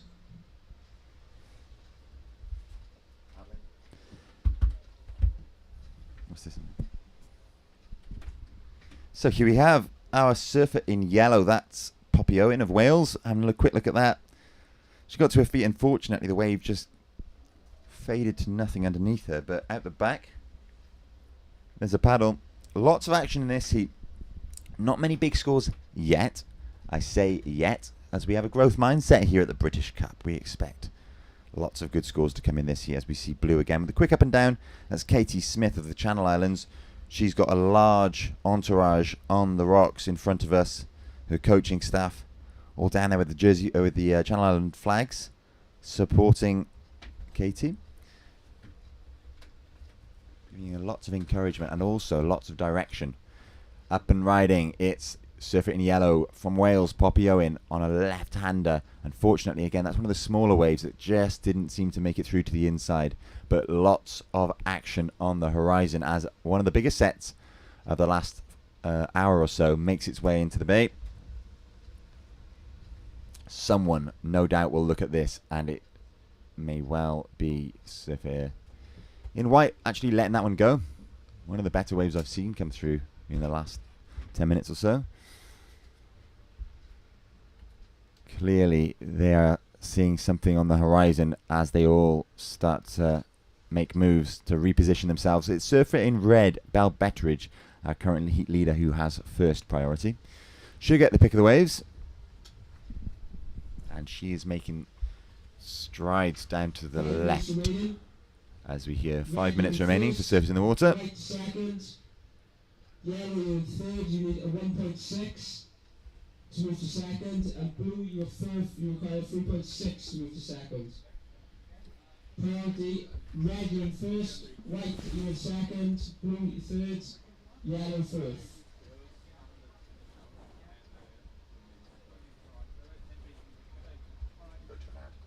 So Tim, is there any way we can get the boys?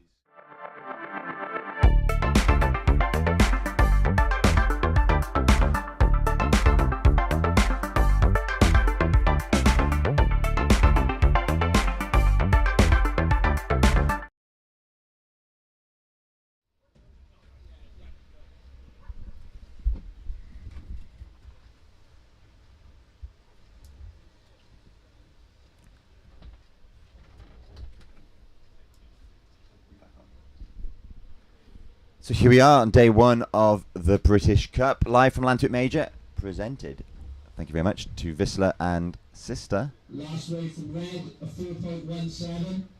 Who are supporting the event and the future of British surfing. A huge thanks to those guys. On the screen in front of you, we see action from the under-18 girls round 2 repechage heat 1 featuring... round 1 heat 4, I beg your pardon, featuring Belle Betteridge in red, Natalie Cabedza in white, Poppy Owen in yellow, and Katie Smith in blue. On the Ledges Peak to the east of us, we have the under-18 boys round 1 division, and we see a surfer in white weaving their way down the point. Unfortunately, we will not have live scores for the under-18 boys on the Ledges Peak because the judging is being done manually. We've moved to split peaks to make the most of the conditions as the tide falls away, as it ebbs out this afternoon. So we have live scores for the under-18 girls in front of us, as we see Cabedza in white trying to get to her feet there again, unfortunately coming unstuck. We have live scores for the under-18 girls, and we'll be bringing you those scores. You can probably see them on the screen, in fact, but unfortunately no scores for the boys.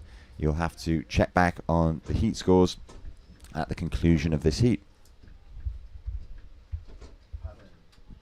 As we see surfer in blue, Katie Smith of the Channel Islands with a quick in and out. Katie has posted 2 waves so far, both small scores, in and outs. So Katie will be looking to get a set wave, I would imagine, with under 5 minutes remaining now in this heat. Lots of work for Katie to do, also lots of work for Poppy to do, although Poppy, surfer in yellow of Wales, only requires a 1.60. She's currently sitting on a 2.83 and a 1.5, so she is more than capable of that, despite the challenging conditions. In second, it's Natalie Cabedza of Scotland, surfer in white. She is sitting on a total of 4.43. She's looking for a 7.6 to move into first. Quite the score required there, and out in front is Belle Betteridge, surfer in red, representing England, sitting on a 5.83 and a 4.17. Belle looking pretty comfortable at this stage in the heat with only a few minutes remaining. Up and riding, we see our surfer in yellow of Wales, Poppy Owen. looking at that left. Unfortunately, again, that wave not really offering much in the way of power, so Poppy comes unstuck. And a paddle from Surfer in Blue. This is Katie Smith of the Channel Islands, up and riding on a right-hander. One of the longer waves she's had this heat. But again, that wave just not offering much in the way of scoring potential for Katie. Meanwhile, at the back, we have Surfer in White. This is Natalie Cabedra of Scotland. She's currently in second. She's looking to replace a 2.03. That wave, again, fading to nothing. Challenging conditions for our competitors in this heat, but they are making the most of it and proving that good scores can be posted, as Belle Bettridge is sitting on a 5.83 and a 4.17. She's got first priority. She knows that she's pretty comfortable in this heat, so she'll be waiting for one of the set waves to look to replace that 4.17. 30 seconds remaining. With just 30 seconds remaining and not much on the horizon, I can't see much changing in this heat, but Belle Bettridge is scraping across the base. She's seen something and a right-hander stands up in front of her. She won't catch that, but the one behind looks promising. She will have lost priority. She now just drifts to second priority, with Cabedza having first priority. But it matters not, because their lineup has separated all four surfers enough to render the priority system null and void at this point in the heat, as we hear the buzzer. That's the conclusion of that heat. Unofficial results: Surfer in Blue, Katie Smith of Channel Islands. In fourth, in third position, Surfer in Yellow, representing Wales, Poppy Owen. Taking second, it's Natalie Cabedza of Scotland, the Surfer in White. And there, with the heat win, Surfer in Red, Belle Bettridge will progress through to the next round. All is not lost for our surfers in third and fourth, however, because we are straight into the under-18 girls round 2 repechage, featuring in red Josie Hawke, in yellow Katie David, in blue Katie Smith. Now, Katie Smith just surfed in the last heat, so I think there might be a moment whilst we contest control inform her that she is straight into the next heat. Contest control will, I'm sure, have it all under control.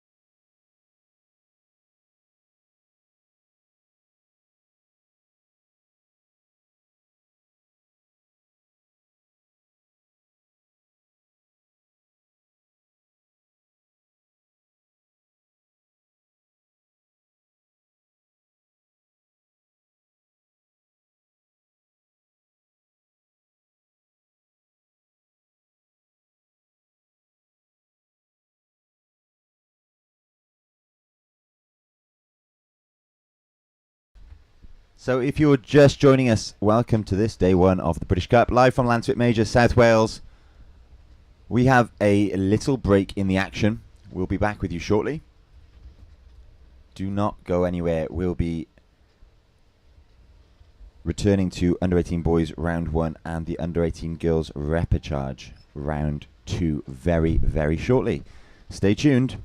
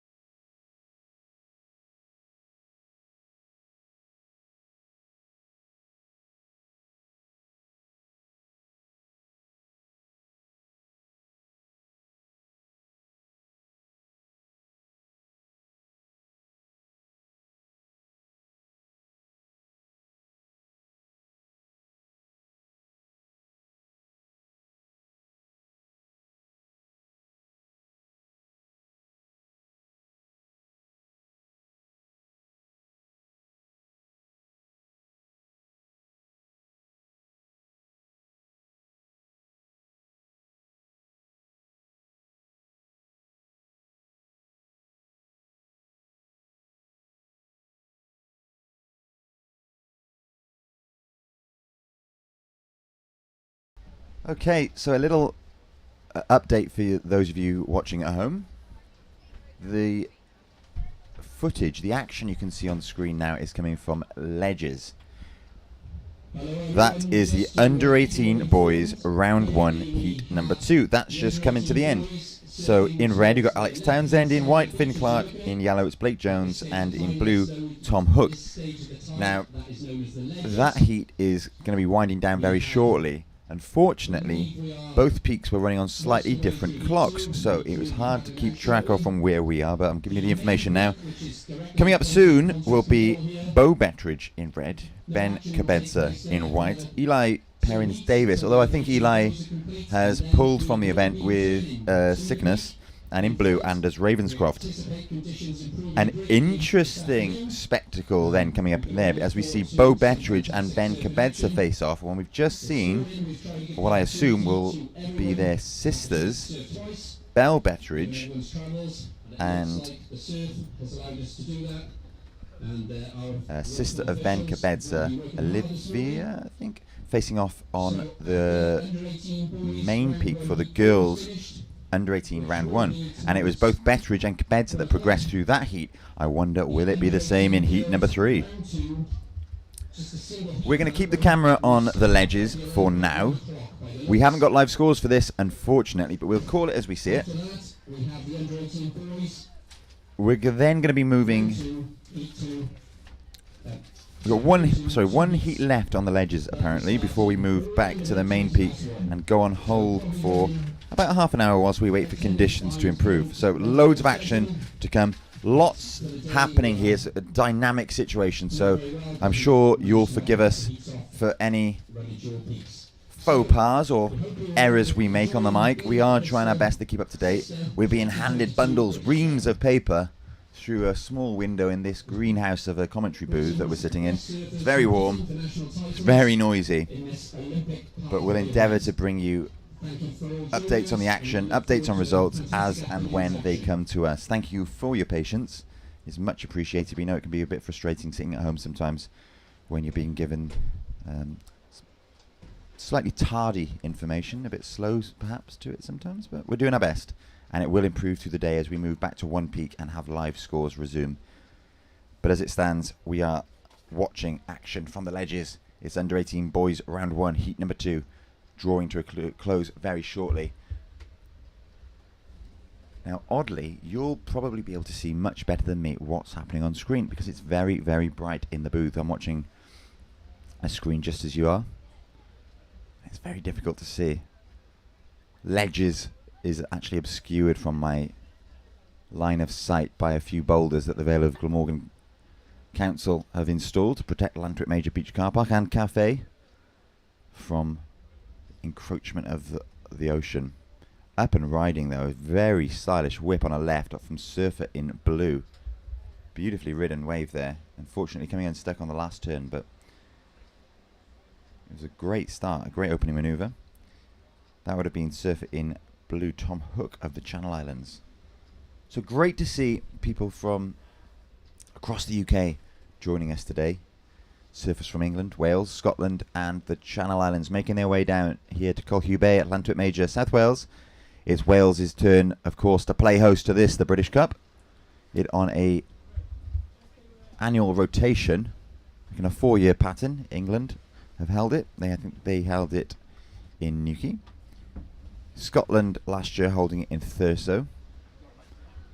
I'd dare say that the Channel Islands will host it at St. Wands on Jersey. And we're here at Lantwick Major in South Wales. We have a backup spot of Freshwater West in case conditions didn't allow us to run here today. Fresh West, of course, being much more consistent, picking up much more swell, facing almost directly west and being so much more exposed out there in Pembrokeshire. But nature granted us contestable conditions here at Lantwick today, so the call was made earlier in the week, and we are so pleased to be here. As we see Surfer in red, this is Alex Townsend of England ripping on a right-hander, taking this one apart all the way through to the inside. A tight hook right in the pocket there, and he kicks off that. He'll be really, really pleased with that last wave. And from what I've seen so far, that will almost certainly feature in his final 2 come the end of this heat. A great wave to put together in the closing moments of this heat. And more waves making their way into the lineup. Both Surfer in blue and white out of position for that one. And they'll probably be pleased as an even better looking wave makes its way into the lineup behind. It's going to be Surfer in blue, Tom Hook. Unfortunately, being stuck behind the section there, not managing to make it out onto the open face. But he's fallen off in a pretty good spot actually, because he's still in a long way out. He's got plenty of surfing left to be done if he's able to pick one off.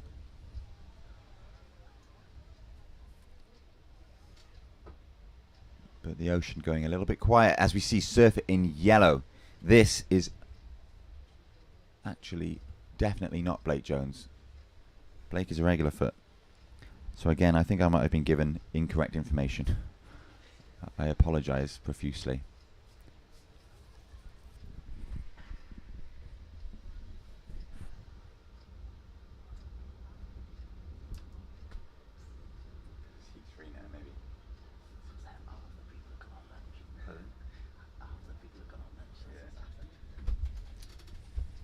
I'm going to blame it on the lunchtime. Lots of the event staff have gone on lunch. They're all eating out in front of me. They've abandoned their posts. But regardless of names, the surfing taking place down on the ledges is fantastic. Some lovely manoeuvres being strung together by our Surfer in blue here, cutting back into the white water. He did a lovely float on the outside section, picking up loads of speed in a really functional yet stylish manoeuvre. And our Surfer in red up and riding now. Right in the pocket, throws the fins free, displaces plenty of water. Unfortunately, is not able to ride out of that manoeuvre. I'm going to go out on a limb here and say that we are into heat number 3. I think that Surfer in red is Bo Betteridge. I think Surfer in white is Ben Kabedster. In yellow, Eli Perrins Davis, and in blue, Anders Ravenscroft. The thing that makes me think that might not be correct is that Eli, I was told, was not feeling very well, and so abandoned his place in the men's open. But it certainly looked like him surfing then. Again, if you're listening at home, I do apologise for the slightly incorrect information we're giving out from time to time. What you're unable to see from home is that the heat we're watching down on the ledges is taking place quite a long way away. We're kind of watching it on screen just as you are, half obscured from the action by the boulders on the beach. And unfortunately, we're not benefiting from the live scores that we've been enjoying all morning over on that peak. It's the secondary peak, so the judges are doing their business manually, meaning that they're not able to provide us with real-time scores. However, that facility will be up and running when we resume with action on the main peak out in front of us. So lots to look forward to. Loads of action yet to come.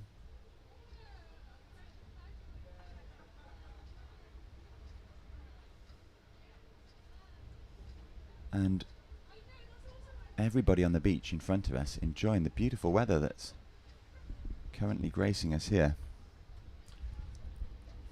So I'm gonna say that I'm accurate in saying that this is heat number 3 now, because I can see the luscious locks of Blake Jones in the car park. So he would have been in heat number 2. His hair's moist, suggesting he's just exited the water. So we must be watching action from Under 18 Boys Round 1, heat number 3.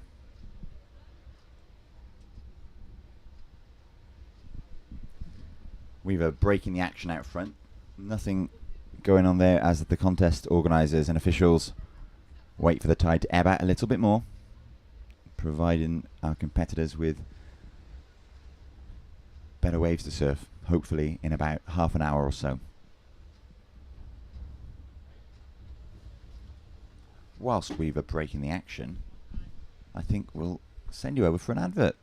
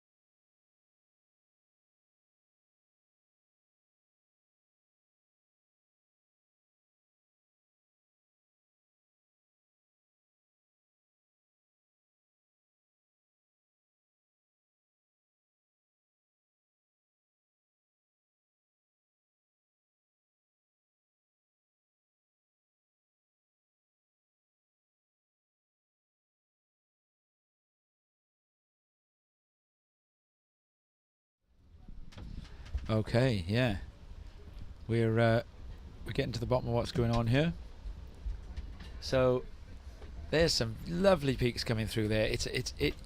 They say in surfing that what you want to do to get a score is make the judges feel like they want to go surfing.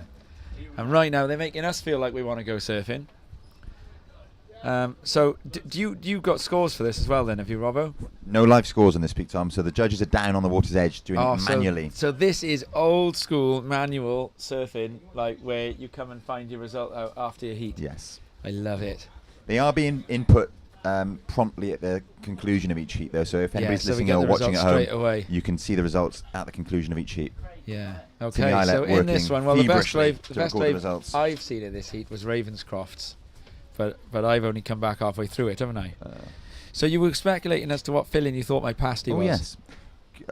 Was it a vegetarian pasty? It wasn't. Okay. I did the Corned do beef. you know my problem with vegetarian pasties? Mm? I don't like a strong cheese. You don't? I don't like a strong cheese. Shock me.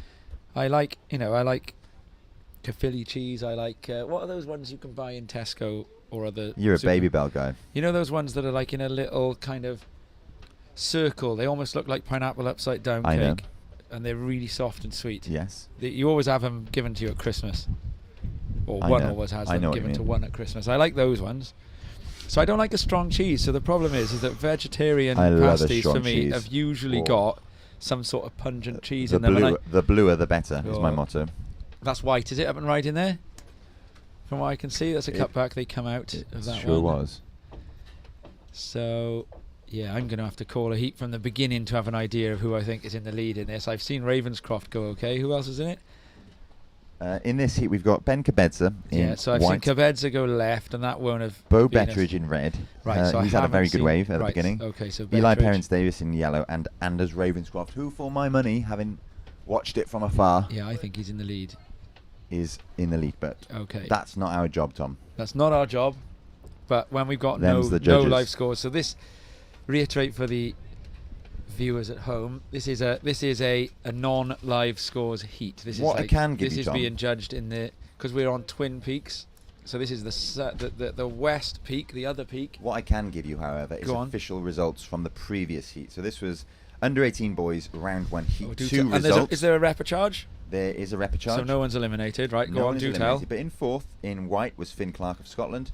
In third, in red, was Alex Townsend of England. Oh. Taking second and advancing through to round 2 was Blake Jones of Wales in yellow. Oh, well done, And Blake Dionne. The heat winner, stringing together what I would say is the most stylish performance of the day thus far, is surfer in blue Tom Hook of Channel Islands. Oh, right. With a I really, have not. really good performance. I've not seen Tom Hook You surfing. wanna? Really, really stylish. Is he relatively new on the scene then? Because I'm not you know, sure. I've not He seen him at had the that- junior contest we've done in Cornwall. He had that nice languid style you quite often get with your longer limbed surfers. Oh, lovely. Channel Islands have a tradition of that kind, you know, stylish surfers going back quite a way. Interesting. So the pasty flavour I had, Ah, yeah. So it wasn't veggie, corned beef. it wasn't that. It Oh, was. corned beef is a classic of the Lantwip Major Beach Cafe. Oh, right. Well, maybe it was corned beef, but to me it felt like Was it was it? some sort of sausage.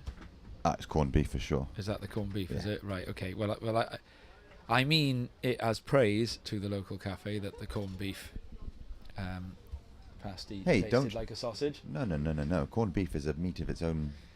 It was It's definitely own sausage right. in this pasty Oh, I really? had, I love corned beef. I have a corned beef pasty. and I had right now. I had my lunch. I followed it with a passion fruit. Oh, what do you call it? It looked like a Bakewell, but it was a passion fruit instead of cherry, and that was really nice. I've got enough left on my meal account to go and have another one of those later, because you know I got a sweet tooth. You do. Don't drink a drop of alcohol. I drink obviously water and stuff. I had a Diet Coke with my food because I like a Diet Coke. And So I good. don't drink alcohol, but I got a very sweet tooth, and this is well known.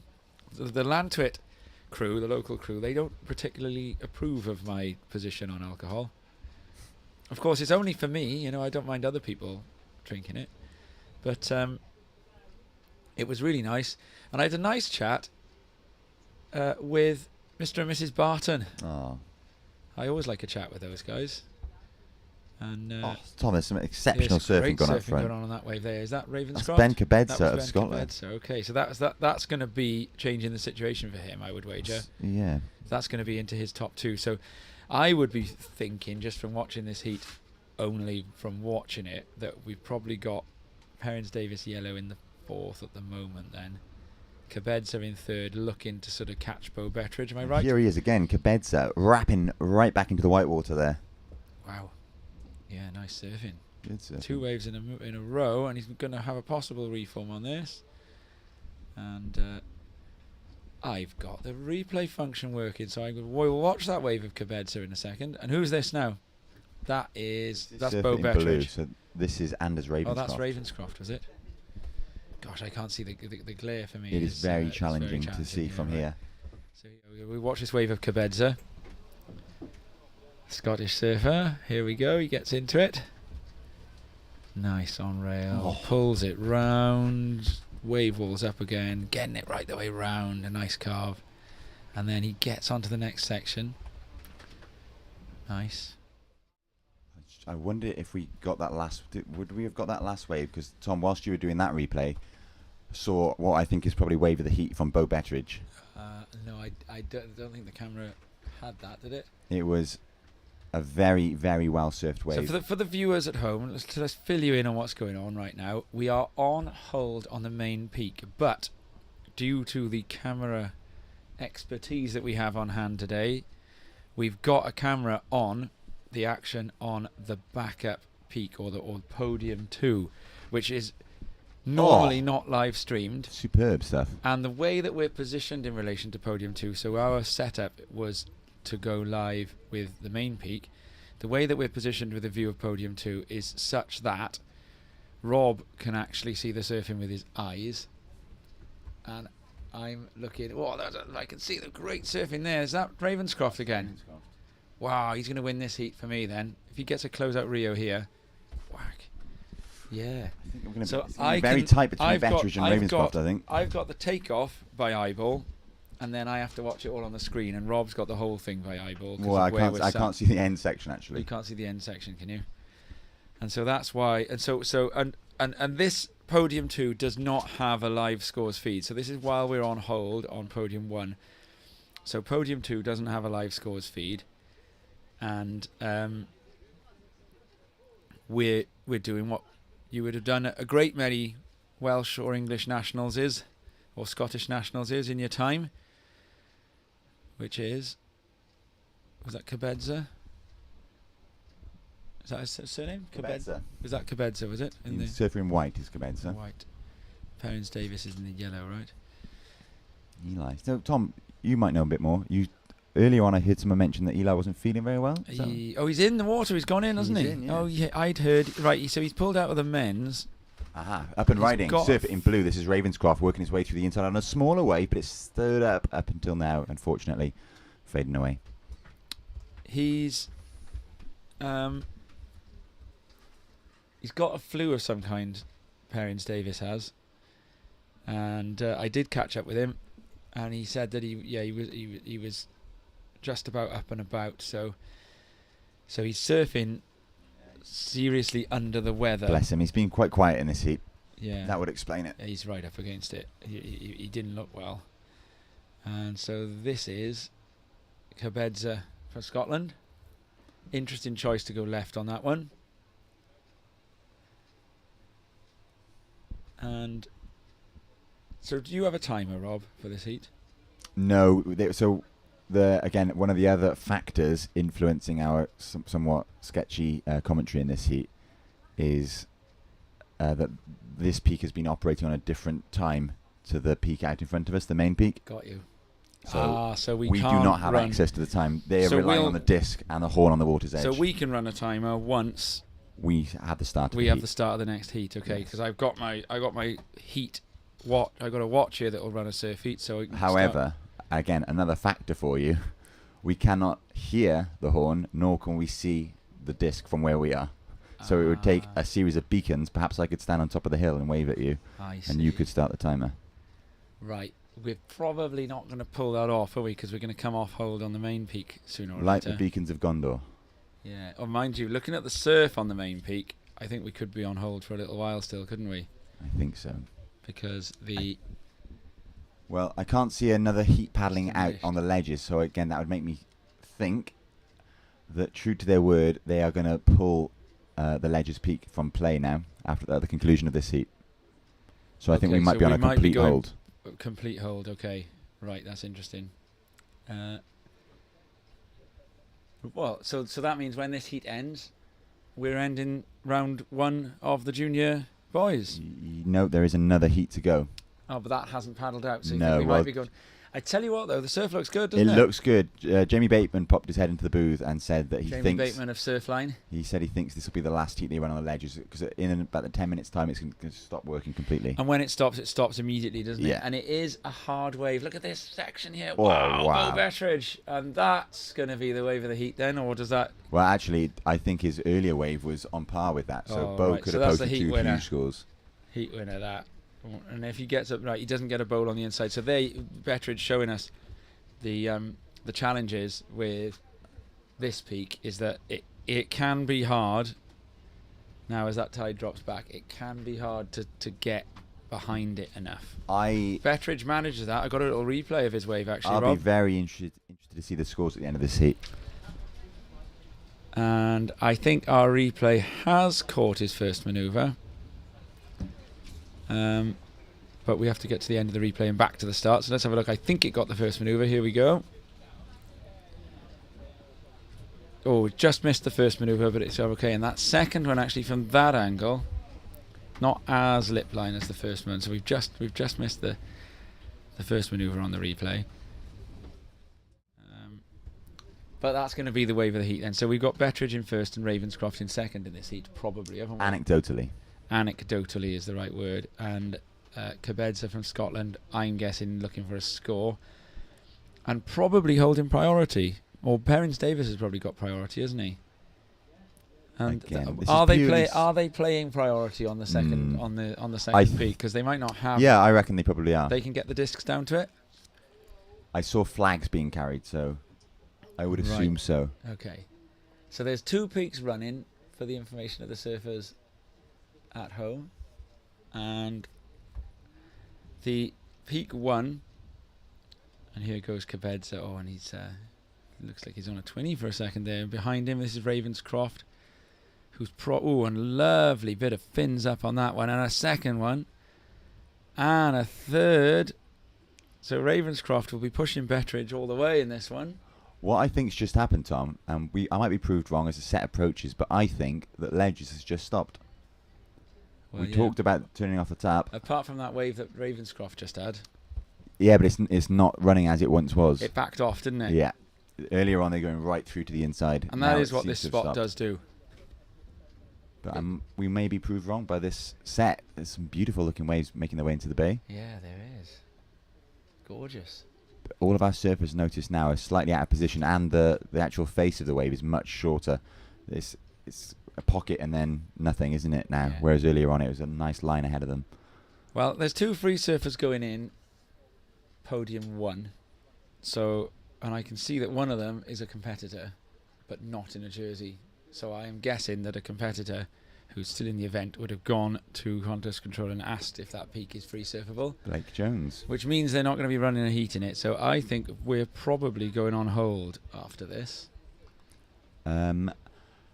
Blake Jones is on the water's edge going for that surf, Tom, and I hate to say, but he asked me, and I don't know. Oh, so he only asked your I permission. may have right, given okay, him and you false granted him- info. Oh, okay. Up and riding. Here we have a surfer in white. This is Cabedza of Scotland, working his way down the line, looking for some speed. Finds Oh, the lip to float off. inspired by Ben Larg's Yeah, that manoeuvre tail this lift. morning, wasn't it? That little tail was, lift very as similar. they do a close-out turn. We saw Ben Larg do it in one of the first heats of the day. I mean, it's still beautiful looking, isn't it? The way those waves are coming through and the peak they make. But what you might not be able to see now, or maybe you can on the picture, is that the problem and what turns this peak off is that it starts to feather behind, and so the energy that they were getting on those inside runners is now gone. Oh, now that's promising. Oh, So I've given Blake duff information. do you know, I don't know if you guys at home can hear that announcement, but it's a thing of beauty. There's a smile on the everyone's face. It's a thing of beauty what just happened there. Let me fill you in once the beach announcer finishes boxing our ears. Now, people can hear that because I can see here on the gain indicator that when the beach announcer talks, that it can be... We'll just use the beach announcer. I love it. So poor old Blake. Producer Dodd will tell you that beach announcer is registering the same. He's waiting for you to talk, Tom. He's watching. That beach announcer is registering the same KHZ as us on producer Dodd's And the desk. funny thing is, Mark Vaughan, and the funny thing is, he's not even using a microphone. Yeah. Well, I'll just let you guys hear this. We're looking at an approximate 1 p.m. start on the main peak, please. I love it. We'll have... so there we go. I am going to say it again, just in case you didn't hear. I think you should. He said, for benefit of translation, that if you are a free surfer going in the water, that you must get out of the water because the contest is starting in 10 minutes' time. I think that was the gist of it, And wasn't it? explain, Tom, again, why were those surfers going surfing? Because On one of whose them- advice? One of them had asked you if the contest was on, and you'd said no because it was on. We were using this coverage of Peak 2. So Peak 2 is going to finish up, and I think Peak 2. We don't know now whether Peak 2 has finished up. If Peak 2 hasn't finished up, then you've got Bettridge in the lead, probably. Ravenscroft in second, probably. Cabedza in third, probably. Perrins Davis struggling with the flu. But we can't be sure because there are no live scores for that peak. And their priority is down at the peak. And the timer and the announcer is down at that heat. In yellow, Katie David, and in blue from the Channel Islands, Katie Smith. So Please can you make what I your think way this to is going on the main peak front next, Tom, back will be west. under 18 girls Making your way down repechage. and paddling out as soon as possible, please, girls. Okay. And that is going to be 2 heats of 3 probably then, isn't it? Yes. Okay. Yeah. Oh, it's a beautiful wave Oh coming no, through on it's the not. ledges. It's not. It's going to be 1 heat of 4. Isn't it? We had 4 3-person heats in the first round, didn't we? 6, 8, that'd be 2. So if we had 4 3-person heats, we've moved 4 people into the repechage. So I reckon this repechage No, might be a single heat. The end of the girls' round had 4-person heats, I think. Oh, did it? Okay, so there's going to be at least 1 repechage heat then, if not 2. I'm pretty sure it's 2. I've seen the draw. Okay. Rob's computer screen is showing him different things to mine, which is why he keeps pretending he knows what the judges are about to give a score. It's because he's seeing it a few seconds ahead of me. Sorry, can you just confirm who's in the next heat? What is the next heat? We haven't got it, sorry. We've not got it here, sorry. And you know, this is good. We've got one of the team captains, I think, has mistaken us for judges there and has walked up to the front of our cabin and asked us for the same information That we crave. that we crave. Competition is, and competition Look does. at that peak. Look at that. It's gorgeous. Gorgeous. Makes you want to go surfing. Mm-hmm. Now, I tell you where's good today. Anywhere that's got faces southeasterly. If there's enough swell. If there's enough swell. And that one right-hander rolls off onto the inside. It's a bit hit and miss though, picking off the right one. This heat looks like they're all still in the water. They don't seem to be paddle battling, which makes me think they are using a priority system.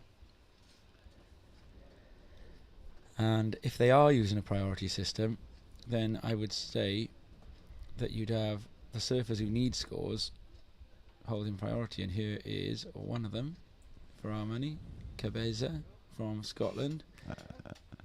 He needs a score, and that isn't going to be it. Well, we think he needs a score. We could be wrong, and we could find out that he's actually sitting pretty in this heat and looking to go through. We don't know if this heat is finished either. So I'm going to explain again. We are currently just basically having a bit of a yak with a long lens view of podium 2, because there's split peaks going on here at the British Cup, and we're speculating as to the outcomes of a heat that it doesn't have live scores. And there goes a seagull changing podiums as well. That seagull moving up, wants to watch the ladies' repechage, so the seagull moves.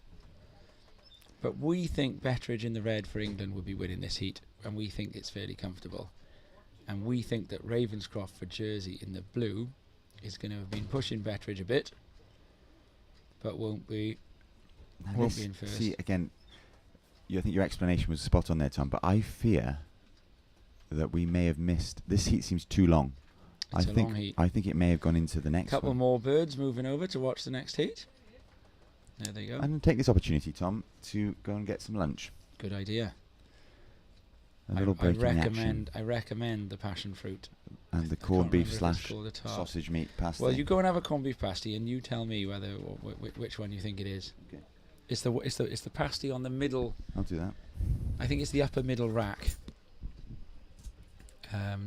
There was quite a lot of them there. I'm sure there'll be one left. What number ticket have you got? I don't think Bobby Barton will have had more than 10 pasties. What number ticket have you got?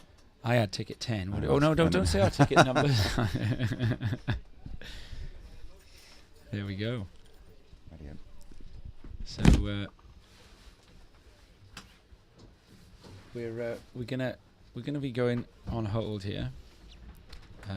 So what I'm going to do is I'm going to actually put us on hold temporarily while we establish what's going on, because I don't think this heat is underway anymore, because I'm not seeing any attempts at paddle battles by these surfers in the water. I think they're just having a bit of a free surf after their heat is over. They would have had to have had a half-hour heat for it to still be underway.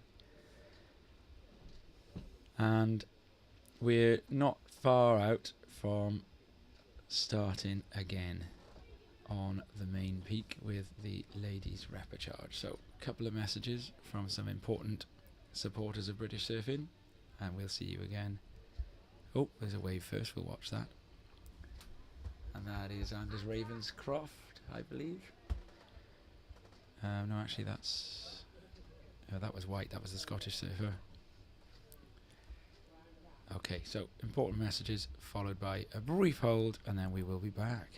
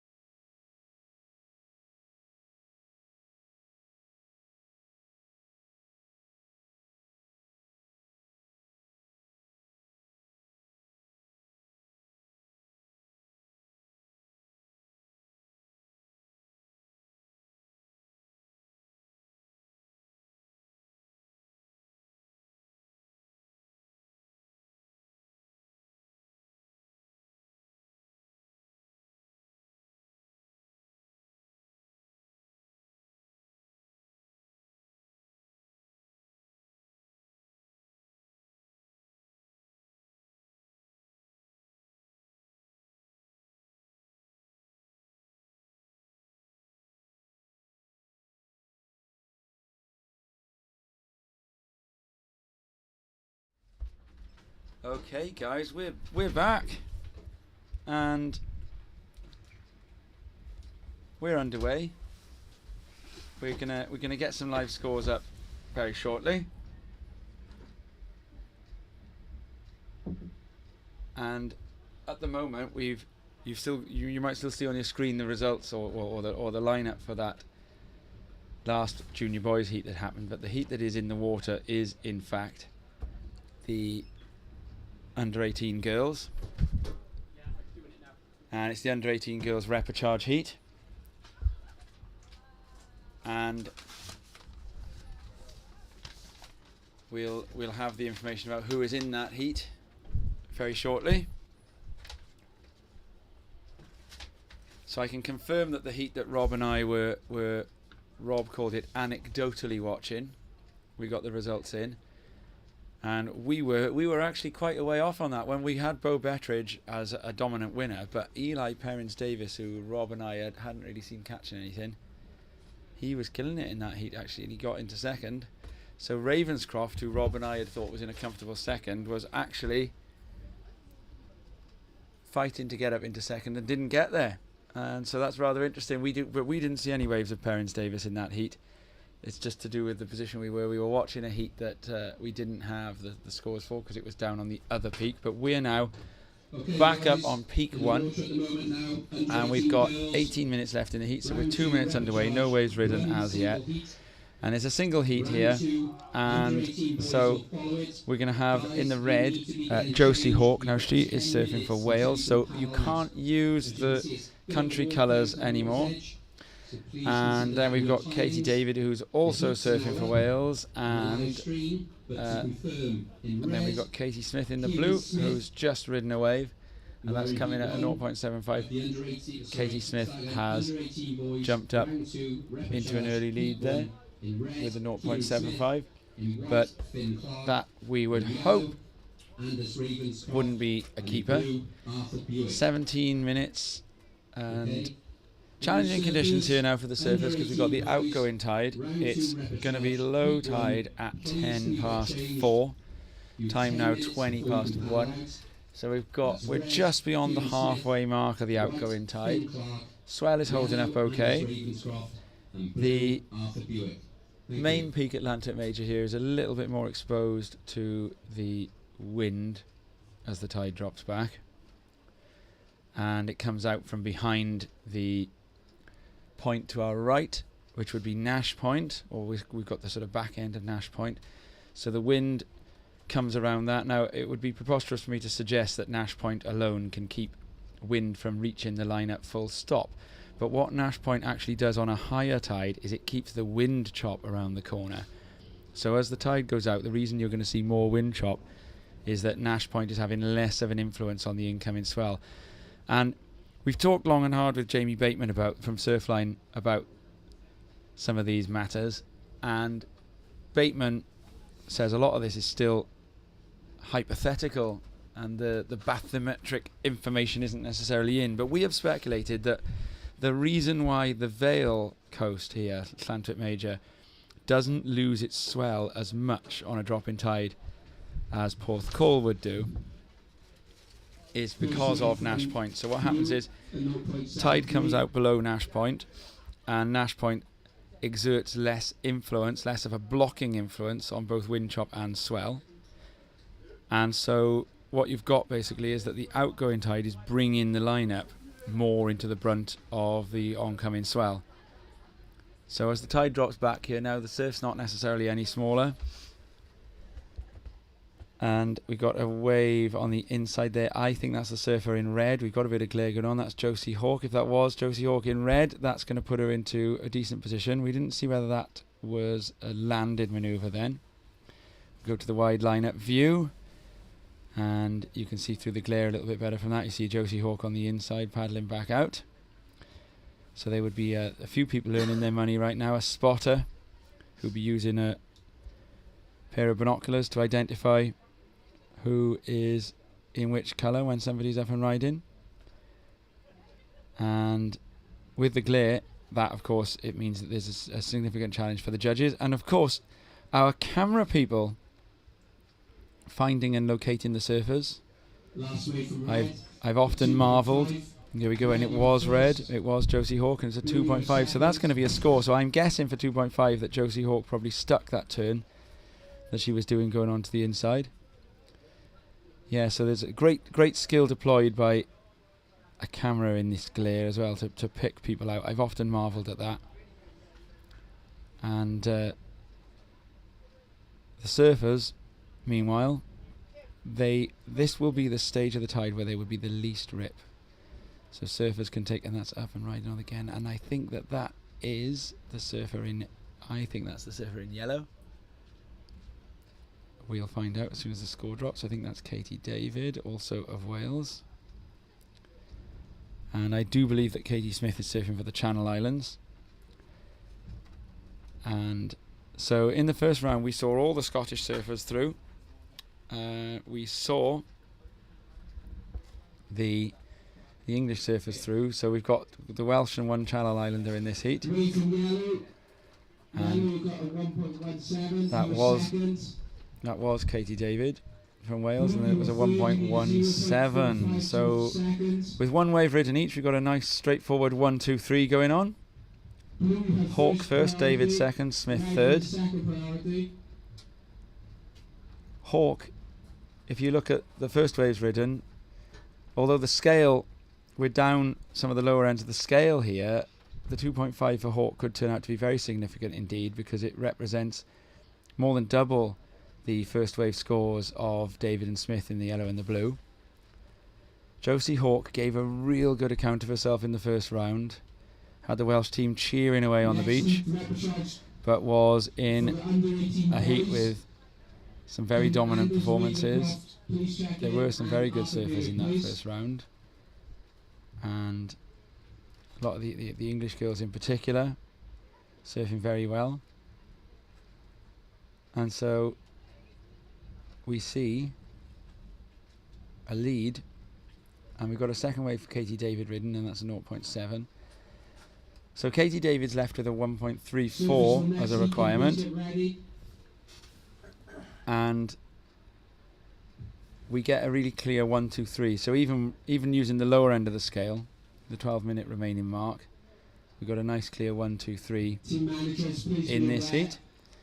We've got exactly what judges would say that they aim to see, which is a point of difference. Coaches will talk to surfers a lot, to junior surfers, about this idea of point of difference. Got to make sure that you do something that makes a clear point of difference. And here we go, it's an in and out for the surfer, I believe, in yellow, Katie David there. We've got a cloud moving over us into the channel. You can see it very clearly on the camera. And then the sunlit backdrop, and up and rising on the inside in the red, Josie Hawk looks to do a re-entry off that inside section. Doesn't quite stick it. And it will put Josie Hawk, though, in a commanding position whatever the score. If she gets over a point on that one, it'll then be asking the other surfers to come somewhere near the first ride of Hawk, and she gets a lot more than that. So before we picked her up, there must have been a couple of turns. We got a 3.47 for Josie Hawk for that last one. So she is in a decent lead here, and she's going to take another punt, looking to get a... She connects one of those and she'll be getting a score, so she looks to try and connect a backhand re-entry. Attracted by seeing what Hawk has done, we see one of the other two surfers looking at picking up one of those inside waves. And the tide dropping back now, exposing the cobblestones. So 3.47 and a 2.5, a commanding position for the surfer in red, Josie Hawk.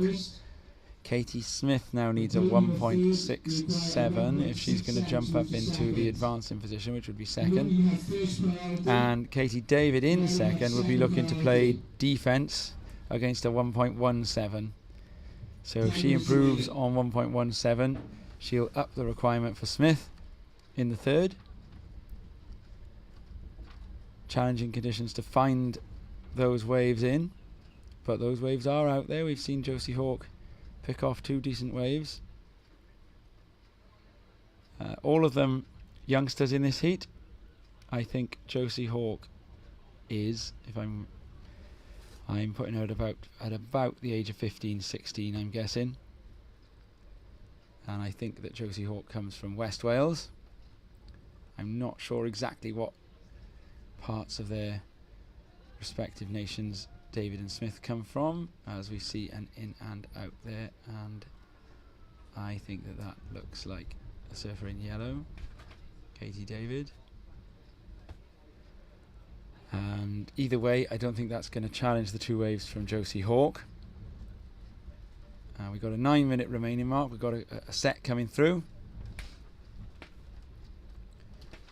And further out, you can see that those sets could be picked off and would yield quite a score. But sitting out there, and we have an in and out from one surfer. We see a board bobbling, or tombstoning as they call it, against that wave. Sitting further out and picking those sets off is easier said than done. The reason surfers are sitting further on the inside is that once the wave aligns itself closely to the cobbles, there is some mechanical nature to the way in which the wave will break and the position it will break in. The further out sets, you have to take a little bit more of a lottery to try and be in the same place as the takeoff zone. And then if you do take off on one of the outside waves, you've got to make sure that you're able to find a way of sticking to the power pocket to get on through to the inside. Now, Josie Hawke's second wave was actually a left-hander, which tends to be more of an incoming tide thing here at Llantwit. The right-handers are a luxury that surfers help themselves to on the outgoing tide. Now, the reason I say that is that on the incoming tide, the rip comes back. So you catch a right-hander out there once the tide turns, and you got to walk back, pretty much, because, and especially with this wind as well. Now, at this stage of the tide, though, a surfer can walk, can paddle back out after catching a right-hander, and so surfers, the Llantwit locals, when they're surfing on the dropping tide here, they see that as their chance to fill their boots on right-handers without having to develop those big, huge neck muscles to be able to paddle back up the point all the time. They do invariably spend a lot of their time paddling up the point. And we've got a paddle here just off to the east side, and that's an in and out as well. So 6 minutes remaining, or just over 6 minutes, and we've got Hawke in the lead and David in second, Smith in third. Hawke with a reasonably secure pair of waves pushing into the average range. David and Smith needing a score each. 2.07 needed by Smith to get herself into an advancing position. David would be playing defence, as I might call it, against a 1.57. Mark Vaughan Speaking of Smith, Tom, joining us in the booth, and you're mic'd up, Mark. You don't need to press sorry. the button. You're mic'd up. You can go straight on. Yeah, well, you mentioned the name Smith there. The words, or the name Smith in Llantwit speak. Llantwitish. Yes, tell us. Llantwit, Smith means hot or cold. It means hot or cold. Now, Yeah. you know, I've got my dictionary of Llantwitish ready. But this should be a good test for you, Tom, while we've got some downtime. So, Smith, Tom, if I said, is it Smith, it would mean? I got some news from North London, by the way. Oh. The North London derby, Arsenal won, Spurs 0, but then it's just gone Arsenal 1, Spurs 1. Ooh, So it's a little bit like that ladies round 3 heat, or junior ladies round heat 3 that we saw earlier with Alice Barton, where the lead changed hands a couple of times. Arsenal and Tottenham emulating the surfing. Of course, there's not so many people watching the game live on Sky today because they're all tuned into this instead. And why wouldn't you, Tom?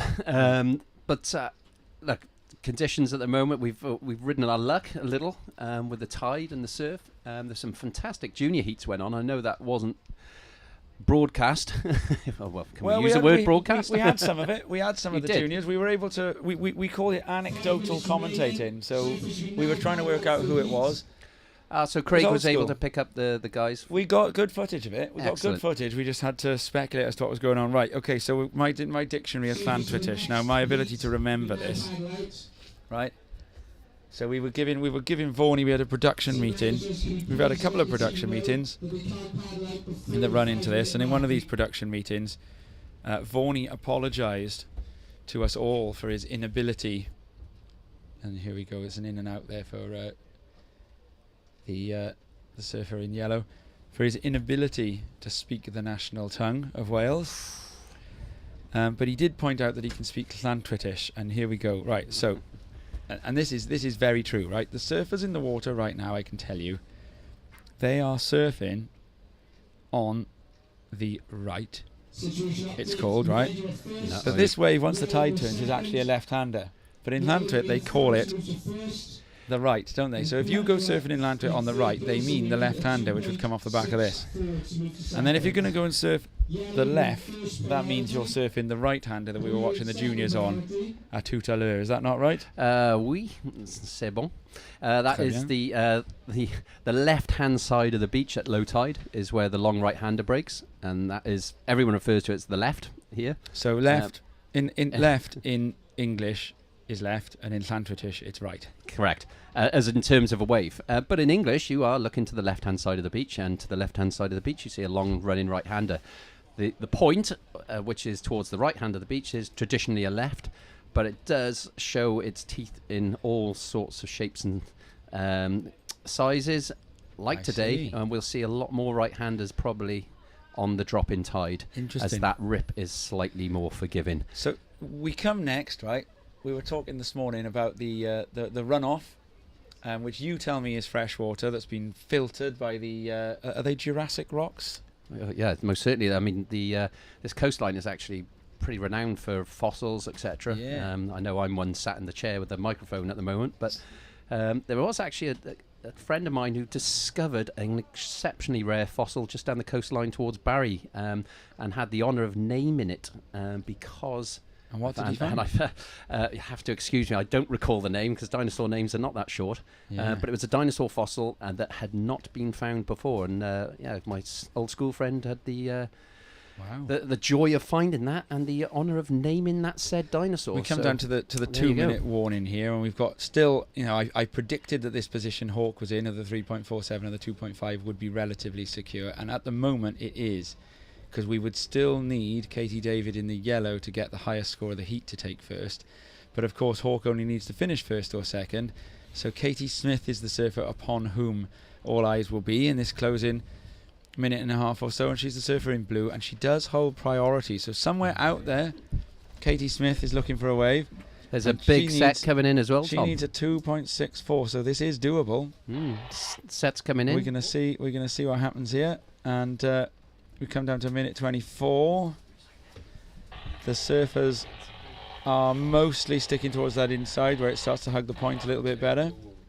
So coming on to this next bit, I was saying we got the runoff here. Now the runoff brings in a little cold stream of you call it fresh water. I'm not going to demur. I'm sure you must be right.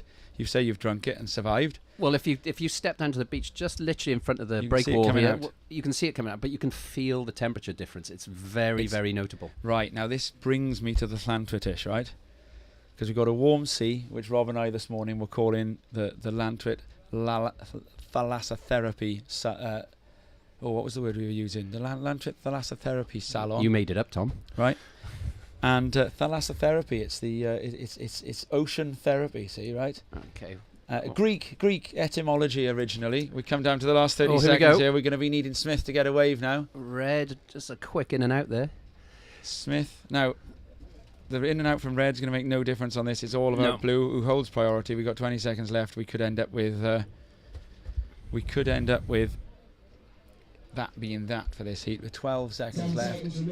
I think it's going to be a tall order for Smith, and there's no one in position, so we're going to count this heat out. Right, just to finish off here now then. We were talking about the clashing streams of warm and cold water, and this brings me to the next bit in our lesson in Llantritish, which is that hot is cold and cold is hot. Correct. So if you're in the sea in winter and you're coming out and you're absolutely freezing, then you would say, is it hot in there? Okay. Okay, So, quite simply. Although it's a little bit more left is sarcastic right. tone.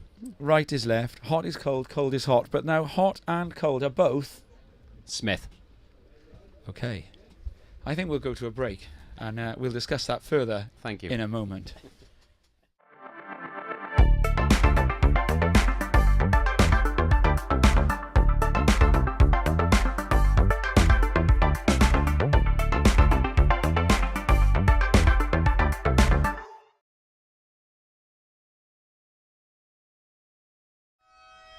And there we are, we're back with perfect timing. And look at this, Fawney, we've got a Smith in the next heat.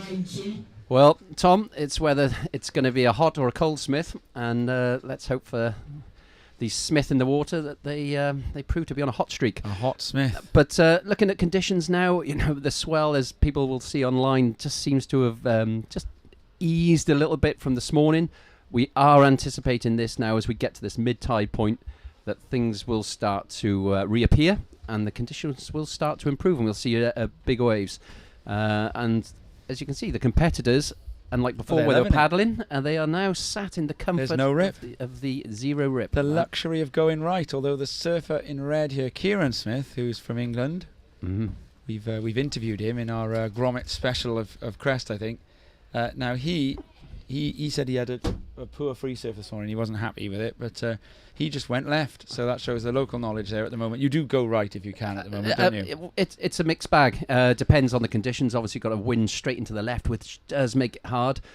But it can hold the left wall up a little bit. The right-hander, because the wind's blowing across it, can make it a bit fatter. But as I say, hopefully, probably another 20 minutes, we should start to see those rights reeling off more. Now, I watched Smith's heat in the first round, and he had a very interesting wipeout into the ledge over the falls. Very lucky that he came away unscathed and is bored in one piece. So this was down on the other peak, right? Yeah, he took off on what we refer to locally as Pejo's Peak, which is a little short barreling left-hander. I've seen it, yeah, which shows itself for about 10 seconds, not even that, 5 seconds a ride. Yeah. And it was founded by Dean Page, local bodyboarder, who just took it upon himself to start surfing it. I've seen Al Morris get really shacked on it during a Wilkinson Sword one year. Yeah, Al got a good one. There's a lot of local boys who enjoy riding that little wave. Doesn't go over shoulder high. There's an in and out for the surfer in blue there, which I believe is Arthur Buick. Yeah, but young Kieran, he really did. He kind of went into it looking for a right and didn't realise it was going to go left, and really had a nasty wipeout. But wow. Well, welcome to Wales, Kieran. Yeah, home field advantage for the Welsh. Now, land to it, right? We got left is right, right is left, hot is cold, cold is here we hot. go. Smith's up again. Smith's up again. Tom, sorry to cut across you. Both of them are Smith. That Smith is waiting to become hot Smith. Now, I'm also told that one means lots, and that tons means only one or none, and that none is tons. Yeah, once again, Tom, you've done your homework. So one literally means, wow, that's a lot. I see. So, would I be able to say that the wind is 1 mile an hour today? And so here we go. We've got Arthur Buick. So it was Arthur Buick riding, and he has picked up a 1.17, and Kieran Smith, as Vaughan called it with the first two waves there, to the tune of a 3.67 and a 1.63. So Smith, after all that talk of Smith, is in the lead. Buick is in second, and then up and riding. We've had Anders Ravenscroft once. I'm guessing that that's Buick.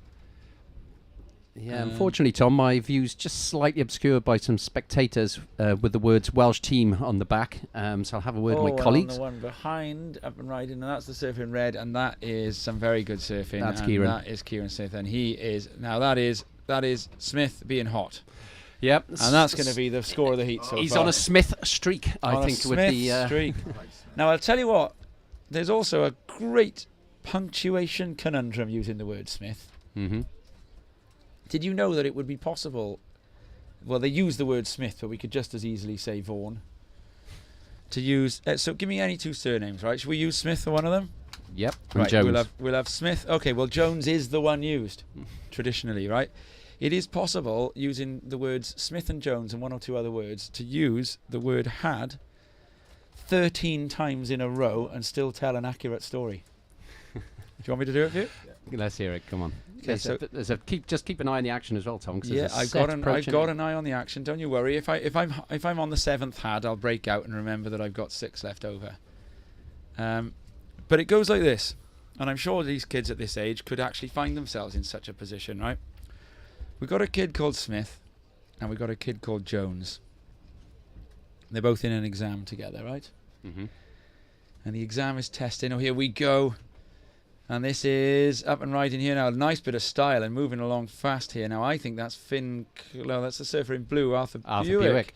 So Wales. this is a surfer for Wales here, and he's going to get a little bit caught out as it deepens, but he'd got some work done on that already. Yep. And we look at the lineup there. I think there are still a few waves coming through. So both Buick and Smith, they're using the luxury of there not being a rip at this time to be able to paddle out and use right-handers. So Smith and Jones, they're sitting an exam. It's a test. It's a grammar test, and it's testing their ability to use auxiliary verbs. That's the word had. It's an extra verb, right? Okay. And they've got to decide between two options. It's fill in the blanks, and the sentence that they're using, the two options are A, had, or B, had had. You know, like Vorney had a cake for his lunch. Is that, in terms of the Queen's English, Yeah, is so- that permitted, on Tom? this As particular an author yourself? on this particular occasion, right, the answer that they would have needed would have been the two hads, the had. Whatever the sentence was. And so here we go. So Smith, where Jones had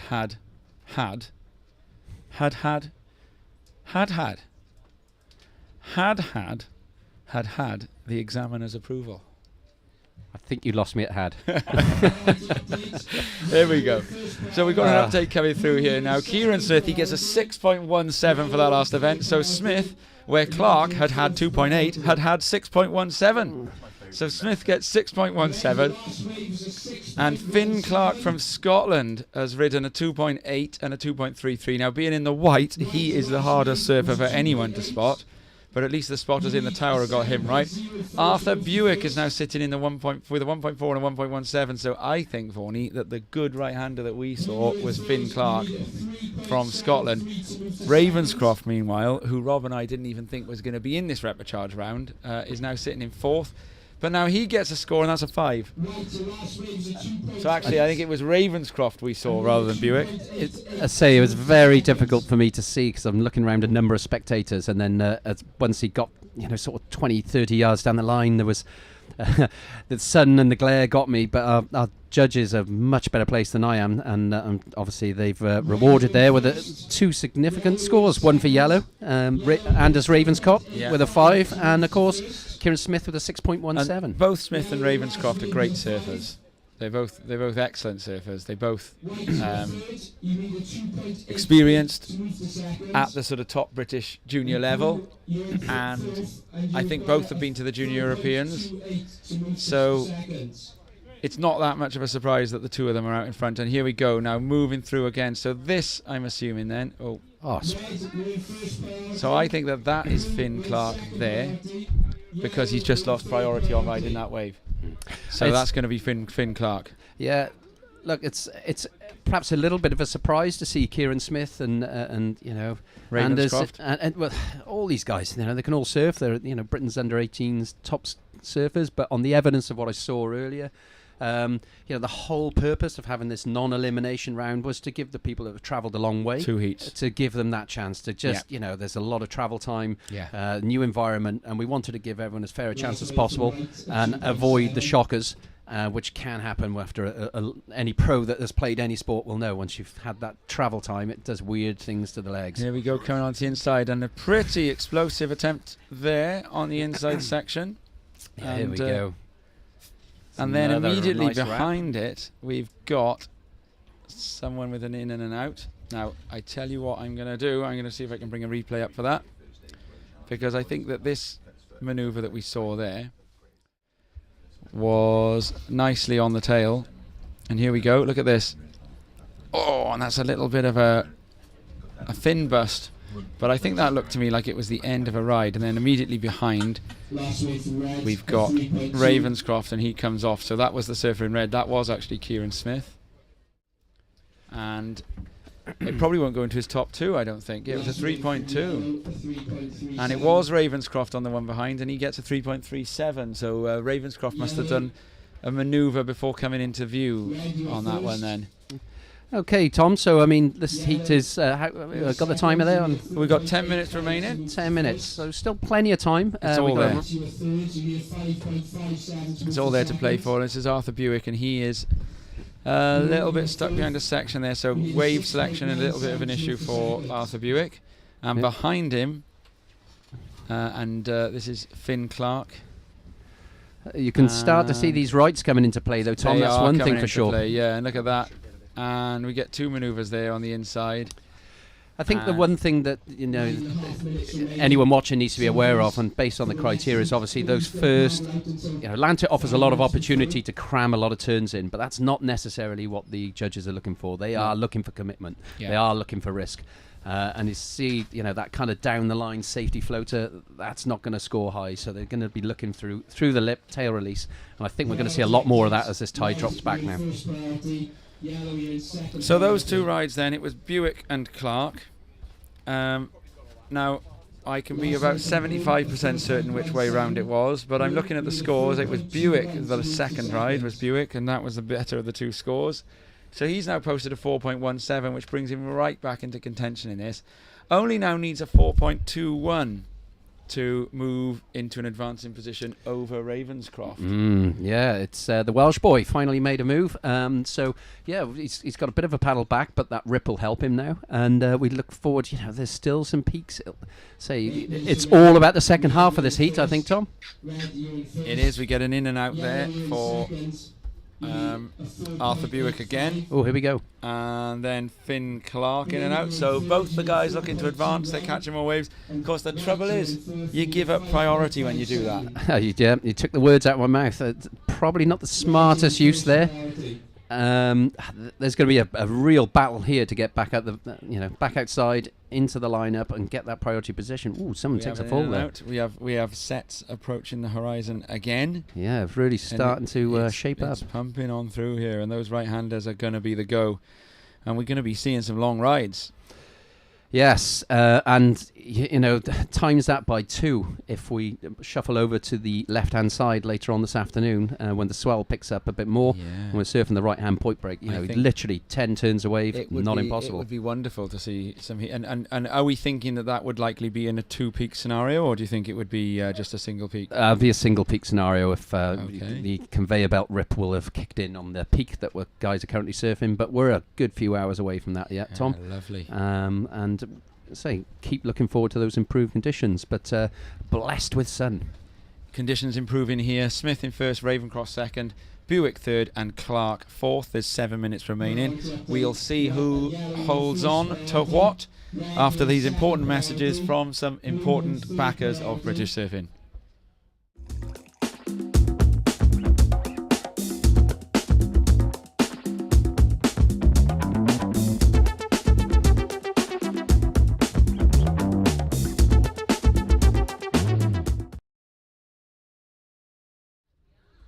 Yeah, Whistler and Sister, the 2 main backers of this event.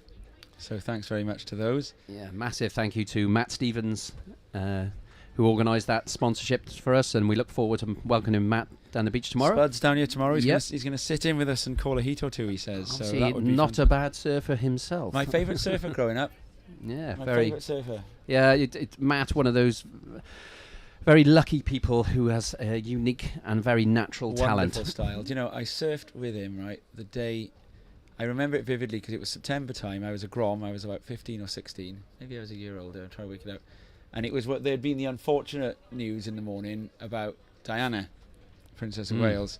So I woke up. My dad told me the news. He said, "Look, this is on the news." And the surf was quite good. And I went surfing. And I was in the Esp in Porthcawl on my own with Matt Stephen.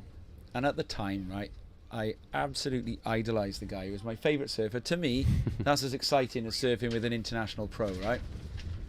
Ooh, we got some paddle activity here, Tom. Sorry to cut we've across got a you. bit of priority going on there, and it's cost somebody their position in priority. And we're going to find out in a second who that is. It was Arthur Buick. Oh.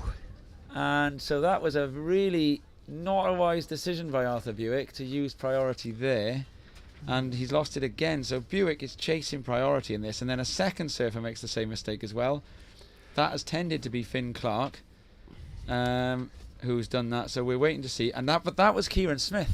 So I'm just taking this from who loses priority seconds after paddling. To be honest, I think, Kieran's probably looking for that second score. He knows Yeah. I'm guessing he knows he's in a commanding position. But Finn Clark is now up into...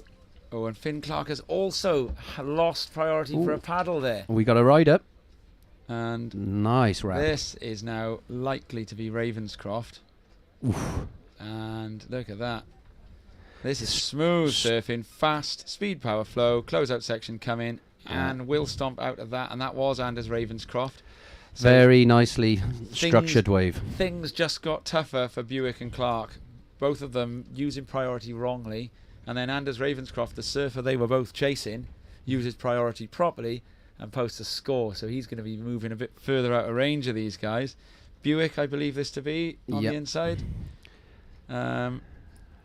Although they've kept Buick's priority for now, so I think that could I think that's Clark. No, that was Buick because he's just lost priority. So that's probably not going to be it because he needs a 4.21, but he's going to need more because Ravenscroft will have beaten 3.37. A flurry of activity, Tom, as this heat comes into its final stages. Finn Clark, and I think this is Finn Clark. And he needs at least 5.57. When the last of Ravenscroft drops, both surfers are going to need a lot more. So I think now Ravenscroft is in a good position. Do you know, it's interesting in this heat, Tom, because, the guys here, there's that kind of last 5 minutes panic going on here. And I can see, there's one or two of the boys have obviously they feel they're in a comfortable position, and that last surf wave, was that Ravenscroft? It was Ravenscroft. That was beautifully structured. It was great. Some really nice surfing. Score yet to drop for it. Smooth, powerful, speed, power, flow, all those things. Buick again uses priority. So Smith, oh no, that was Smith. Right, so we've got no priority now. We've got a paddle race for priority. Smith wins it back again, so he kicked in and out in time. And Buick and Clark have just, it's interesting to see the two surfers in 1 and 2 have both used priority best. Yeah, a bit of experience, perhaps. Yeah. Bit of experience, but as we would say in Lantuit, Tom, has there been one priority change in the last couple of minutes of this heat? There's been one. There's been a lot of one them. priority change. So I'm telling you about that morning I surfed with Matt Stevens, right? Yes. Or Matt Stevens. He won't remember this, but I will. I'm surfing the S, and I remember the morning, cold September morning. I'm still in my shorty, and he says hello, and he knows my name. Ooh, here we go. This one behind the section, foam climb makes it, and this is, I think that's Kieran Smith. It is, and he is ripping, and he is now. This is a victory lap. This is a victory lap, and really has put things right in that one there. Yeah, certainly erased the shocker from round 1, heat 1, and I think he's obviously looking to make a point to everyone watching. We can see his antics on the inside from this. We've got the replay. Look at that. Up into the lip and out. Backs it up. Snap coming into the inside and then kicks out smoothly. So good surfing. It'd be interesting to see. A lot of that activity was down the line. I make waves come every time I try and finish this story, so I'm going to try it again. We'll get a wave to come now. So Spud won't remember this, but I do. I'm like absolutely in awe of the guy, and he says hello, and he calls me by my name, and I'm like, oh my God, Matt Stevens knows my name. And then I catch a wave, and he's paddling out, and I do a backhand floater on this wave, and it's like, it's a decent sized wave. It's on the shallow section on the inside, and I can remember getting a good projection out of it because I knew Matt Stevens was watching. I remember jumping off this backhand floater and landing it, and obviously in the 90s backhand floaters were a big deal, and it felt great, like one of the best backhand floaters I'd ever done in my life. And I remember paddling back out and having to pretend to him like that was normal surfing for me and I wasn't ripping, and I sort of had to paddle back out. We've got an up and rider here, Tom. Your story will not complete. See, I made it happen, look. Here we White go. in second for RD. White, you know, hold for RD. And so this Red is, in second for that's RD. Arthur Buick, I think. Yeah, it is. And I think he needs a big score now. He needs a 6.5. He's not going to get it there. No. Sadly not for So young Arthur. You ever done that? You paddle up to, so you're paddling up to a grate, and you think, and I'm going, hi Matt, and he's going, oh, there's a couple of waves, isn't there? And I'm going, yeah, I haven't quite got started yet. I'm saying, I'm trying to pretend like I haven't just done the best floater of my junior career. And of course the irony of this story is Spud won't remember it because he probably didn't paddle past that floater and think, oh, he rips. He probably just thought, there's a grommet doing a floater. I think when you're a grommet, things are, magnified, especially in your own mind. You're kind of thinking, wow, they're watching me. They're not really. No, he won't remember it. I think the only thing I recall of that kind of note was when I was 16 years of age. And that's that. This heat ended. Ooh, yes. We knew the positions. We've known them for a few minutes. I think that was very much a done deal in those closing moments. Carry on then, Vaughan. So that has happened to you? Yeah, when I was a kid, my parents very kindly took me down to Le Cavalier down in France, in Anglet.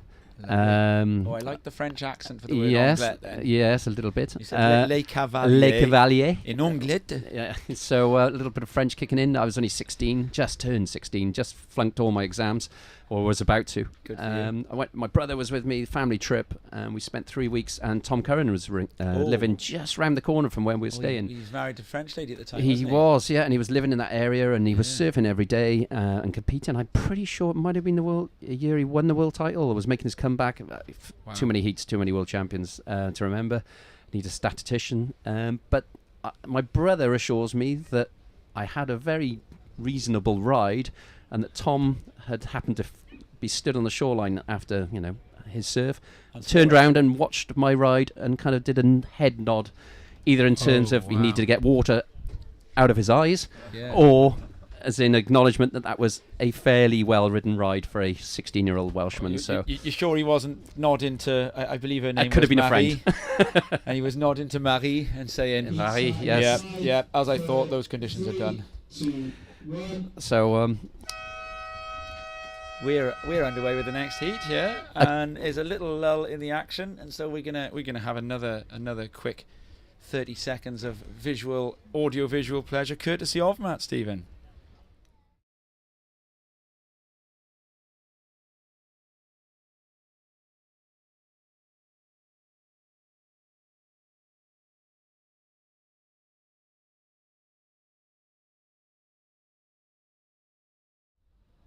Yeah, we're back. Who have we got in this one, Vaughnie?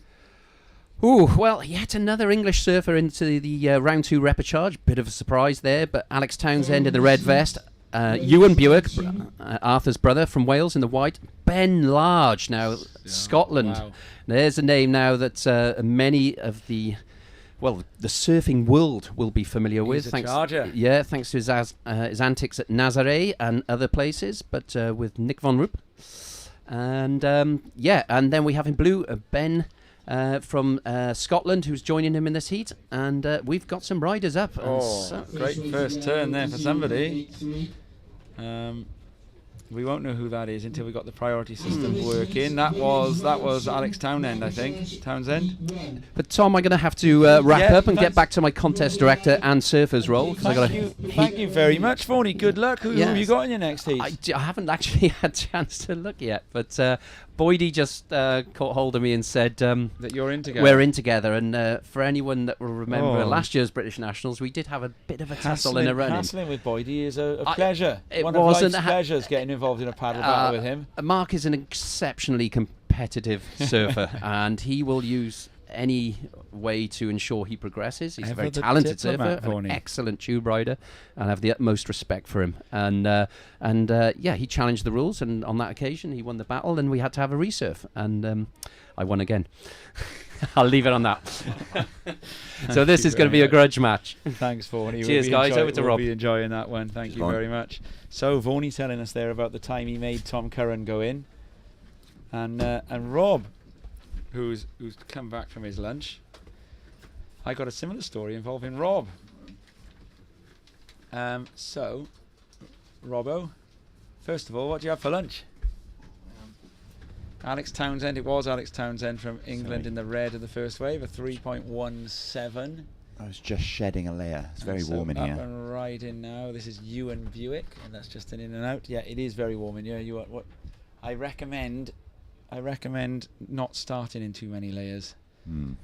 We had Rhys Edwards, one of the directors, in, and he's been up top with the cameras, and he had 2 coats on, and he came in here and he was wearing his 2 coats for about 5 minutes. I said, Rhys, you want to get those off? And he did realise how hot it was in here. For lunch, Tom, I had a corned beef pie. Right. With some ketchup. I had a carrot cake. Now was it the corned beef pie? I ordered a corned beef pie. Pie or pasty? Pie. Pie. You didn't eat the same thing as me then? No, I saw what you had. Was it the one in the middle? Yeah. Corned beef pasty. Okay. I inquired. Fab. It looked a bit dry. Right. I'm sure it wasn't. Yeah. Then I had a carrot cake and some sparkling water. We're going to be, for those of you listening at home, we're going to be switching streams very shortly. So if you've accessed this via the WSF, Welsh Surfing Federation webpage, if you go down to where you access this video, and you'll see another stream just below it. For factors that I don't understand or know about, we are having to switch streams. So I think we'll be doing that at the end of this heat. So if you want to stick with the action, make sure you jump over to the new stream, but that will be in about 20 minutes time. I got an update from the Emirates Stadium for anyone who cares about their football. My fantasy team contains several of these players. Have we actually got that up and writing is Ewan Buick? I don't think that is Ewan Buick. That's Alex Townsend. No, that was Ben Large. It's really hard in the glare for us to be absolutely sure who these guys are, so we have to wait until we see the priority disc drop out on someone to know who's riding. So that was Ben Larg. Now that was good surfing. He's got a 3.43 to his name already, and he got a 2.97 for that one. So he takes I wouldn't quite call it a stranglehold of this heat. Yeah, so it went. Arsenal 1, Tottenham 0. Party 20 minutes in. Harry Kane equalised on the 31st minute through the penalty spot. Gabriel Jesus on the 49th minute put the Arsenal 2-1 up. He's in my team. Is Emerson Royale in your team? No. Good, because he's just had a red card. Spurs are down to 10 men. That was an absolute thriller. And is Granit Xhaka in your team, or Xhaka? No. Because he has put Arsenal 3-1 up. So they are starting to look like the real deal this year. Thriller. Josh, you a football fan? No. No, because your dad is, isn't he? He's a 90s glory Man United glory supporter, isn't he? It seems to be a weird thing where anything he's a fan of, I've turned out not to be. Good for you, Josh. Good for you. The apple falling far from the tree. I like to know it. I'm not a football fan. I've just got a fantasy team. Well, you're a betting fan. And that is not in on football. following on from your Not on father as football. well, isn't it? Because your father likes a flutter, doesn't he? Never on football. No? Rugby. You flutter on rugby. You flutter on surfing too, don't you? No. I thought you and your dad were doing that. No. I have, no. I remember a trip to Morocco where Yes. we lost your dad for an entire day into the Irish sports bar to go and do a load of betting. Good old Bob. There's talk of him being down here later, isn't there? But yeah, either that or he's watching at home. Oh, well, if you're watching, Bob, love you, you legend. And Anne. And Anne. Oh, Anne, we love you Anne's too. more likely to We be just watching, weren't to be talking fair. about you, but now we are talking about you, so we love you too. Anne is more than likely to be watching. Hi, Mum. So, Larg. Do we say Larg or Large? You say larg and I'll say large. Okay. And then one of us will be right. Yeah. So if I say it in a Scottish accent, Larg. what happens? Ben larg. On the yellow we've got Ben Larg. Larg. You can't make a difference between Larg and large in a Scottish accent, Rob. So I can't tell. I'll have to ask one of the Scots. Sorry, Scots, for my Scottish accent. It's not very good, is it? That's why my acting career extends only to one non-speaking part in a movie. So Alex Townsend though has popped himself down into second, or I say popped himself. Larg has popped him down there, and then on the inside this is Cabedza, Ben Cabedza, and he comes off a junction, and then comes off his board, and so that won't be a score either.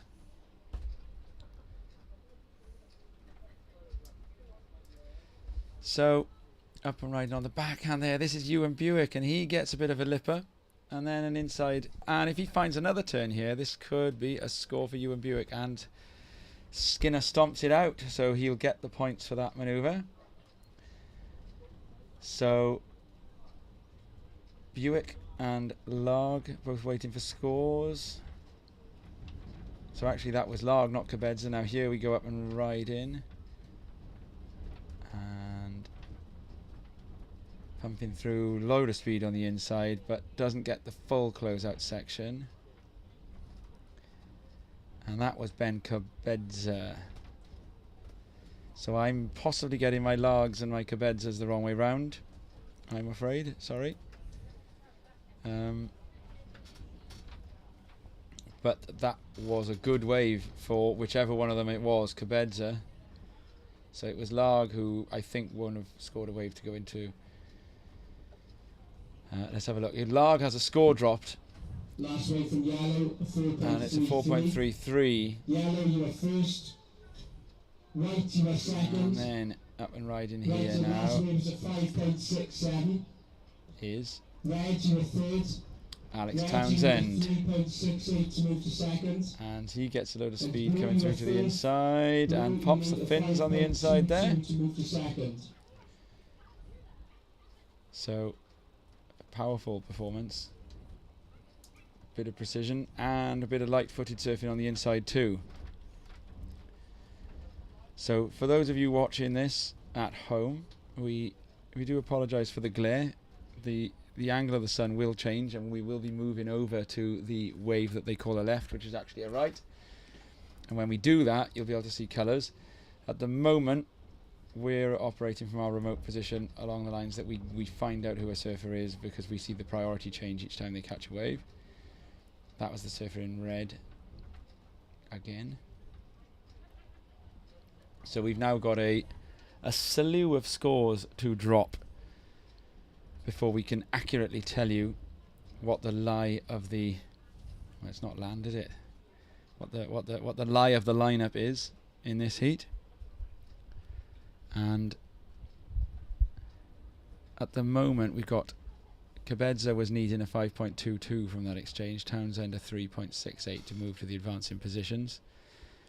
Cabedza has made it out into the lineup first, which tells me that he was likely to be the surfer who rode that long right through to the inside, which I think is going to therefore result in a score.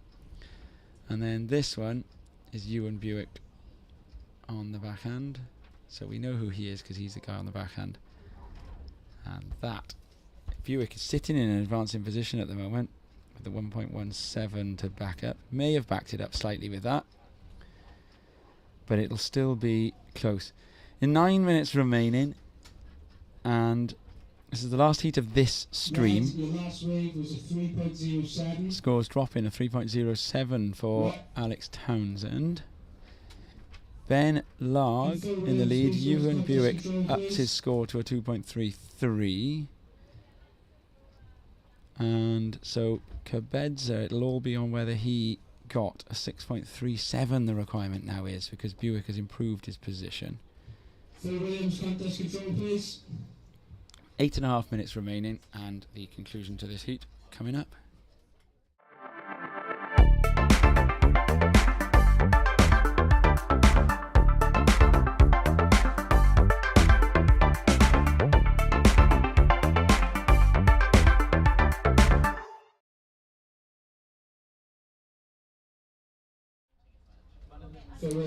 So a little while ago, Tom, you started an anecdote. You said you've got a story, an embarrassing story. Oh, you're back. Oh, you're inviting Go on. an embarrassing Oh, story. I didn't know it was about me, is it? Oh, it's Oh. not that embarrassing. It's quite good actually, and it's highly topical. We were talking about my attempts to convince Matt Stephen that I was a better surfer Oh, than I yeah, really actually, was. no, don't go here.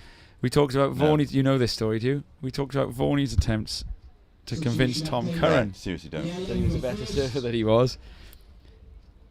Who was the guy who nearly decided the 1 and 2 on the World Surf League through a Teahupo'o wild? Oh, hang on, let's say it right. Through a Teahupo'o wild card beating both Felipe Toledo and Jack Robinson. So we'll start with a pub quiz. Who beat Felipe Toledo and Jack Robinson in a row? It wasn't Carly Bass, it was the other wild card. The what? And the other wild card, an Australian veteran, former Rip Curl Search. Oh, Hoggy, who would have been a friend of the late Chris Davidson, R.I.P. So, you and I were surfing in Estaño years ago, and Nathan Hedge was in the water with us, wasn't he? I remember the day. Oh, no, actually it wasn't Estaño, it was Bourdain, because it was at this is when QSs used to be starred. It was when there was a 5 or 6 star QS at Le Bourdain. It would be a challenger nowadays. It was the year that Tim Bowl and Marlon Lipka both qualified for the CT together, and they were right in the middle of that run at the time. And so I'm talking this 2008. No, it was before that. Earlier than that, you think? Yeah. I'm just trying to think. Because one of them did really well in the Boardmasters, didn't they? I think I reckon it would be at least 2 years before that. Anyway, I think it was Marlon who got to the final of the. Anyway, right? You think it's earlier than that? Yeah. And so you must have been quite young. Were you 18? No. No. Oh, we'll let you off, see, because of this, right? So, and then you were surfing good, fair play. And I was probably a tiny bit more nimble than I am nowadays too. And we were trying our best to surf the peak with all the competitors on it. Here we go on the backhand, Ewan Buick, he comes off on that one. He is holding the highest single wave score of this heat, Ewan Buick, as a 5.67. So, he's in a position to advance if he can back up the 2.33. Let's hope he uses priority better than his brother did in the last heat. You paddled up to me and you said, Tom, guess what? Nathan Hedge just came up to me and asked me what time my heat was after I rode a wave. I didn't think this was the story. I quite like this one. And I think I dropped in on you on the next wave. I think there's a photo of it. But that was your story. You were very excited because you'd ridden a wave past Nathan Hedge. And then after that, he paddled up to you and said, "When's your heat, mate?" Now, of course, if Vaughney was here now, I know what he'd be saying. Vaughney would be saying that Hedgie hadn't particularly watched you surfing. It would have been the fact that back then we were young, dumb, and covered in stickers, weren't we?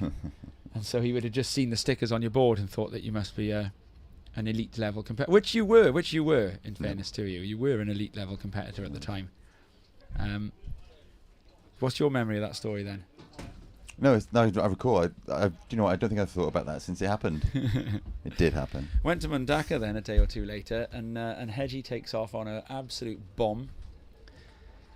And one of the Mundaka locals screams him off the wave from the shoulder and then drops in on him.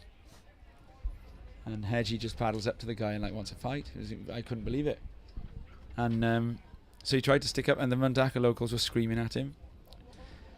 And then I saw another of the QS surfers at the time, Paulo Moura from Brazil,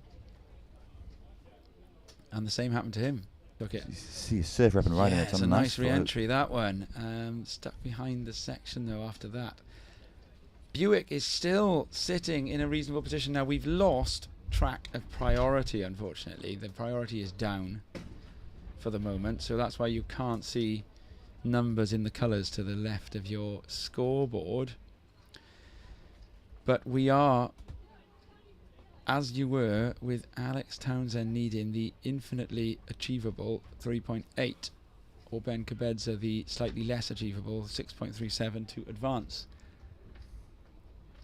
You think he can do it, or do you think Buick can back up the 2.33? He's got to use priority. What's the time call in this heat, Tom? And I'll tell you. 3 minutes remaining. Buick. Yeah. We don't know who's got priority. If Buick can play the priority game right, this is a makeable heat for him now, isn't it? Absolutely. Sorry, our commentary there probably sounds like it's veering slightly in the direction of Welsh bias. This is, of course, a Wales versus England versus Scotland clash as well. And here we have up and riding, and now this will be Alex Townsend, I think. So this will be his attempt to get the score, and he's fins up and out. Oh, an lovely inside bit of slash. This is the wave of the heat. So I can't confirm who. Ooh, an interesting decision for the closeout turn. Hopefully it doesn't matter too much for him. Now, heat management Was that would have Alex had Townsend? heat management. That should have been stomped for maximum He- points. he- However, 2 minutes left. He wasn't going to paddle back out and je do anything pense, I else. suspect he has got it with that. If it was Alex Townsend. So the glare making it a little bit difficult to see. But that is going to be a 3.81 if that was Alex Townsend. It's going to be a 3.81 or above Tom, whoever I that was. think it was either white or yellow based on the scores on my screen. Ben Log. Oh, are Yeah. they the two surfers who are waiting for scores? Yes. Right, well that means then that Alex Townsend, that's Buick there, up and riding, pushing things through to the inside. So I think he had the left behind the wave of Right, and then he's presumably come yellow. back very quickly and gone right. And so now this is to back up a 2.33. So he tries to stomp that out at the end. Interesting. We'll soon see. So by that who, might based well on have who been posts Ben Large. the bigger then. wave now. Yes. That might have been Ben Large. So you've got white and yellow are the only people awaiting scores, yeah? Yes. Which means that priority now is with the two surfers who need advancing scores, which is what gives us an exciting end to a heat. So we've got red and blue. So that would mean, though, if that was white, which it wasn't, that would mean that Alex Townsend was going to need a huge score. But I still think Townsend is going to end up needing more than 3.8 then, because I do think Buick will have bettered 2.33 with that last wave. But by how much? So we're waiting for the scores to drop. We've got 45 seconds left. We might not get them in time for the end of this heat. But we're thinking then that the wave of the heat has gone to Ben Larg in the middle of all of that. And that was the wave of the heat for me. Previously an Well, accolade they're held taking by a Ewan long Buick. time to decide. Well, so they got lots to think about.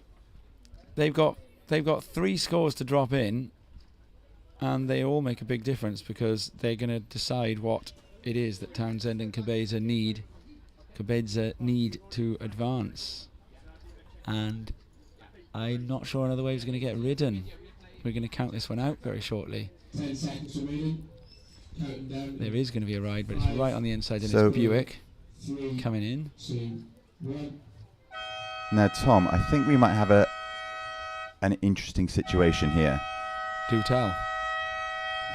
So the reason that the scores are taking so long to drop, I believe, is that they're confirming who was it riding was. because of the glare. Yeah, that's what's happening. That's what's happening. And do you know what? If they get it wrong, and it's perfectly right that it should fall out this way, if they get it wrong, they'll find out soon enough, because those mums and dads down there will know. Well, Who I've that actually was. just seen the team managers flag it with the contest director. Yeah. So So they're claiming, team managers are calling who it is. That's an interesting one. I'm not suggesting this for a second, right? But do you think there ever has been an incident where perhaps canny team managers have suddenly claimed a glary wave Bit for their own surfer? the gamesmanship. You know, I've seen it done in events in the past. Well, I've got a good story about, to mention him again, Bob Blythe playing rugby and doing this. Do tell. There was an interception. Someone booted the ball down the park, and my dad chased after it, and it was a foot race between him and someone not quite as nippy at the time.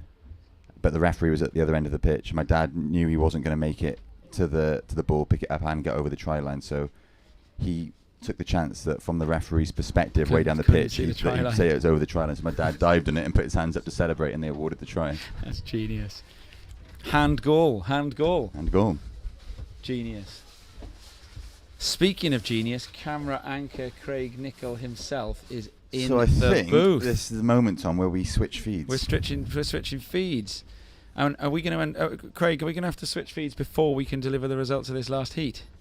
No, we can deliver the result if you would like. Or we can have to wait for the result then. So because I we believe- think that the judges are conferring over what colours the last 2 waves were ridden Yes, by. I believe there was a bit of glare going on, and someone has video footage that they are querying if the right colour got awarded the right there. Great idea. Great idea. Hear that? So Craig is telling us that the teams have been filming their own surfers and are now presenting video footage to the judges to argue which waves they think they should be being given.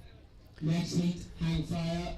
Last heat, hang fire, says the beach announcer. Now, I love this. Now, I know a couple of dear friends of mine are tuning in to watch this from as far away as places like Australia.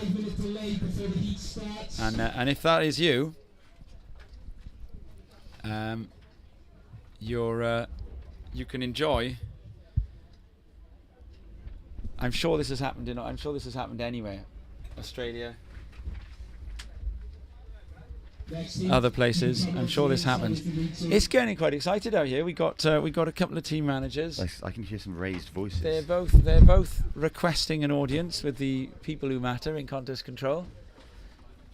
Tom, I think our footage is about to get used to decide the outcome of the heat. Do you know? I'm not sure our footage has the colours on it. So, but I think what we are probably going to do is maybe do the stream swap, because that I think might it's going actually to force us to do it. allow our footage to get used to help decide who that was. And that That is that. Is that what's happening? Our stream has to change now so they can use this stream to go back. Amazing. Our stream is about to change to. So you're looking up. You're going to move over now. You've got time now, guys, to go and make yourselves a cup of tea. You can go and watch the final. You can go and watch injury time of Arsenal Spurs, right? And then come back in about 5 to 10 minutes, and you'll get. But this time, when you come back, you need to log in through British Cup Surfing, and it's going to be called 2022 British Cup 2022 Surfing.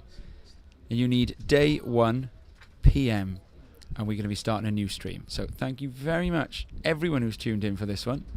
Thanks to all the production team, and we'll see you ever so shortly on the other side.